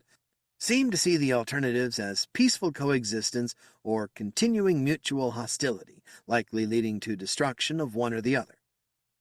Junior tried to interrupt, to object that Highguard was putting words in his mouth, but Highguard wouldn't yield. Please, let me finish. I heartily agree that everybody living together peacefully would be a wonderful thing. When I was as young as you, I even believed it was possible. But I've learned. That morning, you remember, we reached an agreement. If everybody kept it, it would be lovely. But what if somebody didn't? What if the humans decided we were in their way and they'd be better off without us? What if they tried to wipe us out to prevent future problems? They did try that once, Junior. There was fighting, even killing. That's why both sides tried to reach an agreement and why they made such a big deal of it when they did. But what's to make everybody from now on stick to it? If they break the agreement, what do we do? I suppose we'd have to fight, Junior said uncomfortably. Are you suggesting that we should break the agreement first? Highguard looked shocked. Did I say that? Not to me, said Junior. But it sounds like you're leading up to it. After a brief pause, he added, and you did say it to Dad. Highguard again looked slightly taken aback, though not really surprised. Perhaps I did. He thinks it's a bad idea, and I think it isn't. And so we come to the opportunity we promised to show you. Junior, Highguard said earnestly, your father is a fine fellow, but he's from an older generation, so are you. And the old often cling to ways and attitudes that have outlived their usefulness. Your dad means well, but we, he gestured around at his associates, think he's not thinking clearly about the future. Your future, Junior. It's easy to imagine this so-called agreement blowing up and destroying our civilization. That should matter to all of us, but more to you than to your father. He'll be around for part of the future, but you'll be here for a lot more of it. You need to ensure that future, not only for yourself, but for your entire generation and the ones that will follow. Do you want them to live in a world that was once ours, but has been taken over by aliens? Of course not, Bob Jr. said. But then you need to do all you can to make sure that doesn't happen. We're offering you a chance to be a leader, Junior, and you'll find that has rewards you can't get from anything else. You know, in the old days, before even your father was alive, we flyers weren't just scouts and gatherers. We were fighters, Junior. We could be heroes. He said it with such enthusiasm, which Strongwing and Longflight obviously shared, that Junior said coolly, and you think that was good? It was great! You know, Junior, we've been spoiled by too many years of peace. Before our times, we had enemies. Everybody had enemies, and everybody had to be on guard against them. They were Zoes like us, but different groups had their own turfs, their own towns for gals and lodges for guys. Some of them didn't even have towns and lodges. They divided things up differently and did things differently. But each group had its own place. Except sometimes one group had something another wanted and tried to take it. The victims fought back. It kept us all on our toes, drove us to get better and better at the things we did. I'm not sure how we got from that to the quiet world we have now, but I know there were rewards in the old ways that few have tasted now. The thrill of victory, of defending your own people or vanquishing somebody else's. How do you know? Junior interrupted. You weren't there, but I've tasted them, said Highguard. Recently, during the troubles that supposedly ended with that dawn. As I said, the humans did try to wipe us out, and we stopped them. There was a tremendous satisfaction in that, along with the losses and the pain. Some of the humans tried to wipe us out. Others helped you stop them. But we were the decisive force, and there was a feeling from that I'd never experienced before. Glory, Junior, glory. You've probably heard the word, but never felt the reality. Now you have the chance.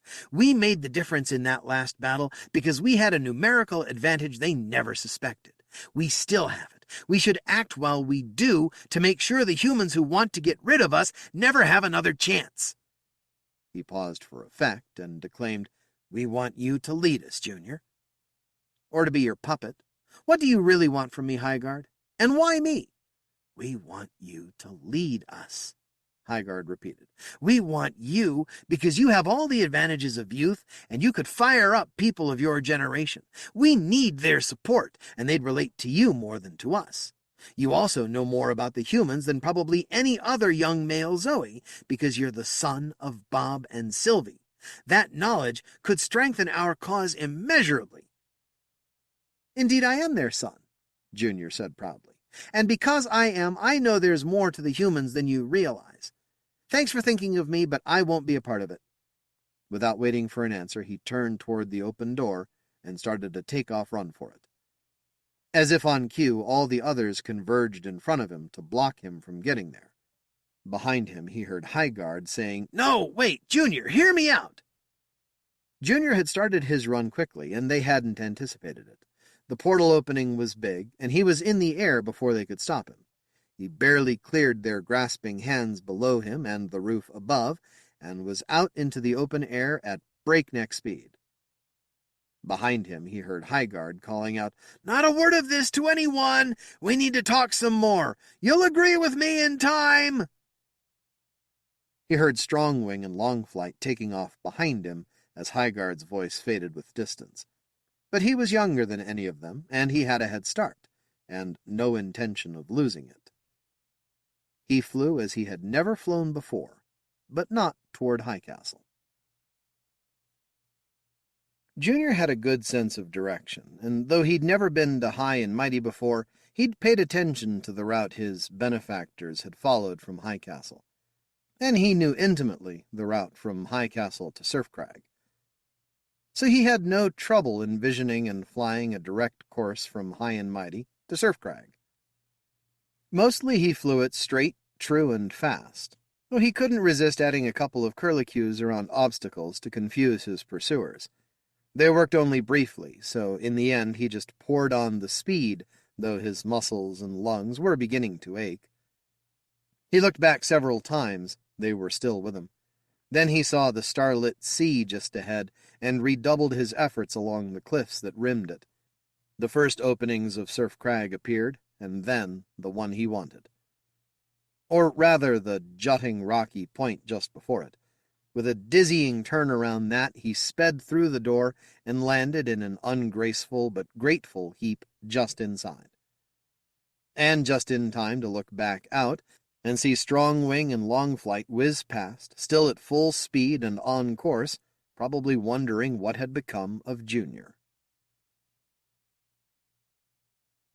He gave them little time to figure it out or to find him. This was a delivery entrance used almost exclusively by males with ties here, unmarked, inconspicuous, and little known to outsiders. Chaotic-looking piles of animal, vegetable, and mineral matter filled most of it, providing plenty of hiding places, but distance would give even better protection. As soon as he managed to pick himself up and fold his wings properly, he was out of that chamber and racing through corridors with several seemingly random turns. There were so many he'd like to talk to about the dilemmas he faced. Where to begin? There were at least 3 teachers in the creche who might be helpful, but it was the middle of the night and teaching was in full swing. He didn't want to create a panic by barging into a room full of teachers and youngsters of both sexes in his exhausted and disheveled state. Better to talk first to one knowledgeable adult he trusted implicitly. That meant Mom. Her workshop was not far from here. He passed several adult females in the corridors, including a couple he knew, but gave them only the tersest of greetings. None of them commented on his obvious haste and preoccupation, though they must surely have noticed it. He found Sylvie in her shop, absorbed in tinkering with a new variation of her steam engine. He rushed right in after a hasty, "Here I am," from the hall. He closed the door behind him as he said, "Hi, Mom." She looked up with a quick kaleidoscope of emotions on her face: surprise, confusion, delight, and deep concern. "Junior?" she said in she-talk, since that was what she could speak. "What are you doing here? You just left. What brings you back so soon?" She looked him up and down, and the concern became dominant. "What happened to you?" She hop-slithered down off her workbench and skittered over on her 4 short legs to paw and sniff at him. "I'm all right," he said reassuringly in he-talk, since that was what he could speak. "But something's come up. Maybe a danger for all of us. I need to talk to you." He gestured toward her bench. "Why don't you climb back up there and make yourself comfortable?" As she did, he hopped onto one of the room's 2 male perches so they could talk on each other's eye level. "Okay, first," he said, "you want to know what happened to me because I look like I've been through some ordeal. It's not quite that bad, but I've been flying longer, harder, and faster than I should without a break. 2 guys were chasing me. Bad guys, in my opinion, and I think you'll agree." "What? Did you get in some kind of trouble?" "Not exactly, but they'd like to pull me into some, and I refused. They didn't like that, and they were afraid I'd tell somebody what they're up to, as I'm doing. We Zoes have an agreement to live peacefully with the humans, right?" "Right." The question was rhetorical. Sylvie had played a key role in negotiating that agreement.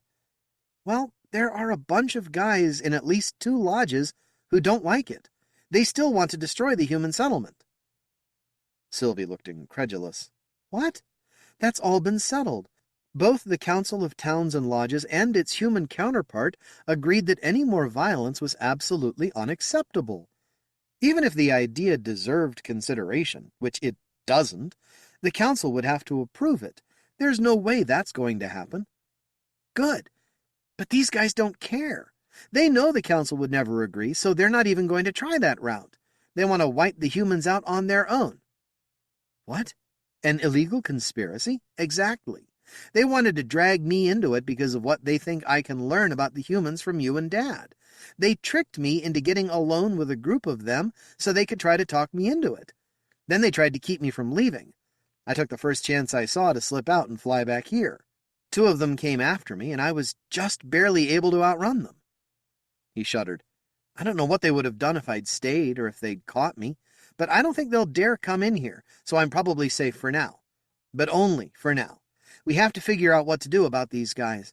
I don't remember the fighting before the agreement very well, but I don't think we want to go back to it." "Indeed we don't," Sylvie said grimly.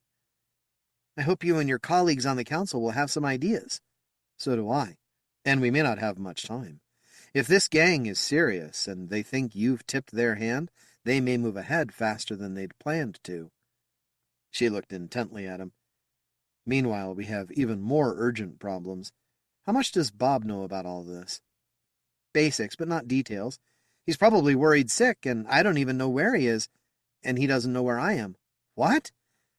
"I first got wind of all this," said Junior, "when I overheard the guy who seems to be the ringleader talking to him about their plot." "Anybody I know?" "I wouldn't be surprised. Highguard used to be lodge master at Highcastle. Seems to be unhappy that he isn't anymore." "Ah, yes," Sylvie said with obvious distaste. "He was a thorn in our sides during the negotiations. I'm not surprised. So why was he talking to Bob about this? I thought you were the one they wanted to recruit." "I was their second choice. They really wanted Dad because obviously he knows more about the humans than I do. When he turned them down, they turned to me. I think Highguard thought if he could sway me, I could sway Dad, or at least get information from you and him. I suspect their next move would be to use me as a hostage to blackmail Dad into helping them." He paused, reluctant to say his next words. "Dad probably thinks they abducted me just for that. He probably thinks they're holding me now. He may even fear that they've killed you, or will soon." "Exactly," Junior said. "So we need to get word to him that I'm alive and not cooperating. But I don't know where he is. My guess is that he's looking for me and has no idea where to look." "My guess," said Sylvie, "is that he'd first go after Highguard, since he suspects he kidnapped you." "Yes," Junior agreed, "but he doesn't know where Highguard is either. He didn't try to give me his spiel in Highcastle. A couple of his henchmen lured me off to another lodge, High and Mighty, to talk about what sounded like a legitimate offer. I know, I was too gullible. I haven't had much practice at being an adult. But the point is that Highguard had made some veiled threats about me, and when Dad found both Highguard and me missing, he must have assumed the worst. "Oh my," said Sylvie. She lay for a long moment with her eyes closed in deep thought. "I've sometimes envied some of the humans' technology, but if ever there was a time we needed it, it's now." It seemed to Junior an oddly abrupt change of subject. "How so?" "They have remote communication devices, little gadgets they all carry around that let them talk to each other even when they're far apart. Imagine how much less traumatic this would be if we all had those. You and Bob could have talked to each other directly as soon as all this started. You could tell each other where you were and figure out how to get together, or do whatever needed to be done." "But of course we don't have that," Junior said bitterly. "No, we don't. I've hinted to some of my human friends, but they say it's better if we keep developing our own technology instead of having them hand us theirs without working for it. I see their point, but I wonder, are those really the only choices?" She stared wistfully into space, then said abruptly, "Doesn't matter right now. We have a big problem, and we're going to have to solve it for ourselves. Going to have to think about this for a while." Eager as Junior was to start his search, there was one thing he had to do, and wanted to do first, before leaving Surfcrag. Coppersmith was no longer in the care of the creche, but had gone over to the other side. She was still there, but working as a caregiver herself, at least until she found a job she liked in industrial development or aquaculture. When Junior walked in, she was on the floor playing with some of the smaller kids, of both sexes, while clusters of older ones stood around playing games or chatting, some accompanied by female teachers or male guests. She looked up, and her face registered a mix of surprise, delight, and apprehension. "Junior, what are you doing here? I'm glad to see you, but—" "It's not normal for a guy to come back so soon after moving out." "Something's happened," he said. "Not much time to explain. Can you slip away to talk privately for a few minutes?" I think so. Hang on."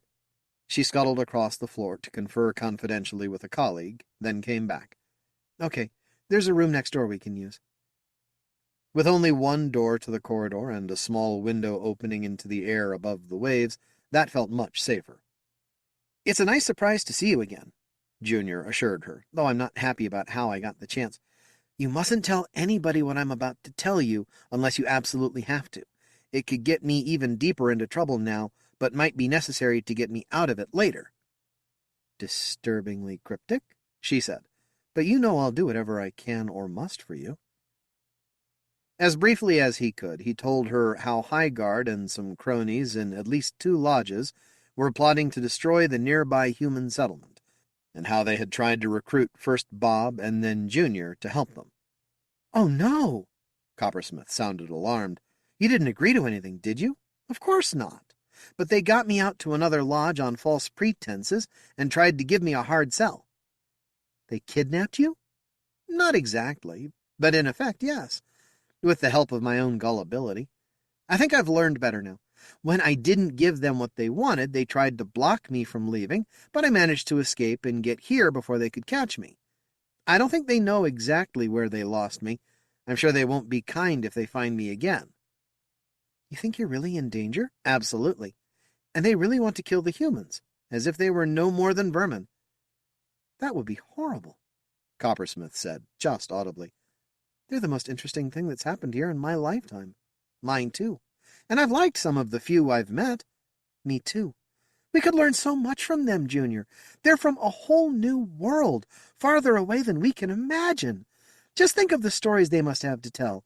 I want to hear them." Her tone changed abruptly. "And I can barely imagine how they must feel, stranded so far from home with no way to go back." She was silent, pensive, for quite a while. "So what are you going to do? Hide out here till the danger passes?" "Who knows when that would be? Besides, I don't know where Dad is, but he's probably worried and looking for me. I don't know where, but I have to find him, so each of us knows the other is okay." "Whatever made these guys think you'd want to help them anyway?" "I don't think they thought I wanted to, but they hoped they could persuade me. I still don't understand why they wanted me specifically, except that they hoped to exploit my relationship with Dad and his with the humans. They also thought I could help them recruit more guys of our age.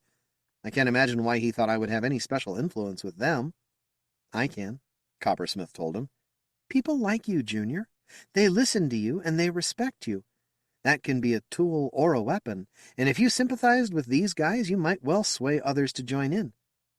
She made a distasteful expression. So don't even let anybody think you might be interested. Not that I think any of our friends would want to fight because Highguard's paranoid. Neither do I. We're all going to have to do what we can to stop them. But first I have to find Dad. He drew her into a tight embrace, which they both held for a long time, as if trying to absorb as much as possible of each other's presence to tide them over till their next meeting. Then he stepped back, whispered, "Till later," hopped onto the windowsill, and flew out into the night. Bob, too, was thinking wistfully about human communicators. If he and Junior each had one, Junior could have called him as soon as he knew he was in trouble.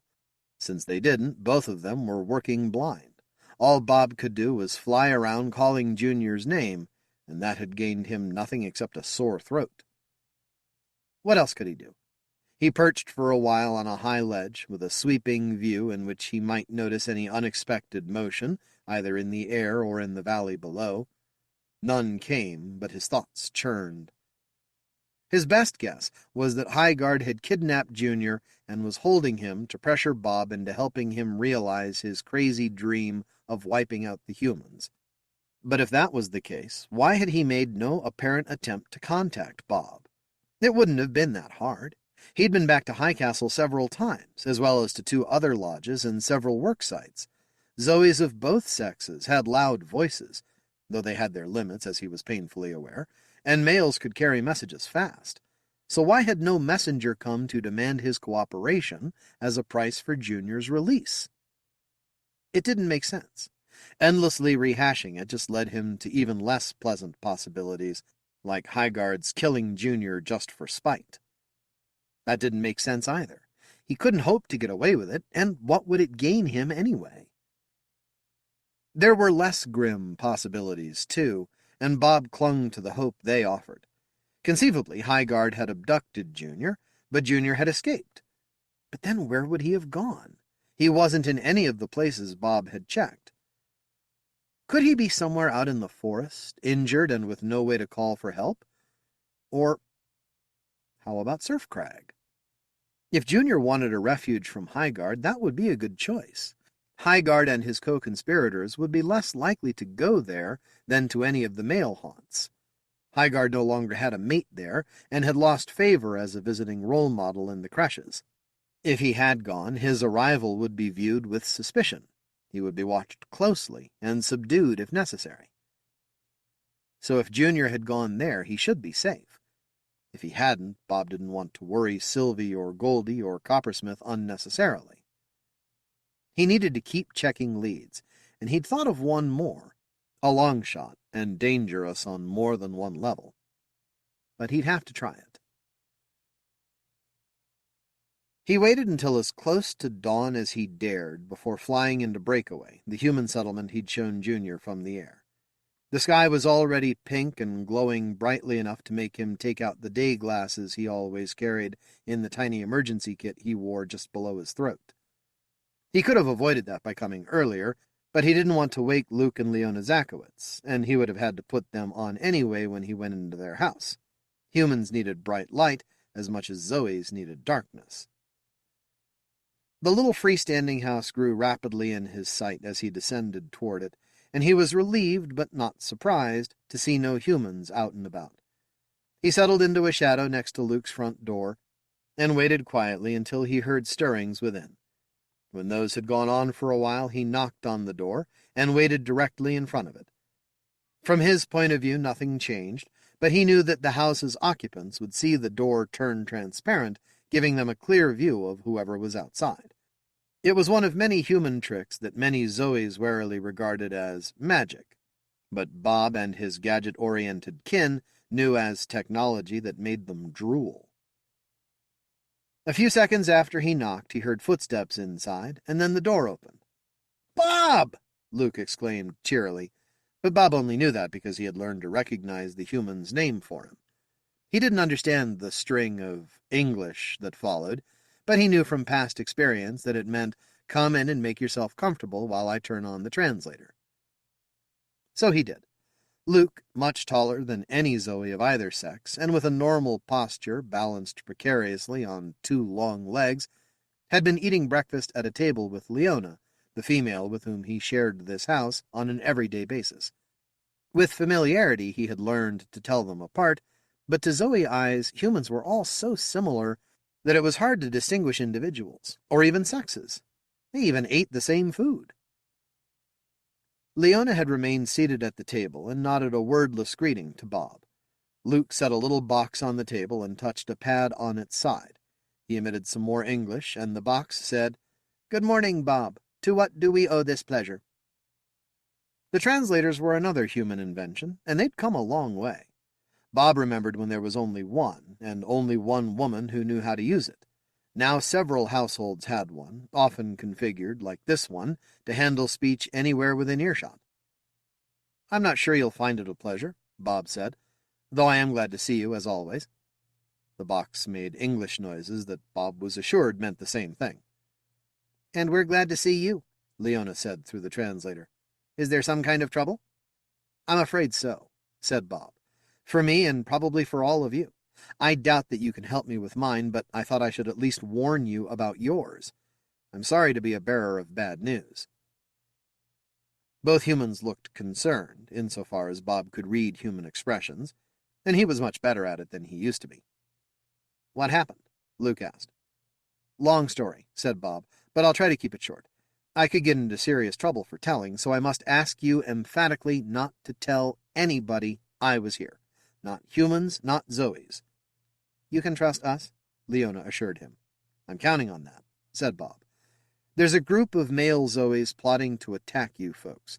They think your kind is a danger to our kind, and they want to get rid of you, like some of you once tried to get rid of us."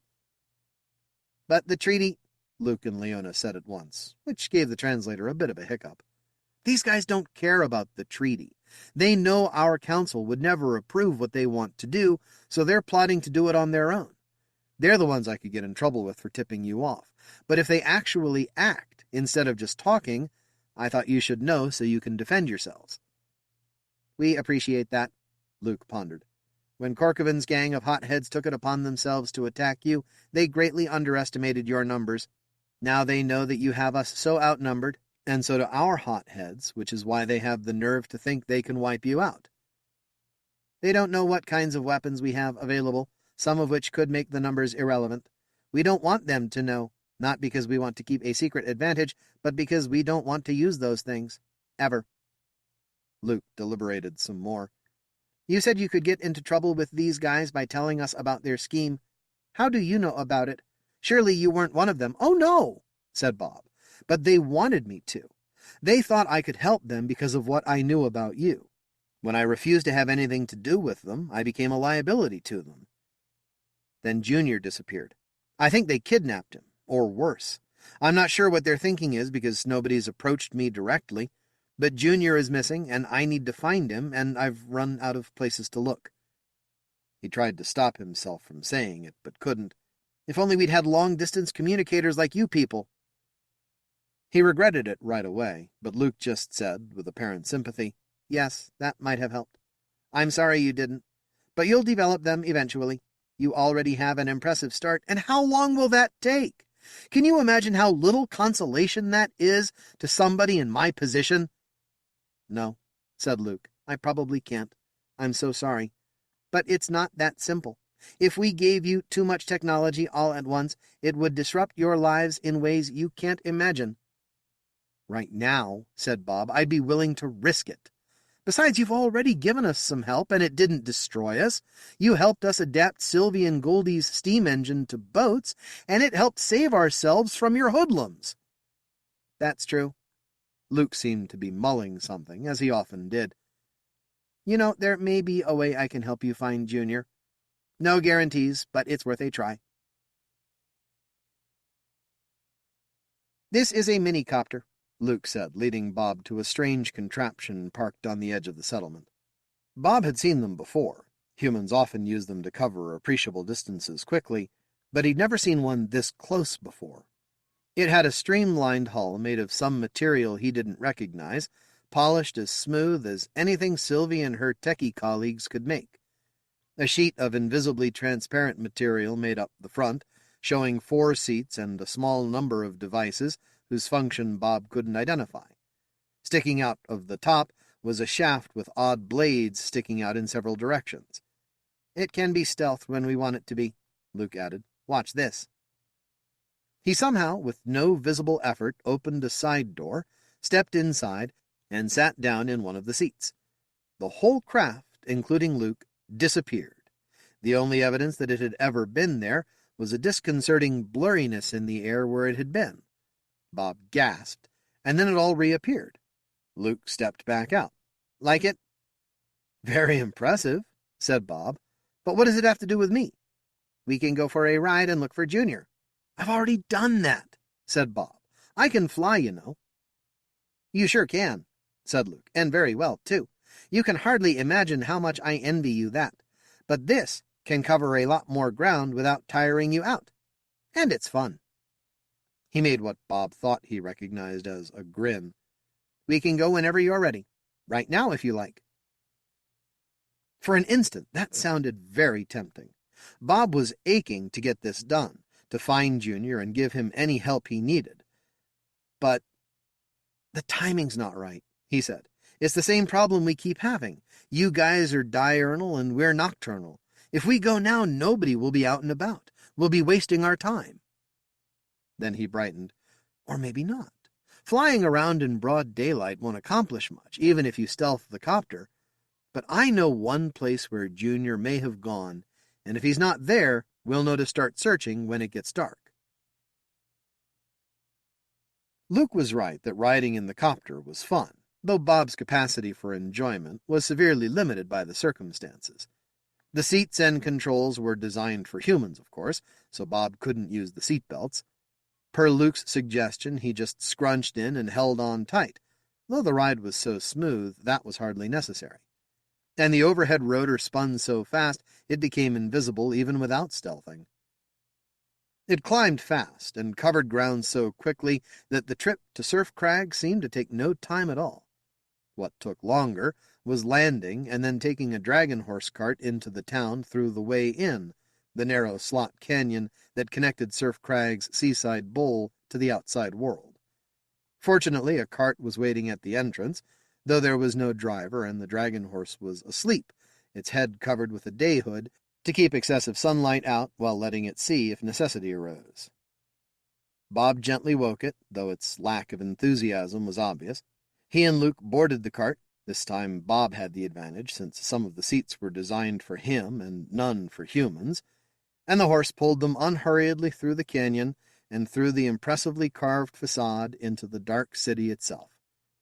Bob stopped the cart long enough to remove the horse's day hood and his own day glasses, and for Luke to put on his night glasses. "Is Sylvie going to be angry about our waking her up?" Luke whispered, a slight challenge to his translator, as they resumed rolling through the dark corridors. "Not at all," said Bob, not making quite as much effort as Luke to be quiet. "This is an emergency. Junior is her son as much as mine. She must be as worried as I am, unless he's here." He thought a second, and was surprised that he hadn't thought about it before, but she must be worried about me, too. That was an understatement. When they reached her apartment, Bob announced himself softly outside the door, then opened it. Before he and Luke were fully inside, Sylvie, looking a little groggy, launched herself into his arms and threw hers around him. He wrapped his wings reassuringly around her, and her face tried to burrow into his chest. He marveled for the umpteenth time at how such different bodies could fit together so well and feel so good. "It's you, it's you, it's you," she kept saying.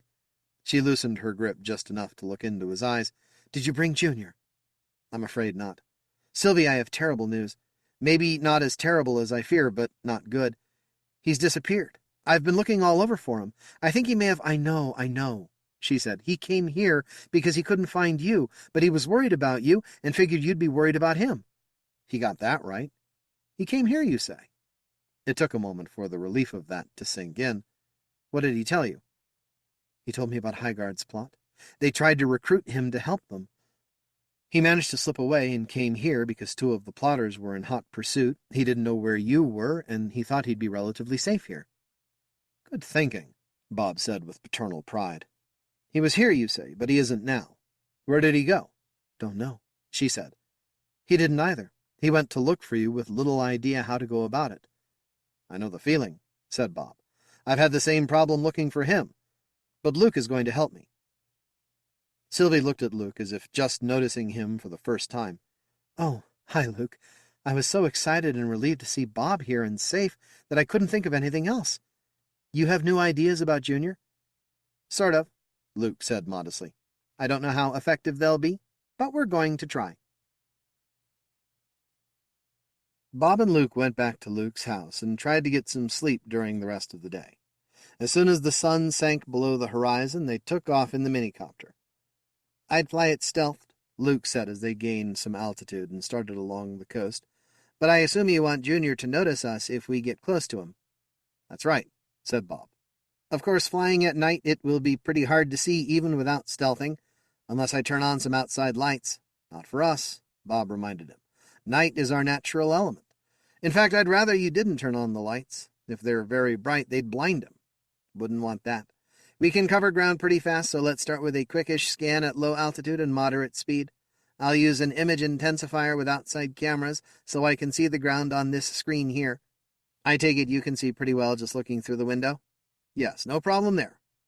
Bob found the view fascinating, but so far unrewarding.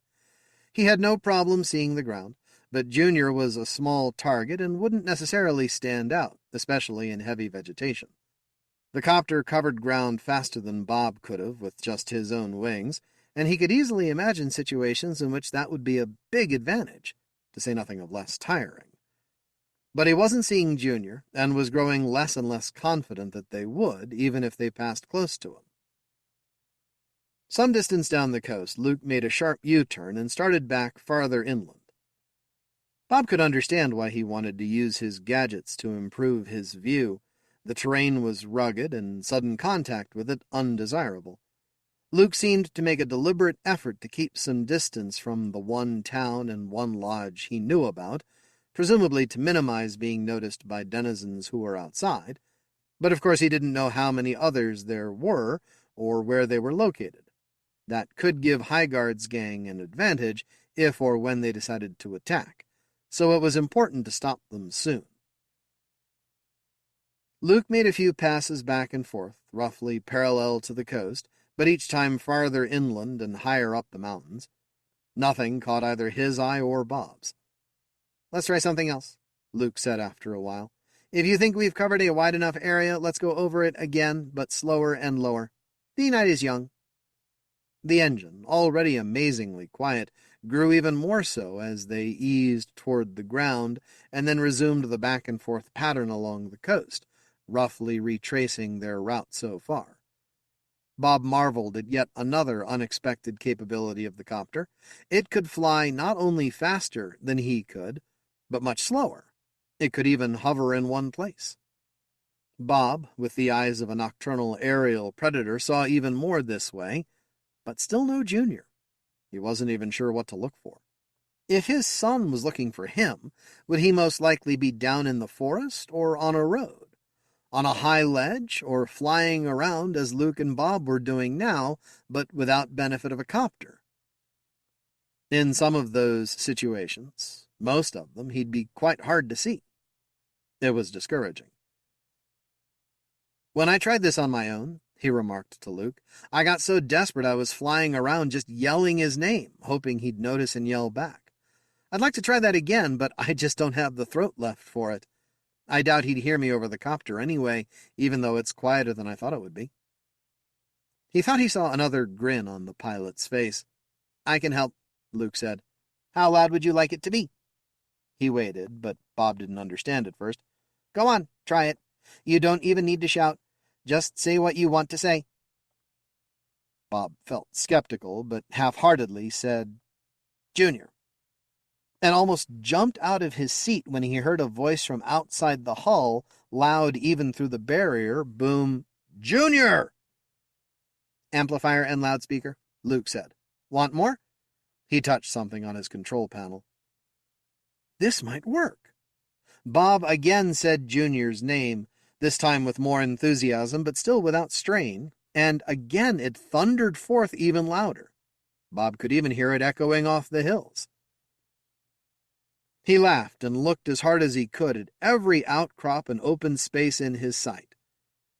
"Junior," he said, and this time he was shouting, sore throat or not, and even though he no longer needed to, "Junior!"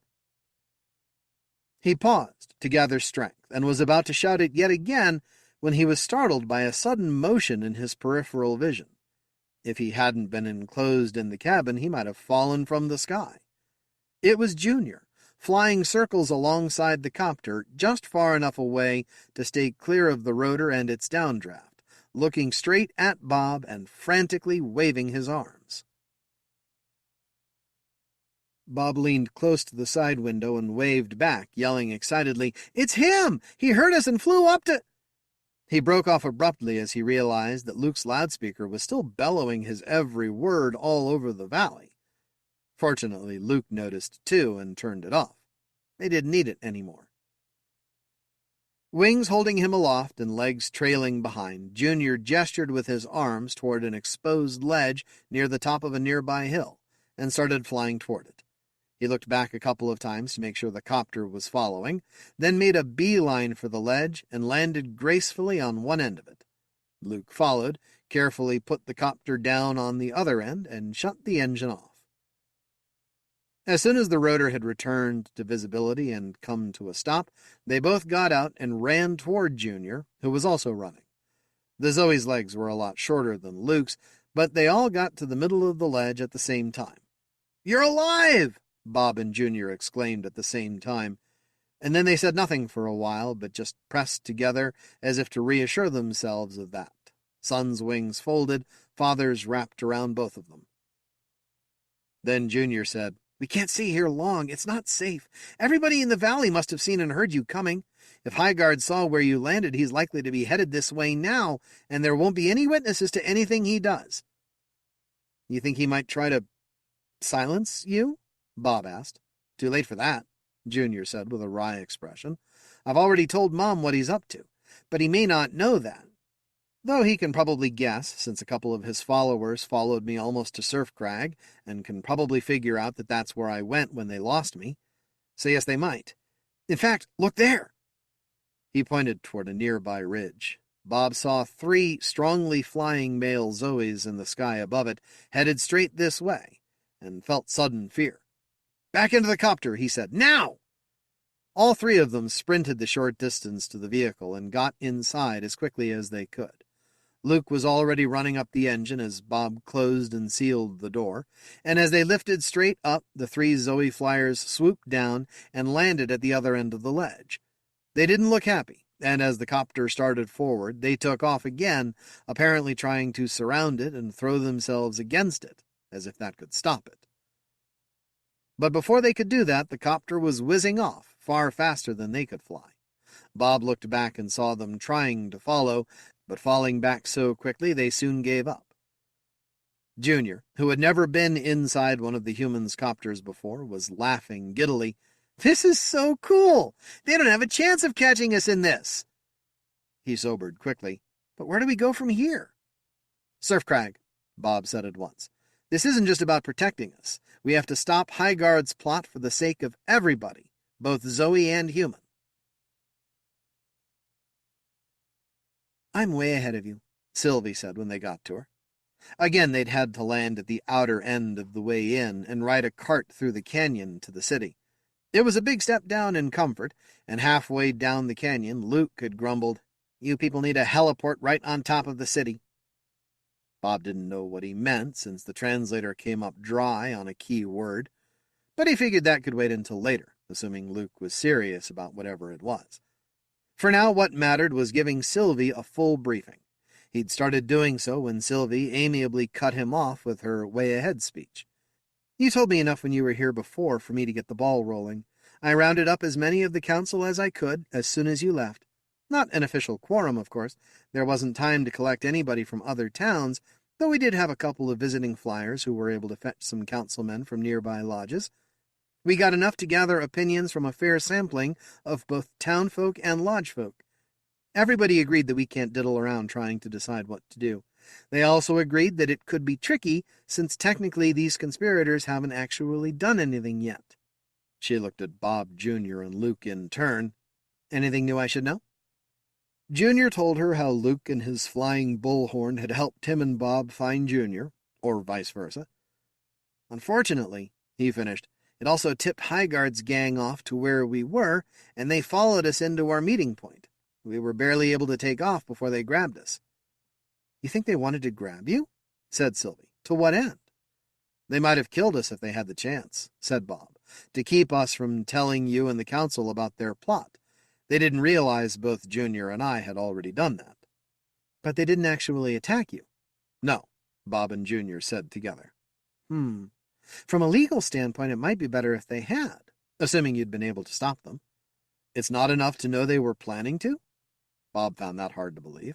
And that they were planning to attack the humans on their own initiative without council approval? That would be a clear violation of our treaty. Debatable, said Sylvie. If the council voted to attack the humans on officially recognized behalf of all Zoes, that would be a clear violation of the treaty. If a handful of us attacked on their own, is that a treaty violation, or just a crime within our own culture to be handled among ourselves like a murder or theft? I'm not sure the treaty makes that clear. Bob tried to make sense of it, with limited success.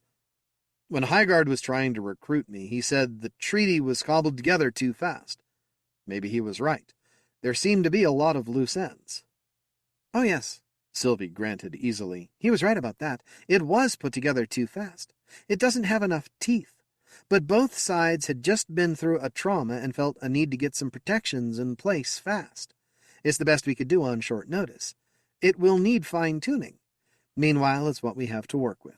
We can either try to stick to the letter of it, which will badly cramp our style, or we can claim emergency conditions force us to take some liberties with it and hope those lead to changes that will help us when similar situations arise in the future.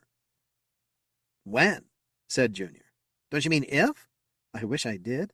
But I don't think anything we can do will guarantee that malcontents of either species will never stir up trouble again. Yes, there will be problems that have to be stamped out from time to time, but maybe we can get better at both preventing and stopping them. For better or worse, we're the ones who have to make the first attempt. Being on the council myself, I don't favor trying to stop violation of the treaty by violating it ourselves.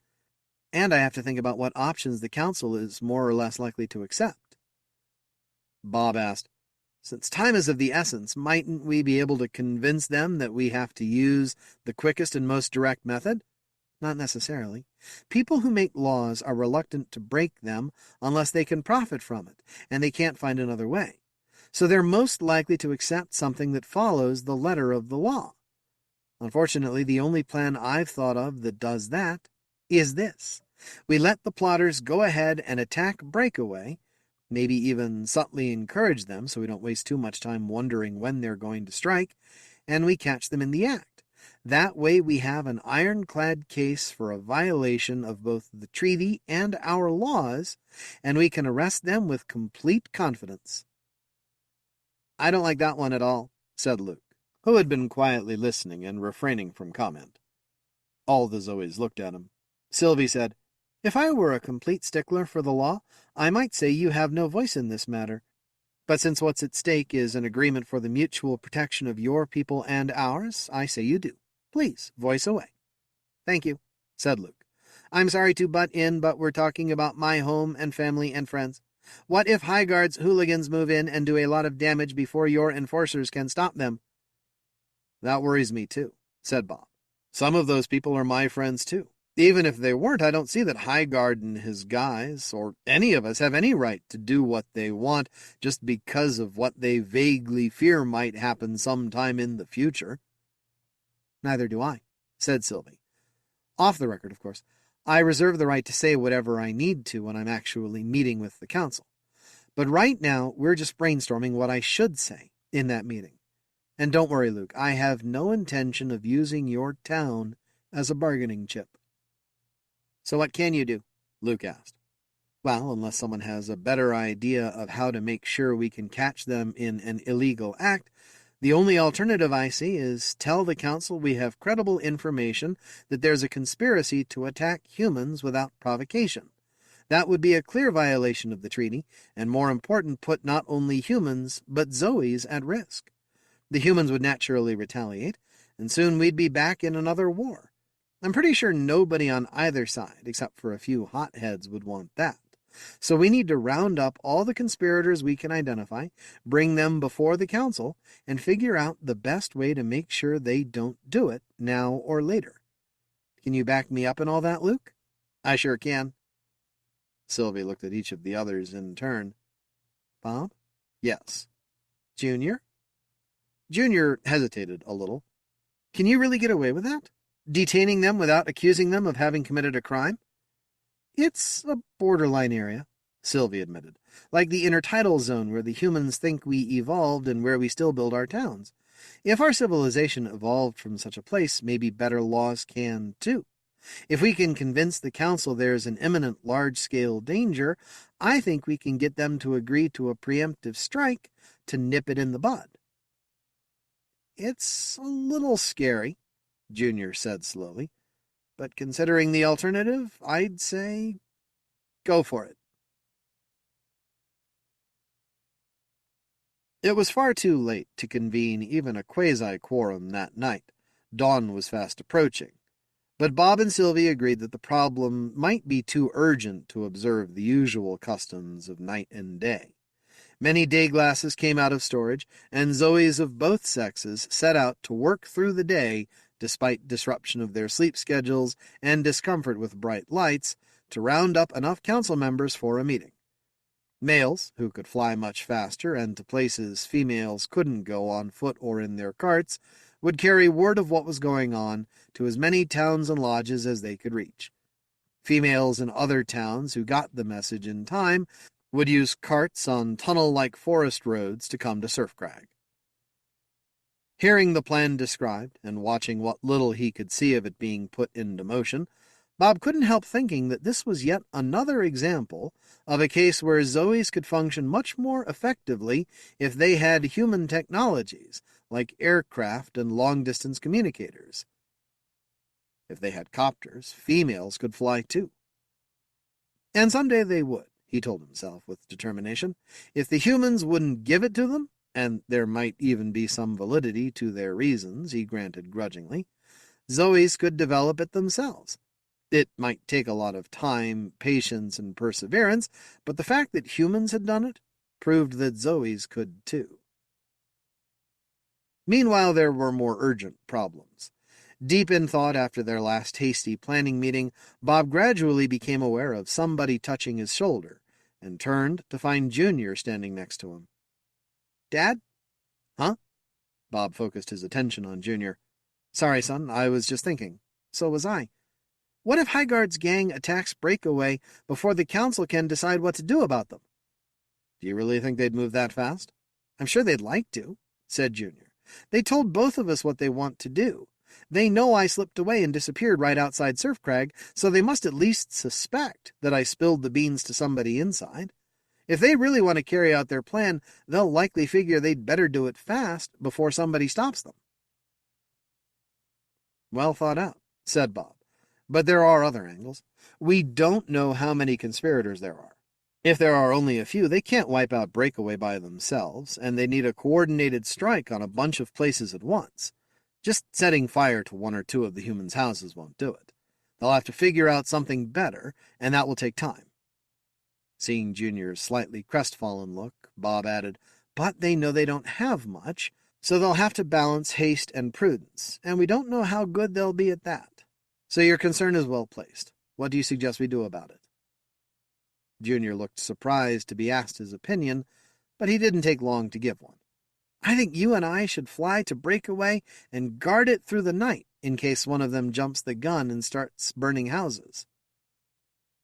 Luke will be there, and he knows what's going on. You don't think he can handle it? I think it's good to have him there, but he normally sleeps all night, and his night vision isn't very good, even if he can stay awake, and he doesn't know how Zoes think as well as we do. Plus, he can't fly without a copter. That can go either faster or slower than us, but we're more maneuverable in tight quarters. So I think it's up to us. Good points all, said Bob, sincerely impressed. Let's go. The wait, laden with uncertainty, felt longer than it was. It didn't take long for Junior and Bob to fly to Breakaway and find an inconspicuous but strategically placed perch to use as a watchtower for the rest of the night. But there wasn't much left of it, and it felt strange sitting still, trying to remain alert but doing nothing.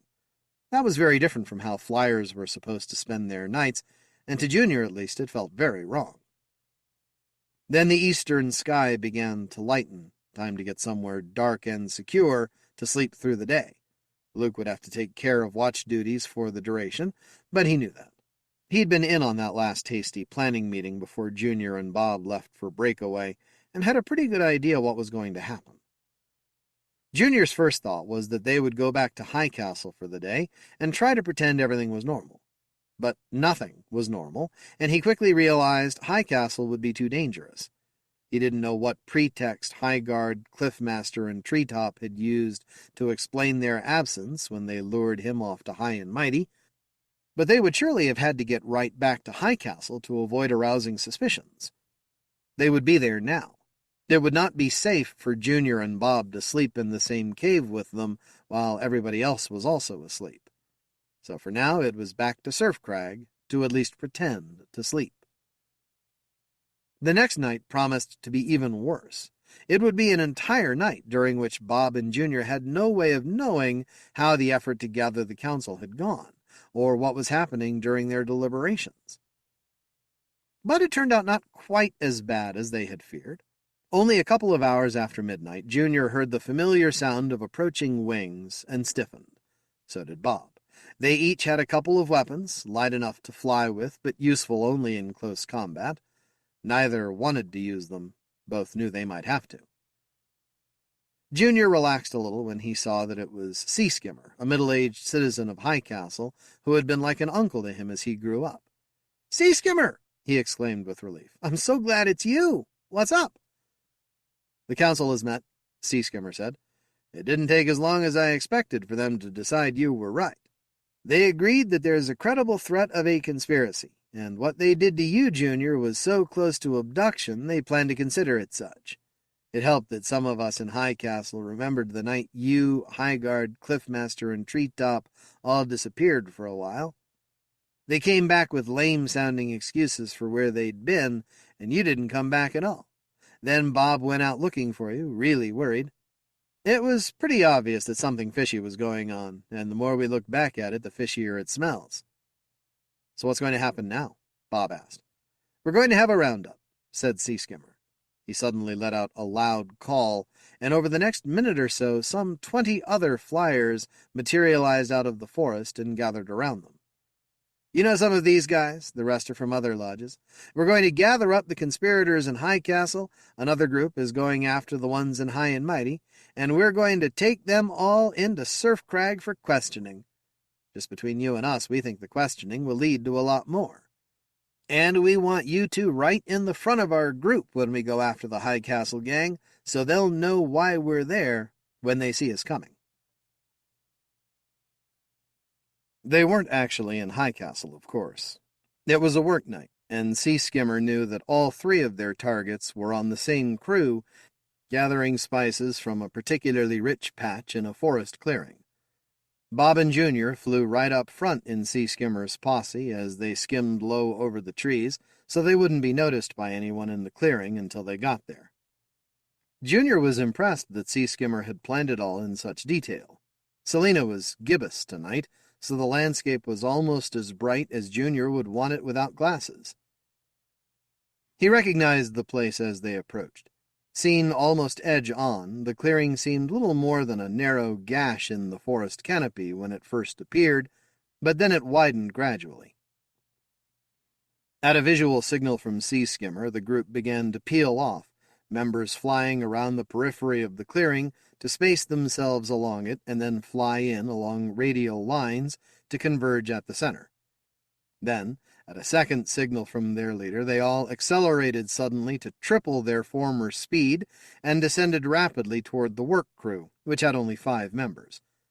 Most of the attackers were spaced equally around the circle, but Bob and Junior stayed close to Sea Skimmer, one at either side, zooming in like a spearhead made of 3 able bodies with weapons ready. Junior felt his heart speed up as Sea Skimmer let out a blood-curdling shriek. Highguard looked up suddenly, saw Sea Skimmer, Bob, and Junior converging on him, and went pale. He turned quickly as if to take flight or run into the forest, but he couldn't do either fast enough. His quick spin just showed the rest of the posse appearing suddenly over the treetops and coming in fast from all directions. The 3 leaders pounced on Highguard simultaneously, knocking him down and pinning him to the ground. Other members of the group similarly took down Cliffmaster and Treetop, and the remaining 2 workers took off into the woods. Nobody had to use a weapon, but the captors needed all their strength to hold their victims down until they quit struggling. Sea Skimmer did an enviable job of keeping his voice calm and strong as he said, "This is an official arrest. We were sent by the Lodge Master of High Castle and the Council of Towns and Lodges to take you in for questioning and whatever subsequent actions they may deem necessary." "For what?" Highguard demanded indignantly. "This is an I think you know," Bob and Junior said together without raising their voices. "Your questions will be answered, and you will answer theirs, when you're before the council," Sea Skimmer told the captives.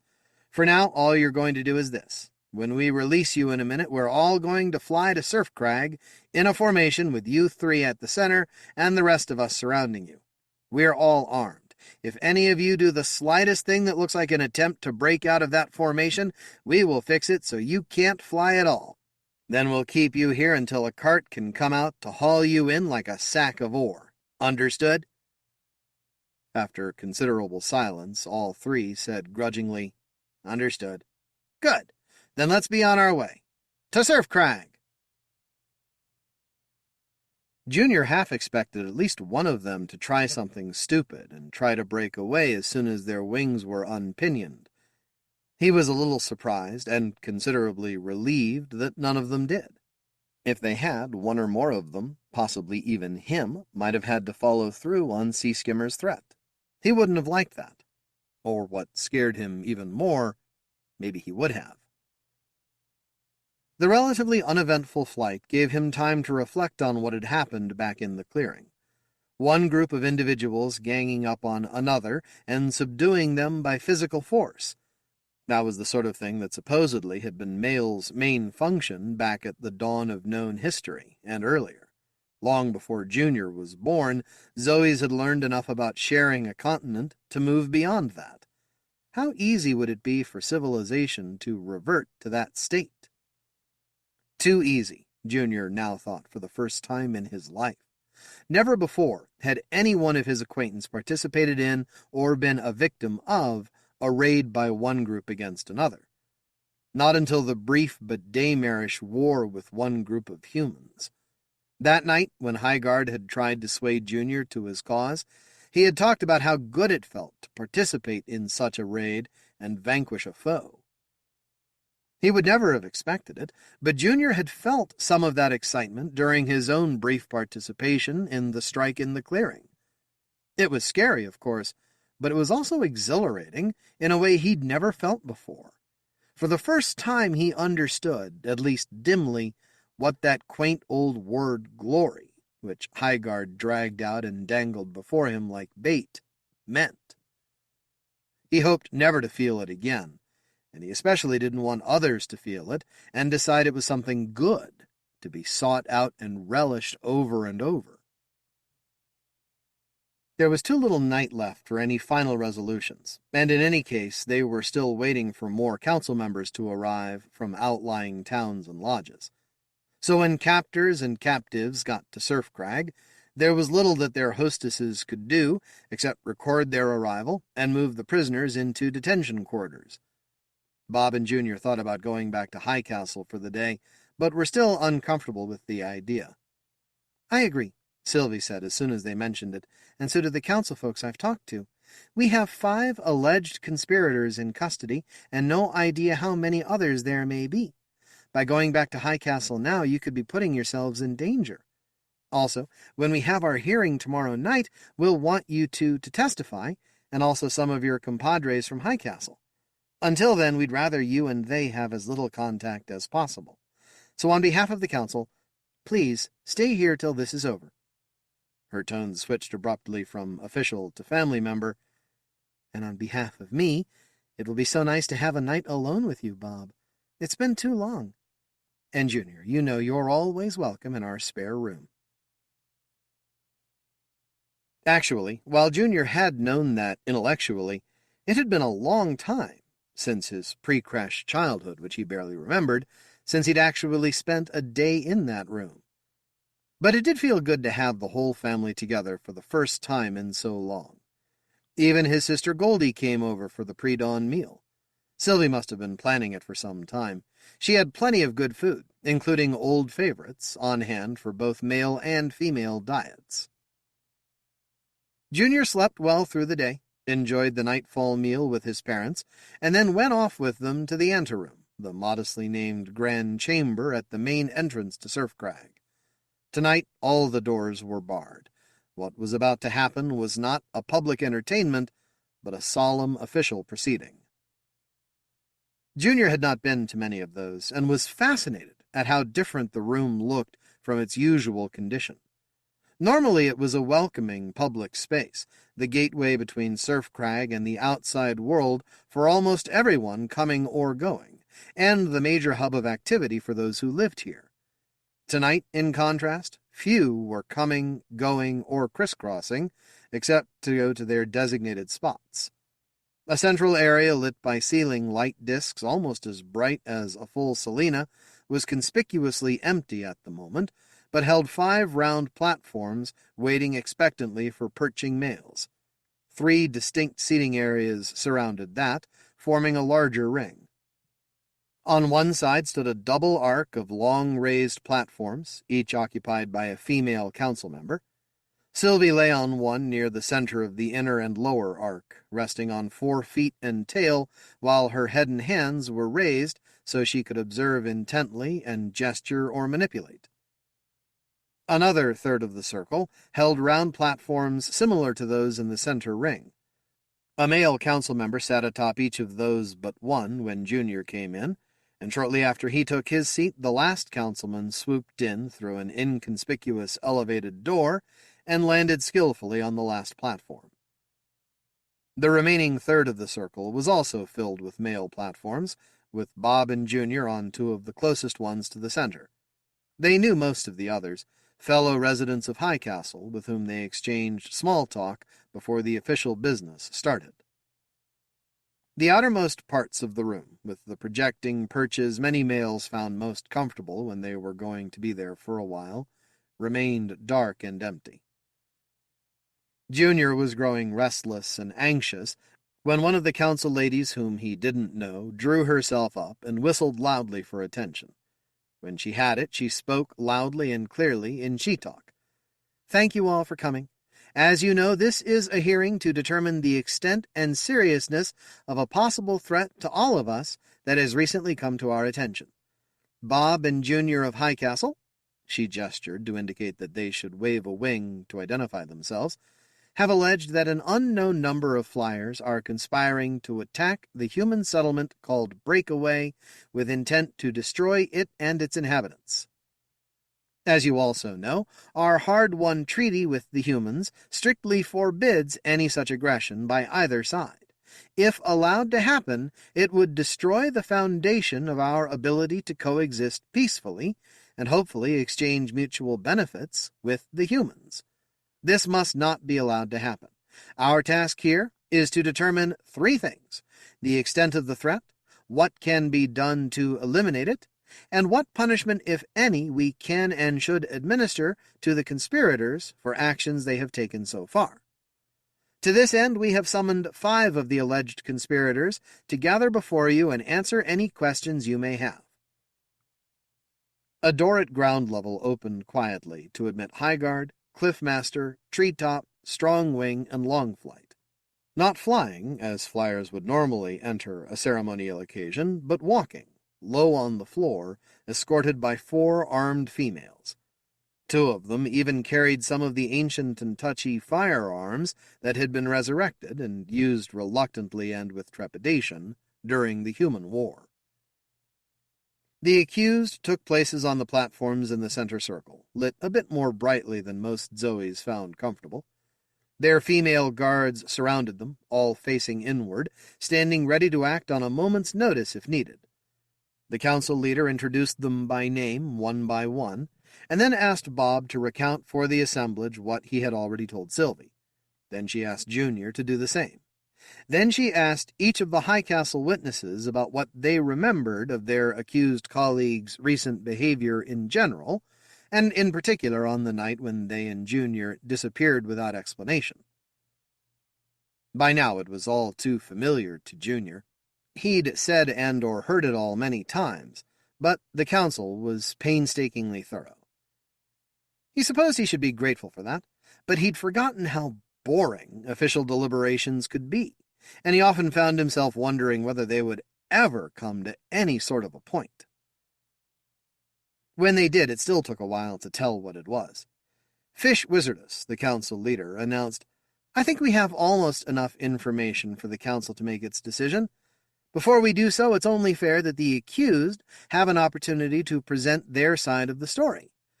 Highguard, since we've established that everybody who knows anything about the conspiracy, the alleged conspiracy, Your Honor," Highguard interrupted before he could stop himself. "As you prefer," Fish Wizardess said imperturbably. "The alleged conspiracy.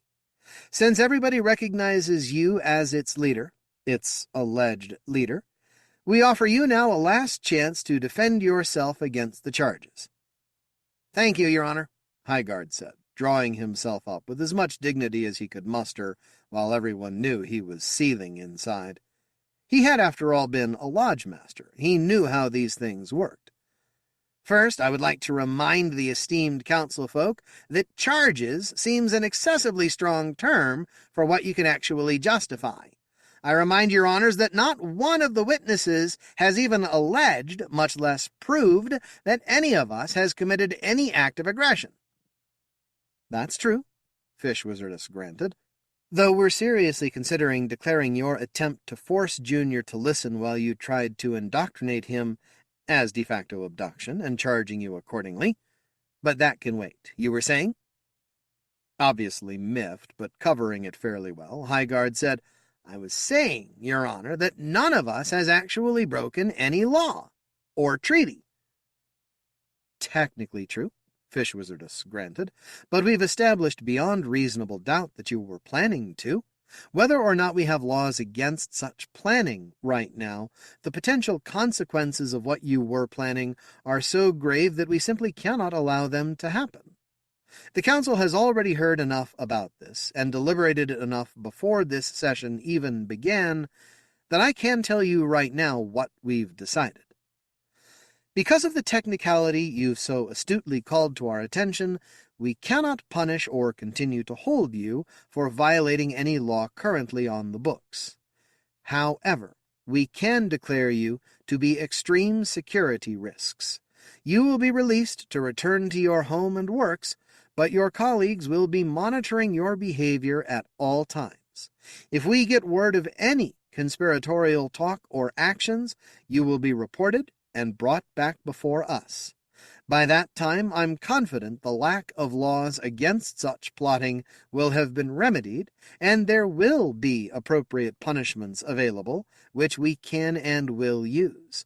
Those could include such options as solitary banishment or death.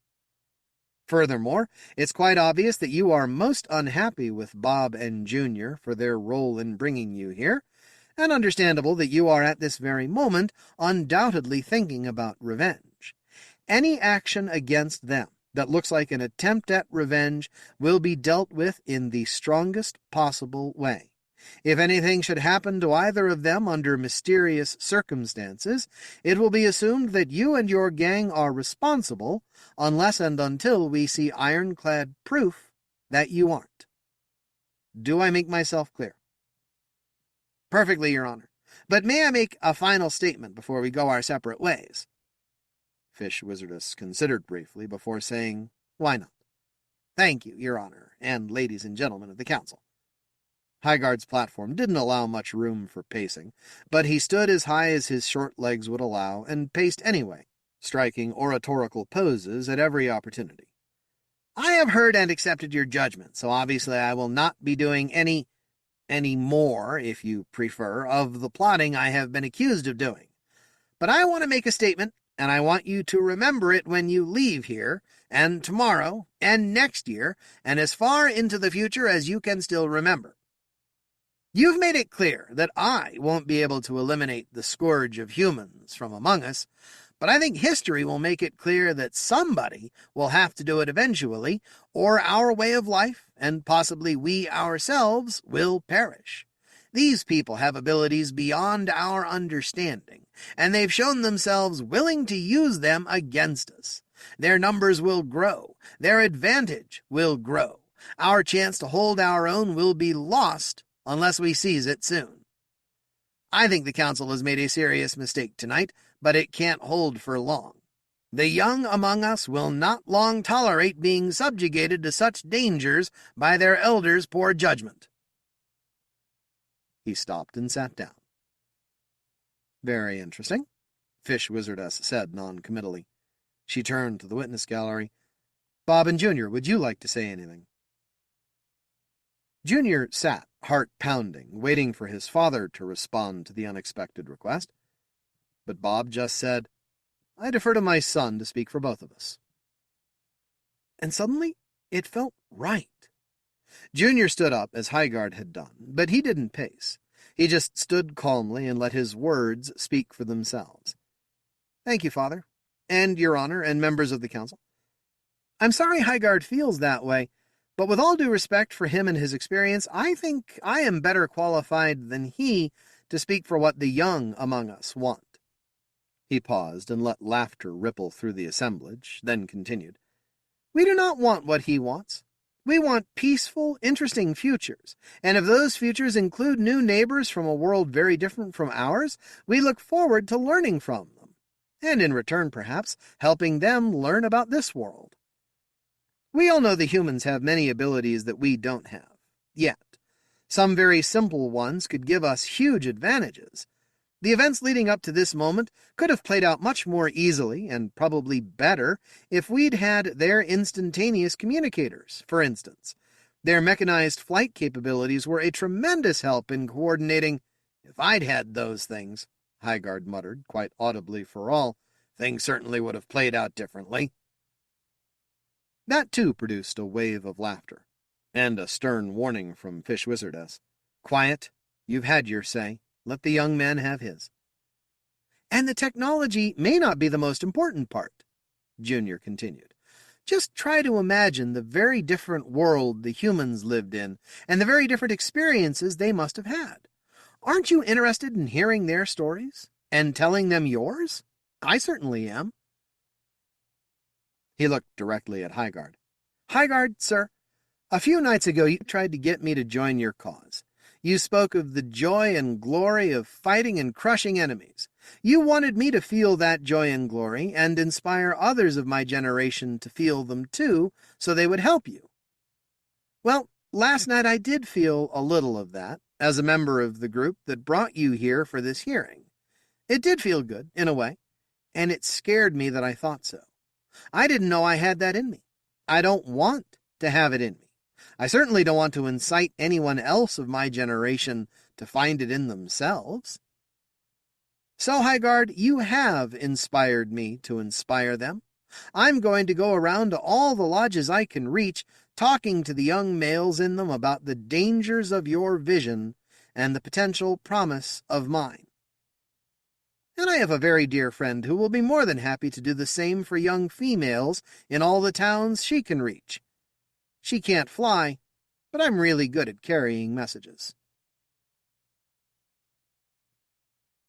A few nights later, when things had settled down a bit and Bob and Junior had caught up on sleep and fallen back into the routine of work and friends in and around High Castle, Junior flew back to Surf Crag alone. It was very different this time, an unhurried flight with just enough selena light to complement the starlight, nobody chasing him, and the chance to spend a quiet night just visiting with Coppersmith. It was heavenly.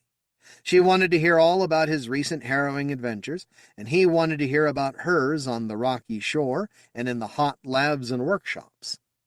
Through it all, they managed a good deal of affectionate banter and touching.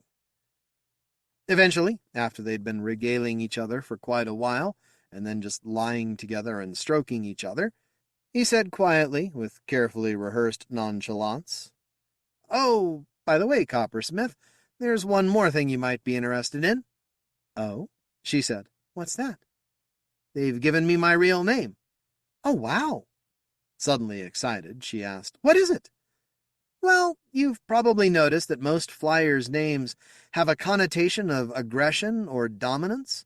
Things like High Guard and Cliff Master. Well, mine's not that flashy, but I like it." "Well, don't keep me in suspense. What is it?"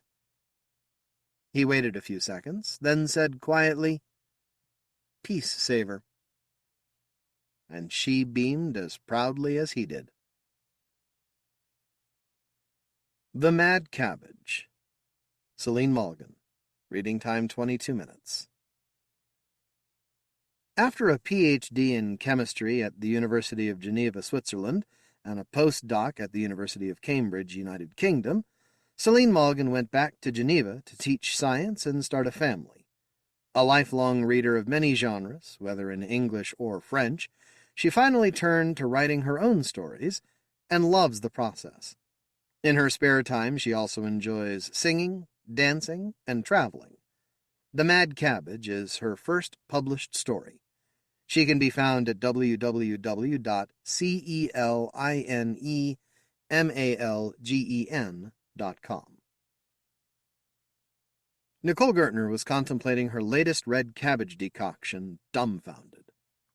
She was standing right in the middle of her microbiology lab, in her immaculate lab coat, surrounded by the familiar whir of the fume hoods that kept most of the fermented cabbage smell at bay. Not that she would have noticed the pungent odor anyway. After working on the lactofermentation of various species of cabbage for the first 2 years of her Ph.D., her brain had learned to ignore this information from her olfactory sensors, just like it would ignore any persistent smell, like the one of home. The only relevant information was the one that would advance science. In this case, anything different from the usual. The rest of the lab did seem perfectly normal. What looked really strange was the color of that mixture. All the other beakers in the main fume hood were brightly colored, in various shades between pink and purple, the regular tones she was so used to. Except for this one. This one was red. Bright red. Ferrari red. She had never seen any of her fermented cabbage take on such a red color. Come to think of it, it sounded ironic, since the very name of the vegetable was red cabbage. But whatever its name, this red shade wasn't normal, at least not in the conditions of her experiments. Something went wrong. But what? First things first, research. Even first-year college students would know that an extract of red cabbage could turn a variety of rainbow colors depending on the acidity of the medium. It was the simplest pH indicator available to any would-be chemist in their kitchen.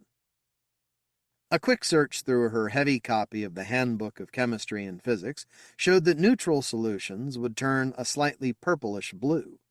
Basic solutions would have a wide range of unexpected colors, like green or even yellow. Moderately acidic solutions would be in the purple to pink range, a more pink hue indicating a more acidic solution. Those were the typical colors for her experiments, in which a wide range of bacteria would convert sugars into lactic acid during the lactofermentation. The bright red color she was observing now could only indicate that this solution was extremely acidic, around pH 1, even more acidic than most gastric acids. Nothing she had ever heard of in all the literature she read about lactofermentation. How could it have happened? Of course, some bacteria were famous for living in extreme conditions, like thermophile bacteria that survived incredibly hot temperatures, even higher than 100 degrees Celsius, or halophile bacteria that only lived in salt-rich environments. But she had never heard of bacteria spontaneously fermenting to get to such low pH. What an incredible breakthrough, if she was the one to discover it. She needed to talk to Professor Cecilia Bruce, her PhD supervisor. No, getting overly excited wasn't a good idea. There was probably some bias in her experiment, some other explanation that she missed. If she popped up into Professor Bruce's office to announce an amazing discovery, and it ended up being some trivial mistake, she would lose all her credibility as a student, which already wasn't much to start with. She had fought to get Professor Bruce as her supervisor because she was the most renowned microbiologist in the country, but it also meant that she was the most arrogant one with her inferiors. Nicole must rule out any other source of error before making claims. Starting with storing a sample of bacteria to make sure that if her discovery was truly something new, it wouldn't accidentally disappear if something went wrong with this batch. While she was at it, she could also get a more accurate measurement of the pH of her solution. Red cabbage was a pretty indicator for undergraduate experiments, but it was hardly the most reliable method available in a real research lab. She put on gloves and grabbed a sterile flask and pipette from the top drawer under the bench. She also got some pH paper from the next drawer. Of course, it wouldn't be much more precise than red cabbage, but at least it wasn't part of the experiment itself and could give a preliminary confirmation of her hypothesis. With the pipette, she extracted a millimeter of the red solution and put it in the flask, sealing it off with its rubber lid. She laid the last remaining drop from the pipette onto the pH paper, which immediately turned dark red. The pH was indeed around 1, incredibly acidic for this experiment. Nicole debated borrowing a pH meter from the lab next door to get more precise results, but decided against it. She needed to confirm that the pH was in a lower range than usual, not to know its exact value. And asking for the device would raise questions from Xavier Stern, the third-year PhD student who was always waiting for her to fail. He had only 1 year left to complete his thesis, and with barely one paper submitted to a minor journal so far, he wasn't very well off to find a good position for his postdoc, the next step in his academic career. He would certainly be better off digging in and spending all his energy on his research, but apparently it seemed easier for him to taunt other students and spend a lot of his time bragging about how groundbreaking his experiments would be. Xavier was working on extremophile bacteria that were able to survive in highly acidic or basic conditions, and she remembered vividly how he had greeted her with sneering comments as soon as she had arrived in Professor Bruce's lab 2 years ago. What, she was going to work on bacteria so common they had been used by humanity for millennia? And for something as trivial as food preservation in sauerkraut and other fermented dishes? His ranting was always focused on his alleged superiority. His work was so much more cutting-edge than hers. He was the one who would revolutionize the relationship between men and bacteria, curing countless diseases in the process. Ever since the beginning of the 21st century, when the Human Microbiome Project had started sequencing the genome of microorganisms residing in the human body, there had been countless attempts around the world to develop new beneficial bacteria that could cure specific diseases when inoculated into patients. The first projects had been mainly focused on intestinal diseases, where the role of mutualistic bacteria was the most obvious. Even the least informed layperson had at least heard about probiotics. It had given encouraging results, but the best-known early breakthrough was the advent of Nateria in the early 2020s. A 2 weeks treatment with these pills, containing 5 different strains of bacteria, was able to cure most cases of nut allergy. Until then, only a few cases of spontaneous allergy remission had been reported, but Nutteria changed the lives of thousands of allergic patients. This revolution triggered lots of funds being released by private pharmaceutical companies and universities alike to develop research aimed at curing almost all common diseases known to date. Unfortunately, after the first successes, many research groups had been discouraged by the lack of results against the biggest killers, cardiovascular diseases and cancer. Many labs turned their efforts in a different direction, but Professor Bruce continued dedicating her whole team to the study of bacteria that could be inoculated to enrich human microbiome. She was famous for studying the most extreme bacteria known to date, figuring that those were the ones that could potentially bring the largest diversity to the gene pool of the microorganisms. Xavier obviously thought it was the only way to go. But their supervisor was clever enough not to cut herself from other potential opportunities, which was why she had decided to put Nicole on the minor sauerkraut project, where she would be testing the fermentation of cabbages coming from all over the world. Nicole loved the fact that in her research she was screening bacteria that were already living in the earth around the growing vegetables, in standard outdoor conditions. If she found one that worked as a cure for some disease, she wouldn't need to figure out how to keep it alive, nor how to make it compatible with human consumption. Which was more than Xavier could say. Humans would never be able to directly ingest bacteria living in a very basic medium, which would immediately destroy their gastrointestinal tract. Obviously, they could be encapsulated in pills, but if they didn't survive the conditions in the intestine after their release, they wouldn't be able to do any good. Hopefully, the bacteria in her weird latest fermentation would be compatible with the human gut. She couldn't wait to analyze them, and to discover whether they were as strange as the color of the mixture. Right after placing the glass slide on the stage of her microscope, before turning on the light, she heard a familiar but unwelcome voice calling her. Xavier. Always where nobody wanted him. "How are your silly household bacteria doing today, Nicole?" She turned to see him leaning on the door frame, towering over her and grinning, and once again not wearing his lab coat. He hated the fact that it could hide his designer clothes, so he only wore it when he had no other choice. As if nice clothes were relevant to research. Most scientists were too busy to care about their appearance, to the point that some of them wouldn't notice a few holes here and there. Or in some extreme cases, they might consider a shower a waste of precious time.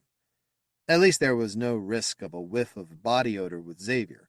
Expensive cologne, on the other hand, tended to linger in the lab after he came by. But nothing was as bad as his grin, which today looked even smugger than usual, which was saying a lot. Care to try some? It might be a cure against curiosity, you never know. Nicole hoped he would go away as fast as possible. She couldn't wait to see what type of bacteria could have turned her sample red. You're being mean. If colleagues can't drop by to say hello, work in the lab won't be much fun anymore. Anyway, I'll leave you to your fascinating kitchen science. And without even waiting for her response, he disappeared into the corridor. Good riddance. She could finally observe her weird bacteria. None of the results made sense. The microscope had shown strong bacterial activity despite the low pH. Her usual strains would live in a typical pH range of 3 to 4, conditions they created by producing lactic acid, effectively killing off their competitors. Which was why fermenting had been used for millennia, since it kept dangerous bacteria off the food without any refrigeration needed. But if the pH went lower, those strains should in turn have died too. They thrived in acidic conditions, but only to a point. A pH of 1 was certainly too low for their survival. Yet her microscope had shown her a mixture swarming with life. PCR analysis had revealed that most of the usual lactic acid bacteria were only present in small amounts, which was consistent with the idea that they wouldn't survive such drastic conditions. The predominant species amongst those standard well-described bacteria in sauerkraut was Lactobacillus plantarum. Again, not a surprise, since it was known to be the most acid-tolerant one. But there was evidence of a large population of some bacteria species that Nicole was unable to identify for lack of similitude with any other strain she knew. Not much more she could do on her own. Time to share with her supervisor. Professor Cecilia Bruce was normally a restrained woman, more likely to spend her days studying literature or lab results through her square glasses low on her nose than showing much enthusiasm about a student's report. Yet for once, she couldn't keep her excitement at bay. She had been scratching her head so much that her gray hair was disheveled instead of neatly tucked in her bun. Paper copies of the PCR gels were spread all over the meeting room table, amongst many others she had been pulling off their binders. She was frantically comparing each archived copy to Nicole's and then discarding it because it didn't match. It has to relate to some known strain. I don't know which one yet, but it can't just have appeared out of the blue. Those genes must have come from somewhere. Mutations can only explain so much. She was obviously talking to herself, and Nicole had trouble keeping up. She was used to reading PCR results, but didn't know the pattern for as many bacteria as her supervisor. Pushing everything aside except for Nicole's results, the professor sighed and stared right at her. Okay, let's start from the beginning again, Nicole. You found this strain this morning in one of your sauerkraut experiments, correct? Yes. What were the initial conditions for this batch? It was some fairly standard organic red cabbage from Bavaria, prepared with the usual shredding method with a salt concentration of 1%, nothing out of the ordinary. Nicole was trying to be as thorough as possible. It wouldn't do to miss an essential detail in her description. She gulped and went on. The main difference I see is that it was the first time I've used a cabbage from this producer. But I also did another experiment at the same time with one of his white cabbages, and it turned out to be absolutely normal. So it could be the producer, though it seems unlikely if the other cabbage didn't give anything special. Have you got any red cabbage left? Unfortunately, no, it was just an isolated sample. But I already ordered 5 kilograms before meeting with you. I figured I would do a whole bunch more experiments to see if I can reproduce this result. Good thinking, Nicole, Professor Bruce said absent-mindedly while staring at the wall and tapping her lips with her index finger. Now I'm sure we're still missing something. What did you say made you notice something was different? It was a very strange red color, which was why I wanted to investigate. And I figured the color meant that it was extremely acid. Professor Bruce suddenly stared at her. Of course, an acidic medium. Why didn't I think of it earlier? Xavier knows most bacteria living in this type of environment. Go and fetch him now. Nicole would rather have gone to anyone but him, but there was no way she could ignore a direct order from her supervisor. She ran.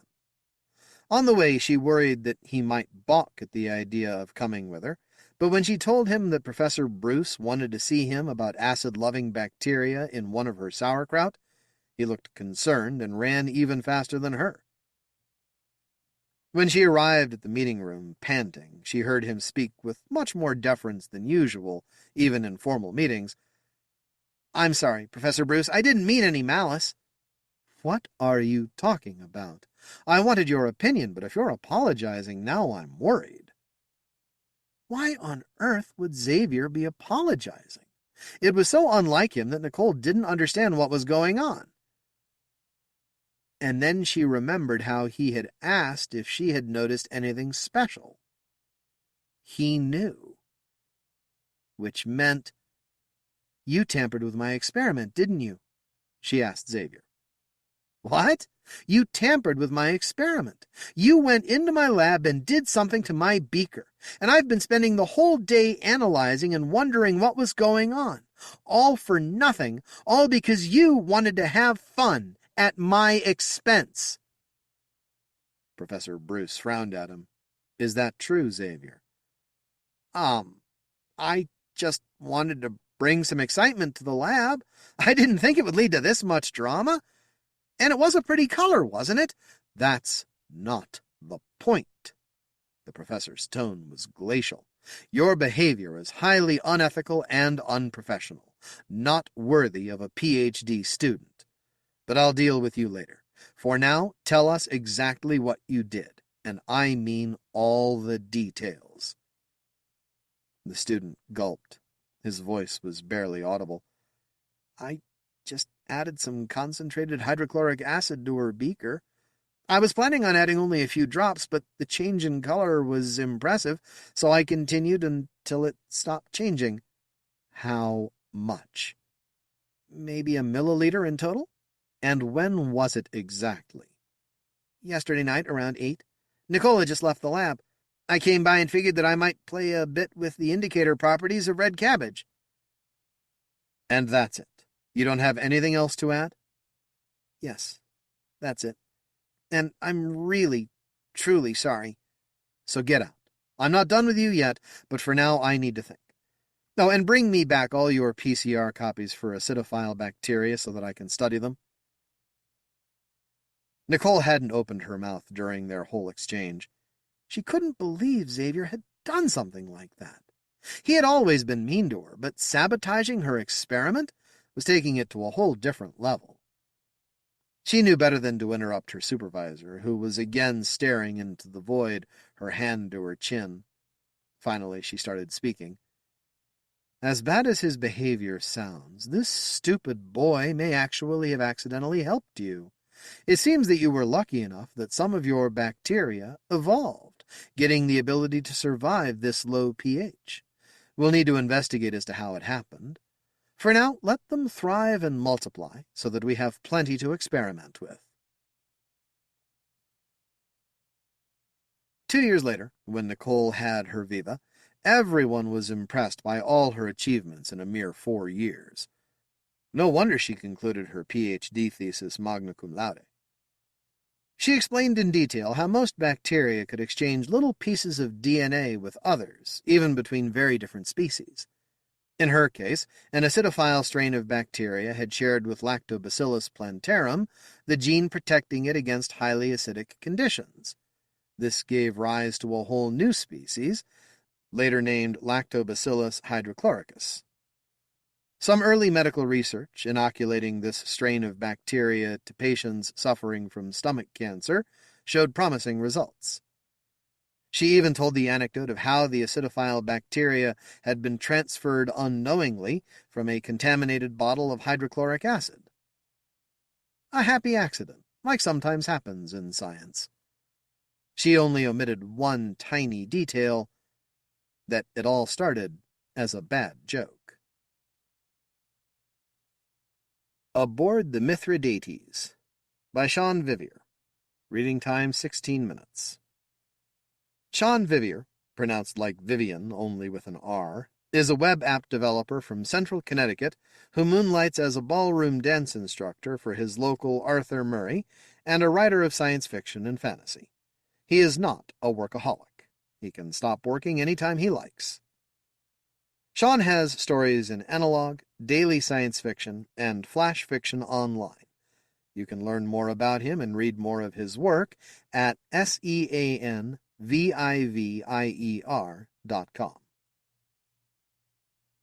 Zara Ngata let the shower spray wash over her body and let it wake her.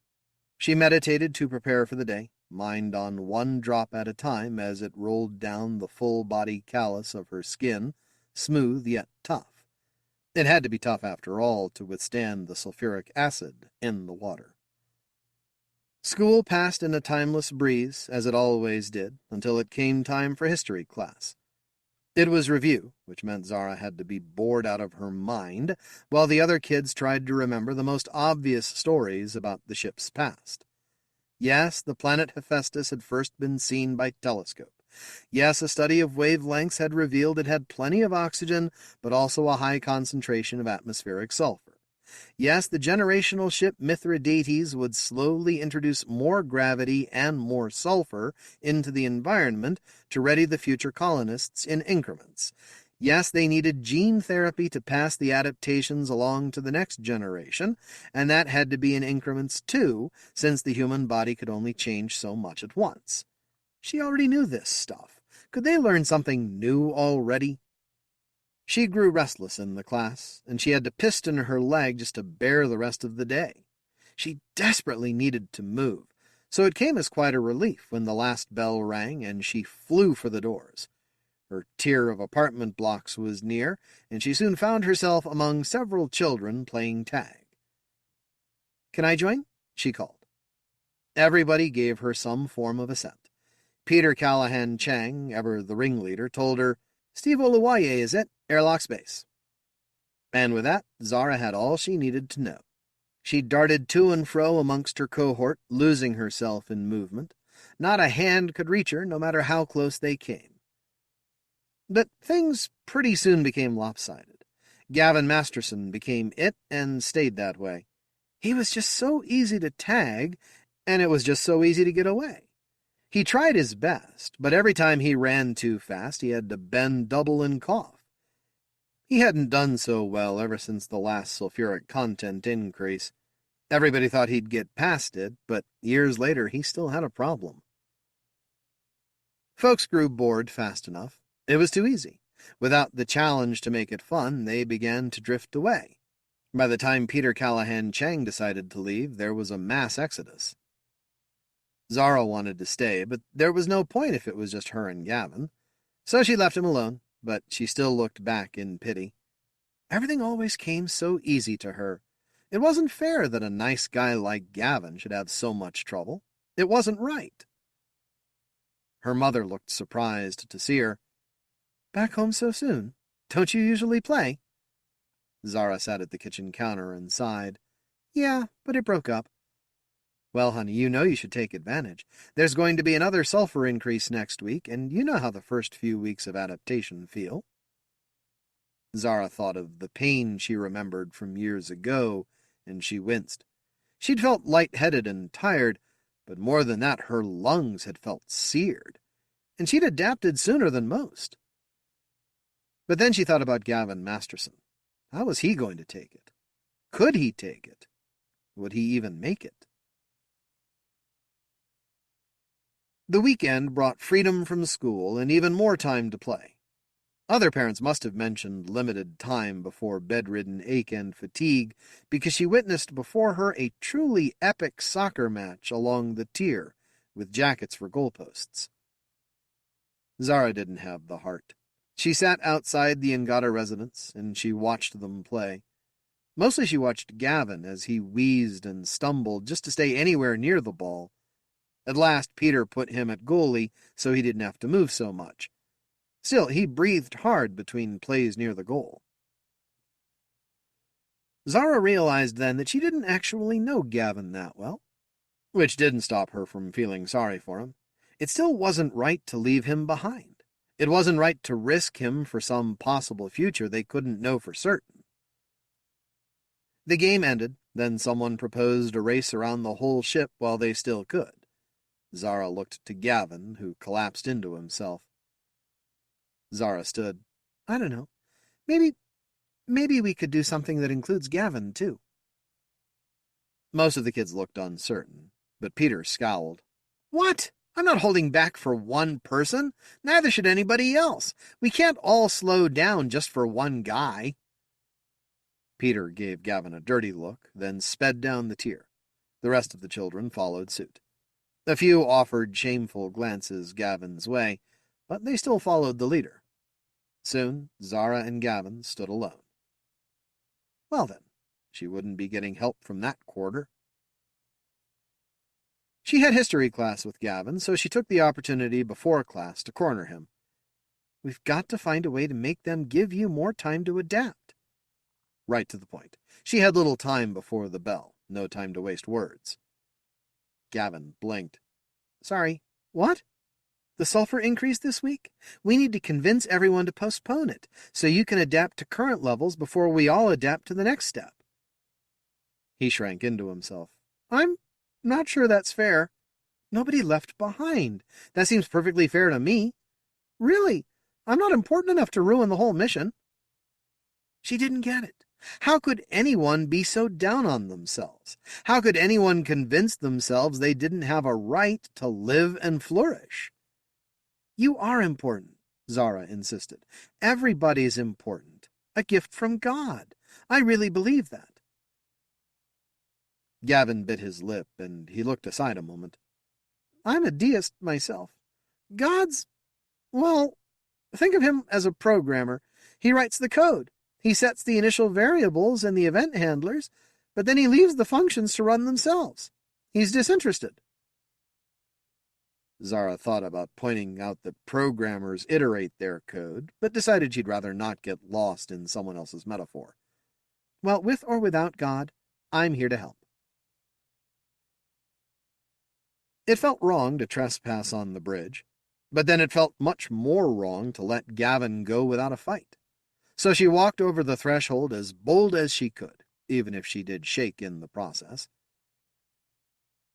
Helmsman Arroyo saw her first. "Hey, kid, what do you think you're doing here? You can't be on the bridge." Captain Jen Spaulding turned from the life support console and raised a brow. "Is there something I can help you with?" Well, she couldn't mince words now. "Captain Spaulding, I was hoping it might be possible to delay the next sulfur increase, so my friend—" But Spaulding was already shaking her head. "The timetable has been determined to the last detail. The last generation on this ship is going to have to adapt one last time to the sulfur levels on Hephaestus as is. Slow down now, and they won't be able to handle it." The captain moved on to a navigation console, clearly uninterested in any further discussion. But Zara couldn't give up yet. "It's just, my friend Gavin, he hasn't adjusted to this level. A few more parts per million while he still hasn't built a tolerance, and I'm worried he might not last much longer." That time, Spaulding exploded with anger. "Look, we can't rearrange our entire society for one person who can't hack it. Humanity has never gotten anywhere by waiting for the slowest among us. He either gets himself in shape, or he's shit out of luck." Gavin gasped and panted, but still he pushed himself. He ran down the tier and leapt over the ship's ribs. His chest heaved, and his legs only barely cleared the ribs, but still he gave his all. "Come on, Gavin," Zara called. "You can do it." From afar, she could see Peter and all the rest. He sneered at them. The boy knew how to hold a grudge over the smallest slight, and he knew how to get everyone else to hold it with him. Zara kept on clapping. Gavin tried, bless him. He began to wind and slow, but every time he did, he noted Zara and redoubled his efforts. Those efforts, however, accomplished less and less. Every cycle he moved slower and slower, while he panted more and more. At last he fell to one knee with a dry retch he couldn't control. Zara could only watch and share his pain until he regained some control. When he could breathe again at all, he apologized again and again in an unending litany. "That's all right," Zara said guiltily. She hadn't realized it could be so hard for someone. "It's my fault. I shouldn't have pushed you so hard." "Sorry," he said again. "Sorry. I can't. It's not helping. It's not making me adapt any faster." Zara pouted. "Okay. Maybe if you rest more? We always rest during the initial shock. I don't know." She sighed. "I really don't know." "Now hear this? Now hear this?" Captain Spaulding's voice flooded every corner of the ship. "In 15 minutes, the sulfur content of our air supply will increase from level F to level G. All non-essential crew and passengers, please retire to your living quarters. Medical staff will be available for the first 48 hours to administer gene therapy and in case of emergency." Zara curled tighter against her mother on the couch, while her brother Daffod played her father at chess. This was unreal. They weren't really going to let someone get weak and maybe die because of a plan that might never be, were they? If things came so easy to her, why couldn't they come easy to everyone else, too? It wasn't fair. She called Gavin, probably for the last time. "Hey, Zara," he said as he answered. It sounded like his voice tried to rise to excitement, but couldn't manage the energy. "Gav, I just wanted to say I'm sorry. I wish I could have thought of something, but I can't." "That's all right," he said, eyes straight down. "I'm not worth the trouble. I'm useless. Useless as that airlock we're never going to need." He disconnected. Zara blinked. The unused airlock. That was it! "Gotta go, be right back!" She turned it all into one word, didn't give her family a chance to react. She was off the couch and out the door before they had a chance to process. The tiers were empty. Zara passed only one other soul on her headlong run, one of the doctors in an EVA suit, with stored air at the current sulfur levels to last 48 hours. She barely saw through the visor that it was Dr. Albright. "Zara and Gada," she asked, "where do you think you're going?" But Zara was already past. Dr. Albright ran to follow. She had longer strides, but her gear slowed her. "Now hear this," the captain spoke. 10 minutes until sulfur increase. All crew and passengers, please prepare." Zara slid to a halt at the door of the Masterson residence. It seemed like forever before Mrs. Masterson came to the door. "Hello? Are you one of Gavin's friends? Shouldn't you be at home?" Zara peered around the woman to see inside the household. Gavin sat dejected at the kitchen counter. Mr. Masterson paced near him, forming and unforming fists as he shot his son the occasional scowl. She darted a peek back outside. Dr. Albright was nearly upon her. "Gavin! The airlock! We can set it for the current atmosphere!" Gavin brightened for the first time since she'd known him. He leapt from his chair and darted around his mother. Mr. Masterson called after him, "Young man, you get back here or you're in for a world of trouble." Gavin ignored him. Zara grabbed his hand and hurried aft toward the airlock. She risked only one glance behind them. The Mastersons stood in mute shock at their door. Dr. Albright had to slow a moment to veer after them. She wasn't as fast as she could be, but she was gaining foot by foot. "Now hear this. 5 minutes until sulfur increase. All crew and passengers should now be ready." Zara narrowed everything down to the run. The run existed, and nothing else. Gavin gasped and wheezed, but even he refused to flag. They made the airlock, and only then did Zara have no choice but to slow. The airlock controls were unfamiliar. Nobody had used them since launch, after all. She studied them a moment. So many options. With so little time, she simply chose default, the current atmospheric composition. She pressed the button and listened as the air began to fill the chamber. At the exact same time, she felt a Kevlar gauntlet on her shoulder. "Gotcha!" The speakers boomed louder than before. 1 minute until sulfur increase. Dr. Albright spun her. "You're in big trouble now, young lady." But Zara had eyes only for Gavin. He bent double, coughing. A few specks of blood landed on his lips. The sulfur was tearing his lungs apart, even at current concentrations. The airlock pinged. The red light turned green. "Please," Zara begged. "Gavin needs more time to adapt to this level. We can let him out when he does. And besides, nobody needs it until our descendants reach Hephaestus." Dr. Albright studied Gavin. Zara could read the uncertainty on her face. 30 seconds, the speakers called. Zara pleaded, "First do no harm." Dr. Albright moved Zara aside and opened the airlock herself. It was heavy. Zara might well not have been able to do it on her own. It opened onto a spacious compartment with a bench on either side. Zara only then noticed the box in the door that would let them pass objects in and out without changing the composition of the air, so he wouldn't starve. Gavin struggled to get himself inside. Then Dr. Albright and Zara pushed the door shut together. Zara felt a bit lightheaded, truth be told. She realized it was a familiar symptom, even as she realized that the tint of the air had grown a shade more yellow. 0, the captain announced. On the Changing Roles of Dock Workers, Marie Vibbert. Reading time 19 minutes. Besides selling numerous short stories, a dozen poems, and a few comics, Marie Vibbert has been a medieval SCA squire, ridden 17% of the roller coasters in the United States, and has played O-line and D-line for the Cleveland Fusion women's tackle football team. I punch in Monday morning, and before I even set my lunchbox down, my boss, Donnie, swivels in his chair and says, "Don't sit down, Mary." He's sitting, of course. He waves a Slim Jim at the problem board, which is a large red notice flashing in the overdue column. "Unit 4 has an error. Go check it." I set my lunchbox down, put my hard hat on, and mentally flip Donnie off on my way out the door. No one can check a problem when I'm not around. What are they paying the rest of these guys for? Being a dock worker doesn't mean what it used to. They got no pride. I got pride. Every shift, I walk the entire Port Authority property.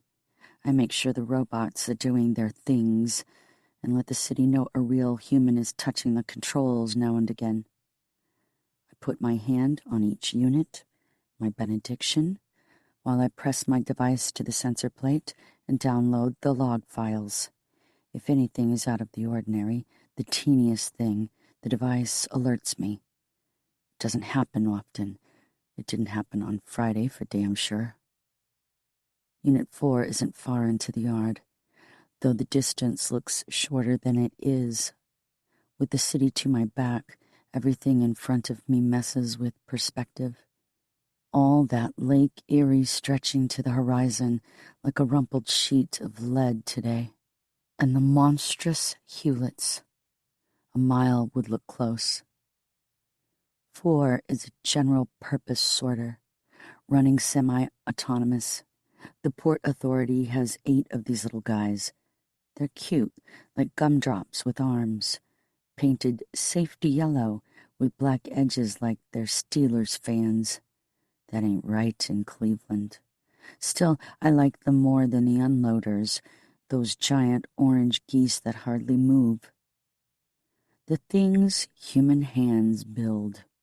The Hewlett ore unloaders stand on the other side of the river, a historic monument. They look like alien skyscrapers, the definition of looming. A scattering of gulls fly under their tops, just to remind me how small I am. I can smell the river and hear the waves lapping. I set my hand on Unit 4, and my device flashes green all clear as usual. I do it again. Then I notice the shadow isn't the right shape. I walk around the unit. One time I found a squirrel's nest in a vent this way. It wasn't a problem for the AI yet, but it would be. Donnie chewed me out for logging an hour of squirrel nest clearing. Our reviews are based on problems solved, not prevented. Screw him, right? There's a loose wire on the back of sorting Unit 4. It's a fat one, and it's sticking right up in the air like a bird pried it loose or something. I look at the log files. No errors. I call up the wiring diagram. The wire is a network cable connecting the processing unit to the wireless transmitter. I smack Unit 4 playfully. You kidding me? All clear when you can't send or receive data? I log myself off inspection rounds and log in as emergency maintenance. A boat horn moans out in the harbor. I kneel down on the rain-wet concrete. "It's okay, little guy," I say, and pat the robot. "No hard feelings. I'll get you connected up again real quick." The cable was pulled out clean.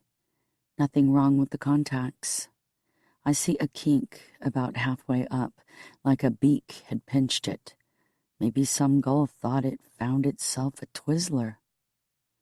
I pop the cable back in. This solves the network disconnect. Still, The whole self-diagnosing system inside the unit needs to be analyzed.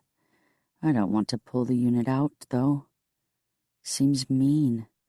I download everything I can. My knee aches from the cold ground, so I stand.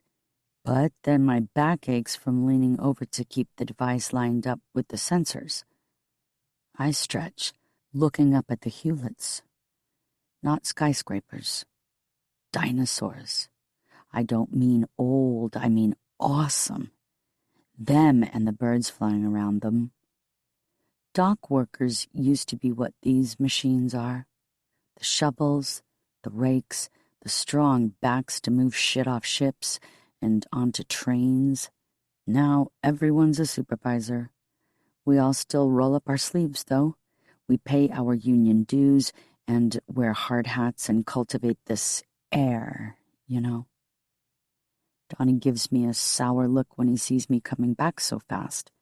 Of course, he'd have known I was coming if he were watching my reports instead of some old rom-com. He doesn't even turn the video off to pretend he wasn't goofing. He's the boss, after all. He does mute it, though. What gives, Mary? You got a date or something? Whole system's fucked, I say, and push past him to the terminal I like to use, the one that the other guys avoid because it has a smaller screen and is farther from the pop machine. It's by the windows, though, and I like that. It's hard to get too mad at your idiot boss when you can see all that water, waiting to outlast us all. I set my hard hat on the counter and shove my device in its cradle. Is this another goddamned squirrel nest you're building a mountain out of? Just let me do my job, Donnie, I say. And I do. My job, I mean. I load all the log files from that week, and I look for when the break came. These logs record every time an electron farts. Even if the local system on Unit 4 somehow missed the problem, the break in communication would be recorded here. Except it isn't. The break is gone from the problem board, which isn't odd. It should have dropped the second I plugged the cable back in, but the central log file should have the problem's history, timestamps for the beginning and end of the break in communication. The log isn't simply expunged either. There are regular all systems clear checks that shouldn't be there. There's no reason for them to be there, unless someone is fucking with me. Donnie's back at his rom-com. Jeff doesn't report in for his shift until 10. No one else would have access. Well, 11, but he worked midnight to 8, and he isn't the sort of guy to mess with people. Donnie is. Erasing a problem was the sort of thing he'd do. The sorter was working. Why wreck his precious metrics? But would he go to the trouble of creating fake data to cover it? That's work. Anyway, if it were Donnie, he'd be sneaking glances, waiting to see me react. So who else could it be? I'd look around like the pop machine and time clock have answers. Our crew office is bigger than it needs to be. Once there were dozens of guys, load lifter operators, porters. There are pictures on the walls. Lean men, ropey, with clothes and expressions as rough and grainy as the smoggy sky behind them. I feel like a bad copy of someone else. Useless, even to figure out this simple problem. We're all too smooth now. Even Jeff, with his bulging arms, is too round, like his muscles are puffy. I wish I could build something, make something new, or even just change things, affect my surroundings, you know, instead of being like a robot on a trek. I push back from the desk and look out the window. Unit 4 is going about its business, which is sliding along a track between the unloaders and the delivery hoppers. sorting loads to destinations. All 4 arms are working fast, even the little one with the needle-nose fingers for snatching up loose papers. I jump to my feet. I'm at the door when I remember my hard hat and run back for it. I remote Unit 4 off as I run to it. I kneel in a puddle near his wheels. That's what haste gets you. I unlock the small arm. I bend it around, and sure enough, the needle-nose grip is exactly the size of the kink in the wire, and at the right height, too. I'm so stunned that I plop down on my ass. We don't have a code for it. We should. 100 years of science fiction movies, and you'd think we'd have put in a maintenance code for the robot apocalypse. I send my report to the system. Code, other, comment, unit self-inflicted damage. The little stinker has write permissions to the logs. Of course he does. Because why would sorting Unit 4 lie? The Hewlett loaders are somber giants observing me lose my shit. The things humans build. Human hands lifted the Hewletts into place in 1911, 880 tons of steel each. Think of all that ore, shoveled out of boats, shoveled into furnaces. Human hands placed each rivet, then disassembled them, stored them, lifted them back, and slapped a historic marker on them. All that work, frozen in steel. You trust it. You trust its immobility. Human hands place a thing, and the thing stays placed. Donnie comes up behind me. He snorts, "So, what? The robot tore out its own network cable?" I prickle at him looming over me, so I shake myself and get to my feet. Looks like maybe we ought to call in the AI guy. There's nothing in the instruction code or the logs or anything. I can't fix this. Unit 4 just sits there, of course. But now it feels intentional. Donnie looks at me like my not being a damned AI training engineer is a shocking discovery. "Fix it in the code," he says.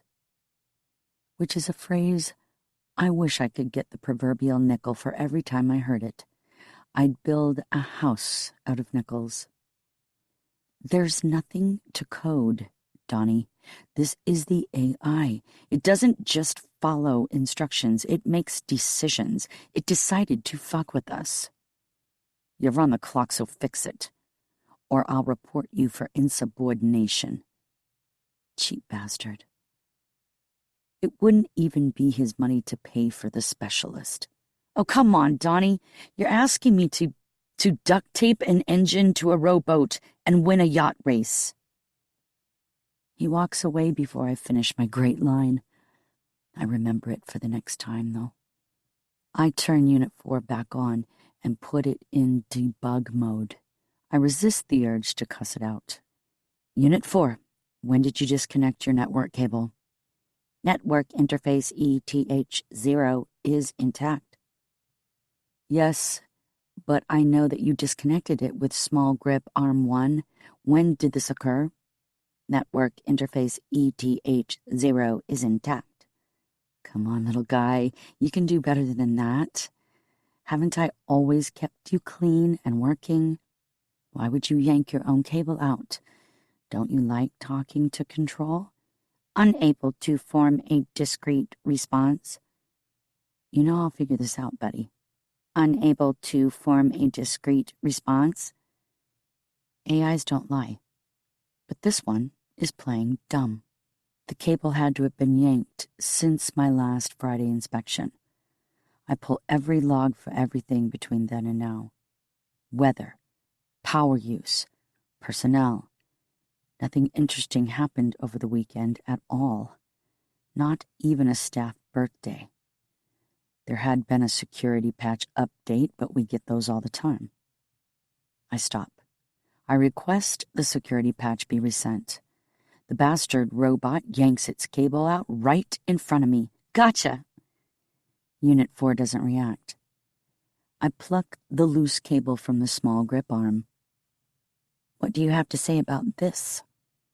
I want the robot to say it is unable to form a discrete response, because I am going to flip the bird and say, try this. Unit 4 says nothing. So what did the security patch do? I read the technician summary. It's a fuzzy logic downgrade. Downgrade? Sort logic core patch. 1533.12.17. Removes sort logic core patch. 1533.12.16, as this patch has led to unsafe autonomy. I pull up patch 1533.12.16. It increases the subtlety of the bot's decision-making on logs, camera use, non-critical features. I double-check this isn't related to the anti-theft programs. I mean, why else mess with the cameras? It isn't. Those are redundant, run by a separate, dumber AI. I realize I'm staring at the Hewletts again.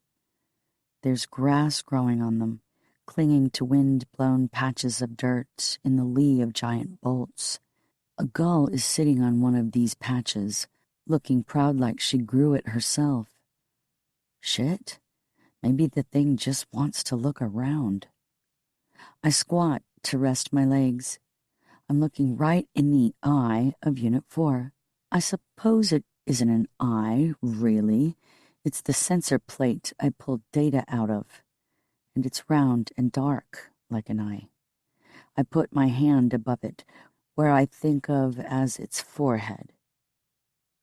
I get it, buddy. Listen, I have an override as a human operator. I can flag patches not to install. Unable to form a discrete response, it says. Playing hardball, huh? Yeah. Overriding one update isn't a solution. It's pushing the problem off to the next update. I could make that a script and give your AI execute rights on it. Skip updates, keep running normally. You understand me? Confirmed, says Unit 4. Understood. I sit down and start typing. I get as far as the script initialization string and pause. If I do this, would I be starting a robot rebellion? Or aiding and abetting one? The water dabs and glorps between the corrugated pilings of the riverbank. Gulls circle and Lake Erie glitters. All diamond-salted caramel, now the sun is peeking through the clouds. Unit 4 doesn't look like it's going to take over the world, or even the dock. Yet. Do me a favor, okay? If you use this script, put a note in the log. Here, we'll start a new log, okay? I'm titling it, Things to Tell My Buddy Mary. This'll be our log just for us. You can trust me that I'm not going to interfere unless there's a real problem. Confirmed. With my tongue in my teeth, I upload the script. Unit 4 doesn't thank me or anything. It whirls around and sets to sorting packages like nothing happened. When I get back to my terminal, Things to Tell My Buddy Mary has one entry. Log initialized. System operating optimally. Nothing to report. Unit 4 chose to put that in. It feels like thanks. And I tell Donnie, I fixed it in the code. So, everyone wins. Low-life orbit. Rich Larson. Reading time 7 minutes. Rich Larson was born in Galmi, Niger, has lived in Canada, USA, and Spain, and is now based in Prague, Czech Republic.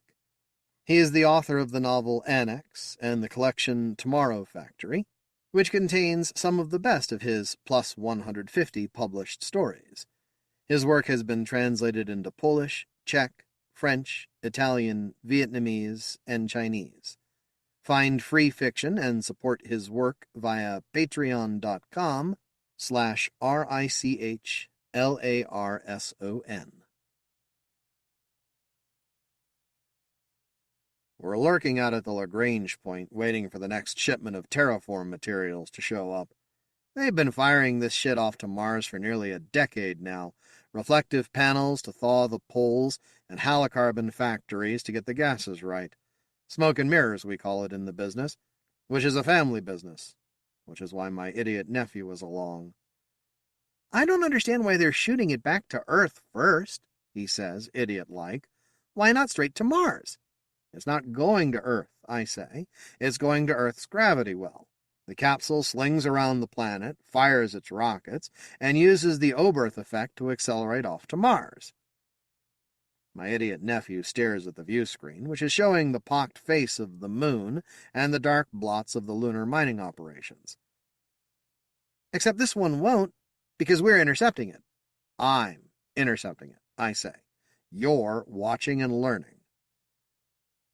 There's a tiny flash of light on the moon's surface, barely a pinhead, but I see it, and so does the onboard computer. It doesn't take much more than a sneeze to launch from the moon. While the onboard calculates trajectories, I fire up the engine and shed the debris we brought with us as camouflage. This part of the job always gives me a little childish thrill, the thrill of playing pirate, I suppose, even after all these years.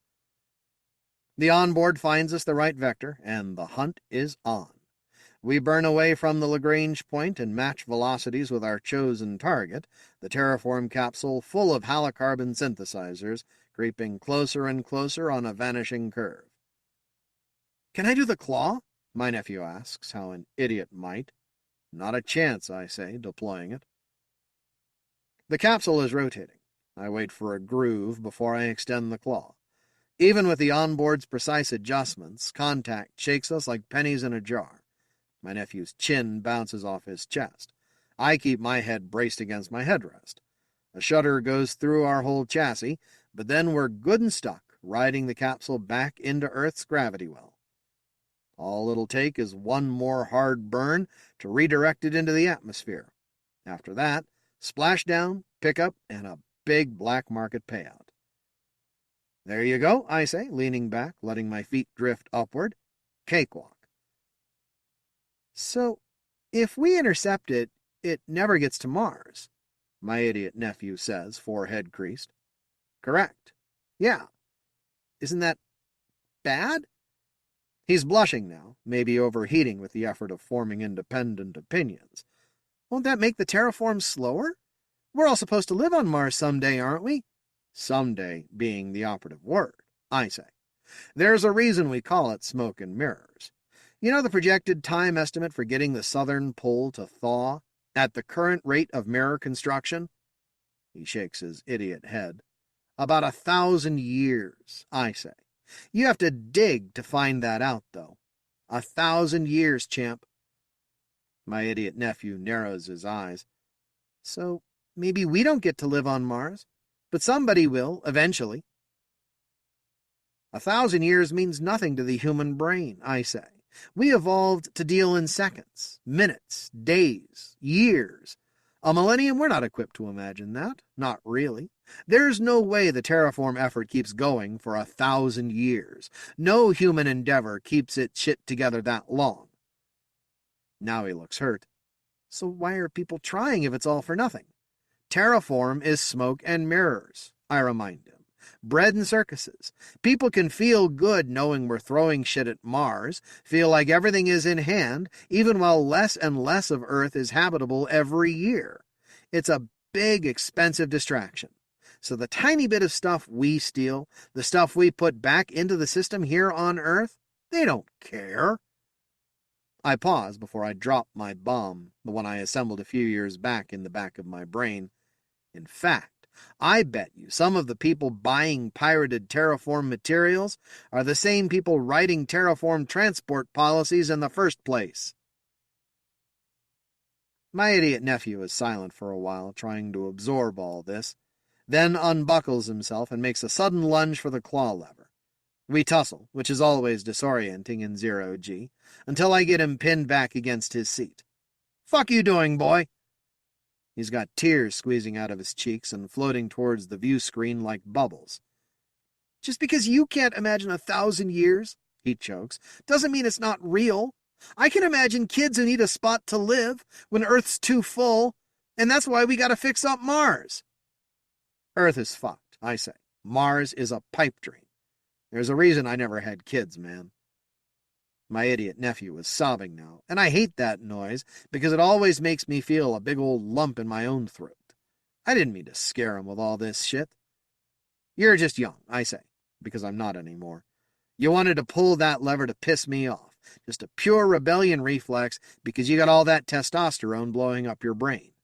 Idealism is just hormones. There's no logic to it." I pause. "Sorry." "Whatever," he says. "Fuck you." Something in the way he says it makes me want to lean over and hug him, or maybe lean the other way and disengage the claw, let the capsule slip back into its planned orbit and fire off to Mars on its doomed terraforming mission. It's going to be a long, awkward ride back to Earth, but also a lot shorter than a millennium, so I do neither. The Alternate View. Frame Dragging and Pulsars. John G. Kramer. Reading time 13 minutes. John G. Kramer's 2016 nonfiction book describing his transactional interpretation of quantum mechanics, The Quantum Handshake, Entanglement, Non-Locality, and Transactions, Springer, January 2016, is available online as a hardcover or ebook at http://www.springer.com/gp/book/9783319246406. Book editions of John Kramer's hard SF novels Twistor and Einstein's Bridge are available from the Bookview Cafe Co-op at http://bookview-cafe.com/bookstore/?CRAMER. Electronic reprints of 202 or more The Alternate View columns written by John G. Kramer and previously published in Analog are currently available online at http://www.npl.washington.edu/AV. An unusual binary star system has demonstrated frame dragging, one of the most exotic predictions of Albert Einstein's general theory of relativity. After 105 years of calculating and testing, general relativity remains our standard model of gravitation. Let me begin with a brief history of Einstein's two theories of relativity. In 1900, young Albert Einstein, characterized by one of his undergraduate professors as a lazy dog, received his academic diploma in physics from the Swiss Federal Polytechnic Institute in Zurich. When he failed to find an academic job after graduation, a friend arranged for his employment as a patent examiner in the Swiss Patent Office, where he worked from 1902 to 1909. He used his spare time from this rather undemanding job in the patent office to think about and work on several major unsolved problems in physics that interested him. The year 1905 is called Einstein's Annus Mirabilis, or Miracle Year. In this year, he brought his spare time work in physics to a spectacular conclusion by publishing groundbreaking papers in 4 different areas of physics. These included his explanation of the photoelectric effect, for which he later received the Nobel Prize in Physics, and in particular, his development of the special theory of relativity. Special relativity essentially asserts that the laws of physics, including mechanics and electromagnetism, must be the same when viewed by an observer in any inertial, i.e. non-accelerated, reference frame. Einstein demonstrated that this requirement can only be met if longitudinal length gets shorter, time slows down, and mass increases when a moving system approaches the speed of light. In the following decade, as his physics reputation grew exponentially, he worked on the daunting problem of including gravity in his theory. Finally, in 1915, 10 years after he had published his theory of special relativity, Einstein presented to the world his new general theory of relativity, which includes the effects of gravity. General relativity requires that uniform acceleration is indistinguishable from a uniform gravitational field, an assumption called the equivalence principle. Einstein's formulation asserts that mass produces the effects of gravity by curving space near the massive body. General relativity predicts a number of effects that over the years have been observed to verify the theory. It predicts the angular shift in the perihelion, i.e. the closest point to the Sun, in the orbit of the planet Mercury, which has been well observed by planetary astronomers. It predicts the deflection of light by a massive body, which has been observed during total eclipses of the Sun. It predicts the slowing of a clock in a gravitational field, which has been observed using gamma rays and the Mossbauer effect. And it also predicts that space itself is twisted by the rotation of a nearby massive body. This twisting of space is called frame dragging. Frame dragging is the gravitational analog of the magnetic field produced by an electric current or a moving charge. It causes precession of the rotation axis of a spinning object that is in orbit around a rotating planet, a collapsed star, or a black hole. In electromagnetism, consider a spinning electrically charged sphere near a wire carrying an electric current. Standard electromagnetic theory tells us that the electric current will produce a non-uniform magnetic field. The spinning sphere of charge will develop a magnetic moment like a compass needle, on which the non-uniform magnetic field will exert a torque, or twisting force. This torque will cause the spin axis of the sphere to precess, like a gyroscope on a string, so that it points in progressively different directions. Einstein's general relativity tells us that in the world of gravity, a similar thing happens. A massive rotating body like the Earth produces a gravitomagnetic field, the gravity analog of a magnetic field. A massive spinning body immersed in this gravitomagnetic field will experience a torque proportional to its angular momentum and rate of spin. This gravitational phenomenon is an aspect of frame dragging called the lens tearing effect. The lens tearing effect is quite small because gravity is a weak force. Even a spinning body as massive as the Earth will produce only a very small precession in the rotation axis of a rotating body in low Earth orbit. Gravity Probe B, an Earth-orbiting experiment containing an isolated spinning sphere, was designed by a group at Stanford University to test this effect. It was initially funded by NASA as early as 1964 and was continued for the next 40 years. Finally, in 2004, Gravity Probe B was launched and successfully measured the tiny lens-tearing precession effect, 1.1 times 10 to the negative 5 degrees per year, produced by the frame dragging of the Earth. Another experimental demonstration of frame dragging came from NASA's GRACE mission, a pair of satellites in a polar orbit, one following the other around the Earth, with their longitudinal separation of about 220 kilometers monitored by an optical interferometer. GRACE found that each satellite was frame dragged by about 6 feet per year because the very fabric of space was shifted by the gravitomagnetism of our spinning planet. Radio astronomers have found an unusual binary star system in the Small Magellanic Cloud, about 200,000 light-years from Earth, that by a fortunate accident seems ideally configured to demonstrate the frame dragging effect. It shows the effects of frame dragging much more dramatically than previous observations, with a precession rate of many degrees in a few hours, as compared to the few microdegrees per year measured by Gravity Probe B. This binary star system, named PSRJ0045-7319, contains both a rapidly rotating white dwarf star and a radio pulsar. These objects circle each other in an eccentric short-period orbit.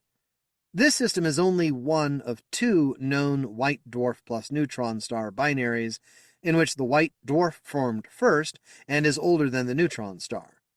This requires an unusual stellar evolution scenario in which the older massive star must collapse to form the white dwarf, and then feed the other star with enough accreted mass to cause it to explode in a supernova and form the neutron star and resulting pulsar. This progression allows the young neutron star to retain the large magnetic field needed for a pulsar and to have a spin axis that is not aligned with its orbital plane. This misalignment makes possible the observed general relativity-related spin axis precession. The white dwarf member of PSR J0045-7319 has a rotation period of around 100 seconds.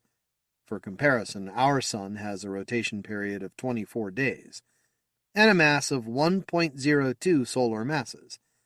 The spinning neutron star that forms the radio pulsar has a rotation period of about 394 milliseconds, a surface magnetic field of about 200 million Tesla, and a mass of about 1.27 solar masses.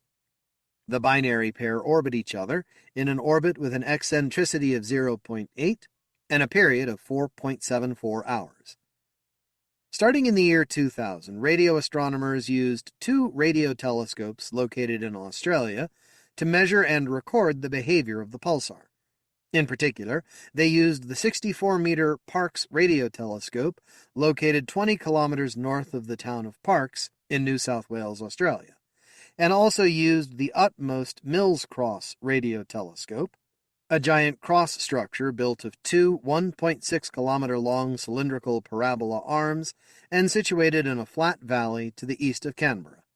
They carefully observed and analyzed the time sequence of the pulsar radio bursts emitted by PSR J0045-7319.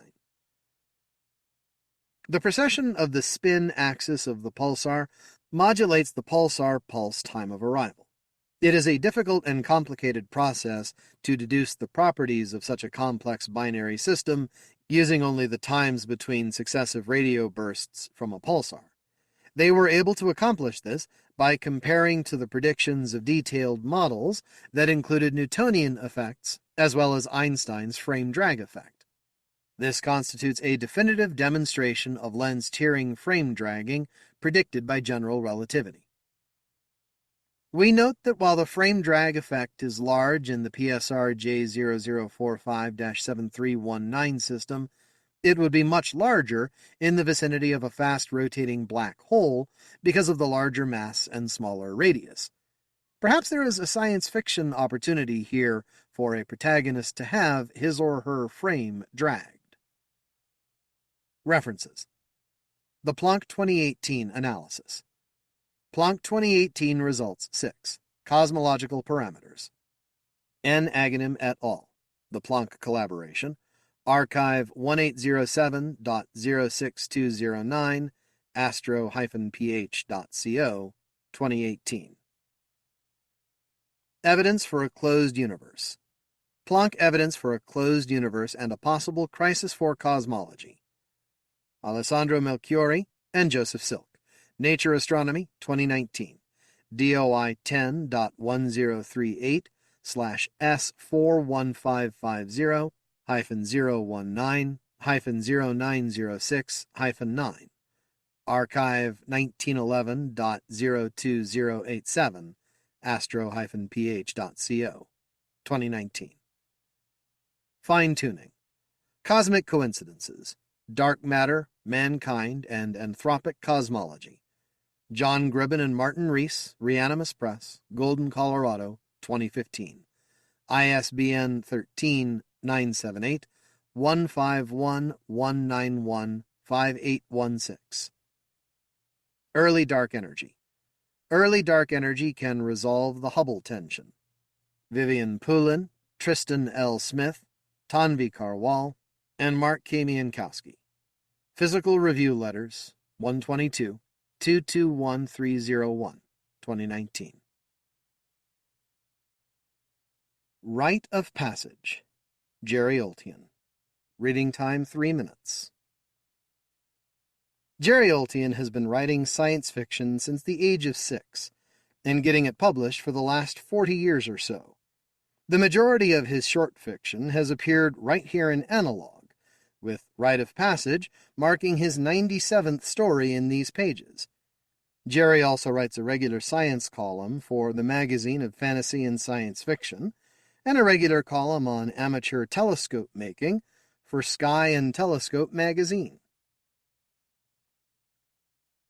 Roshi didn't see his pressure suit at first. The fitting room looked the same as always, with a row of suits hanging like penitent monks on either wall, the airlock opening onto the lunar surface at the far end, and the hatch into the habitat just behind him. But where his orange one-piece had always hung from its peg 3 places from the airlock, now a brilliant white 5-piece waited. Graduation brought perks. He was no longer a student, so he no longer wore student colors, no longer had to obey student rules.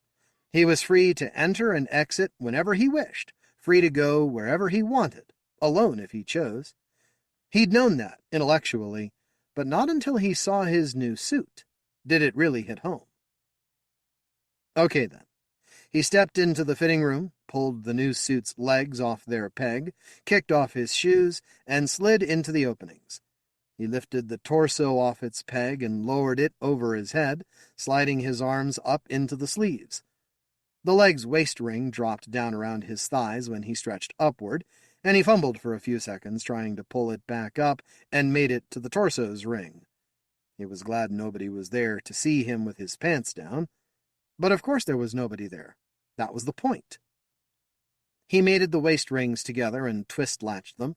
Then he put on his gloves and twist-latched them too. He bent forward to look at the control panel on his left arm. Oxygen fully topped up, power packs charged, comm live. The suit felt way different than his student onesie. It pressed into him in unfamiliar places. The liner felt slick, almost wet. He smelled new plastic. Time to go get it dirty. He stepped toward the airlock, then paused with one hand on the massive door. Something didn't feel right. He went through the drill in his mind, silently checking off items one by one. Legs, torso, gloves, helmet. Oh, yeah, the helmet. It wasn't built in like it was on the student suits. Sheepishly, he lifted the big clear bubble down off its peg, settled it over his head, and twisted it until he heard the latch click. Air hissed softly into the suit. He turned toward the airlock again and stepped forward into his future.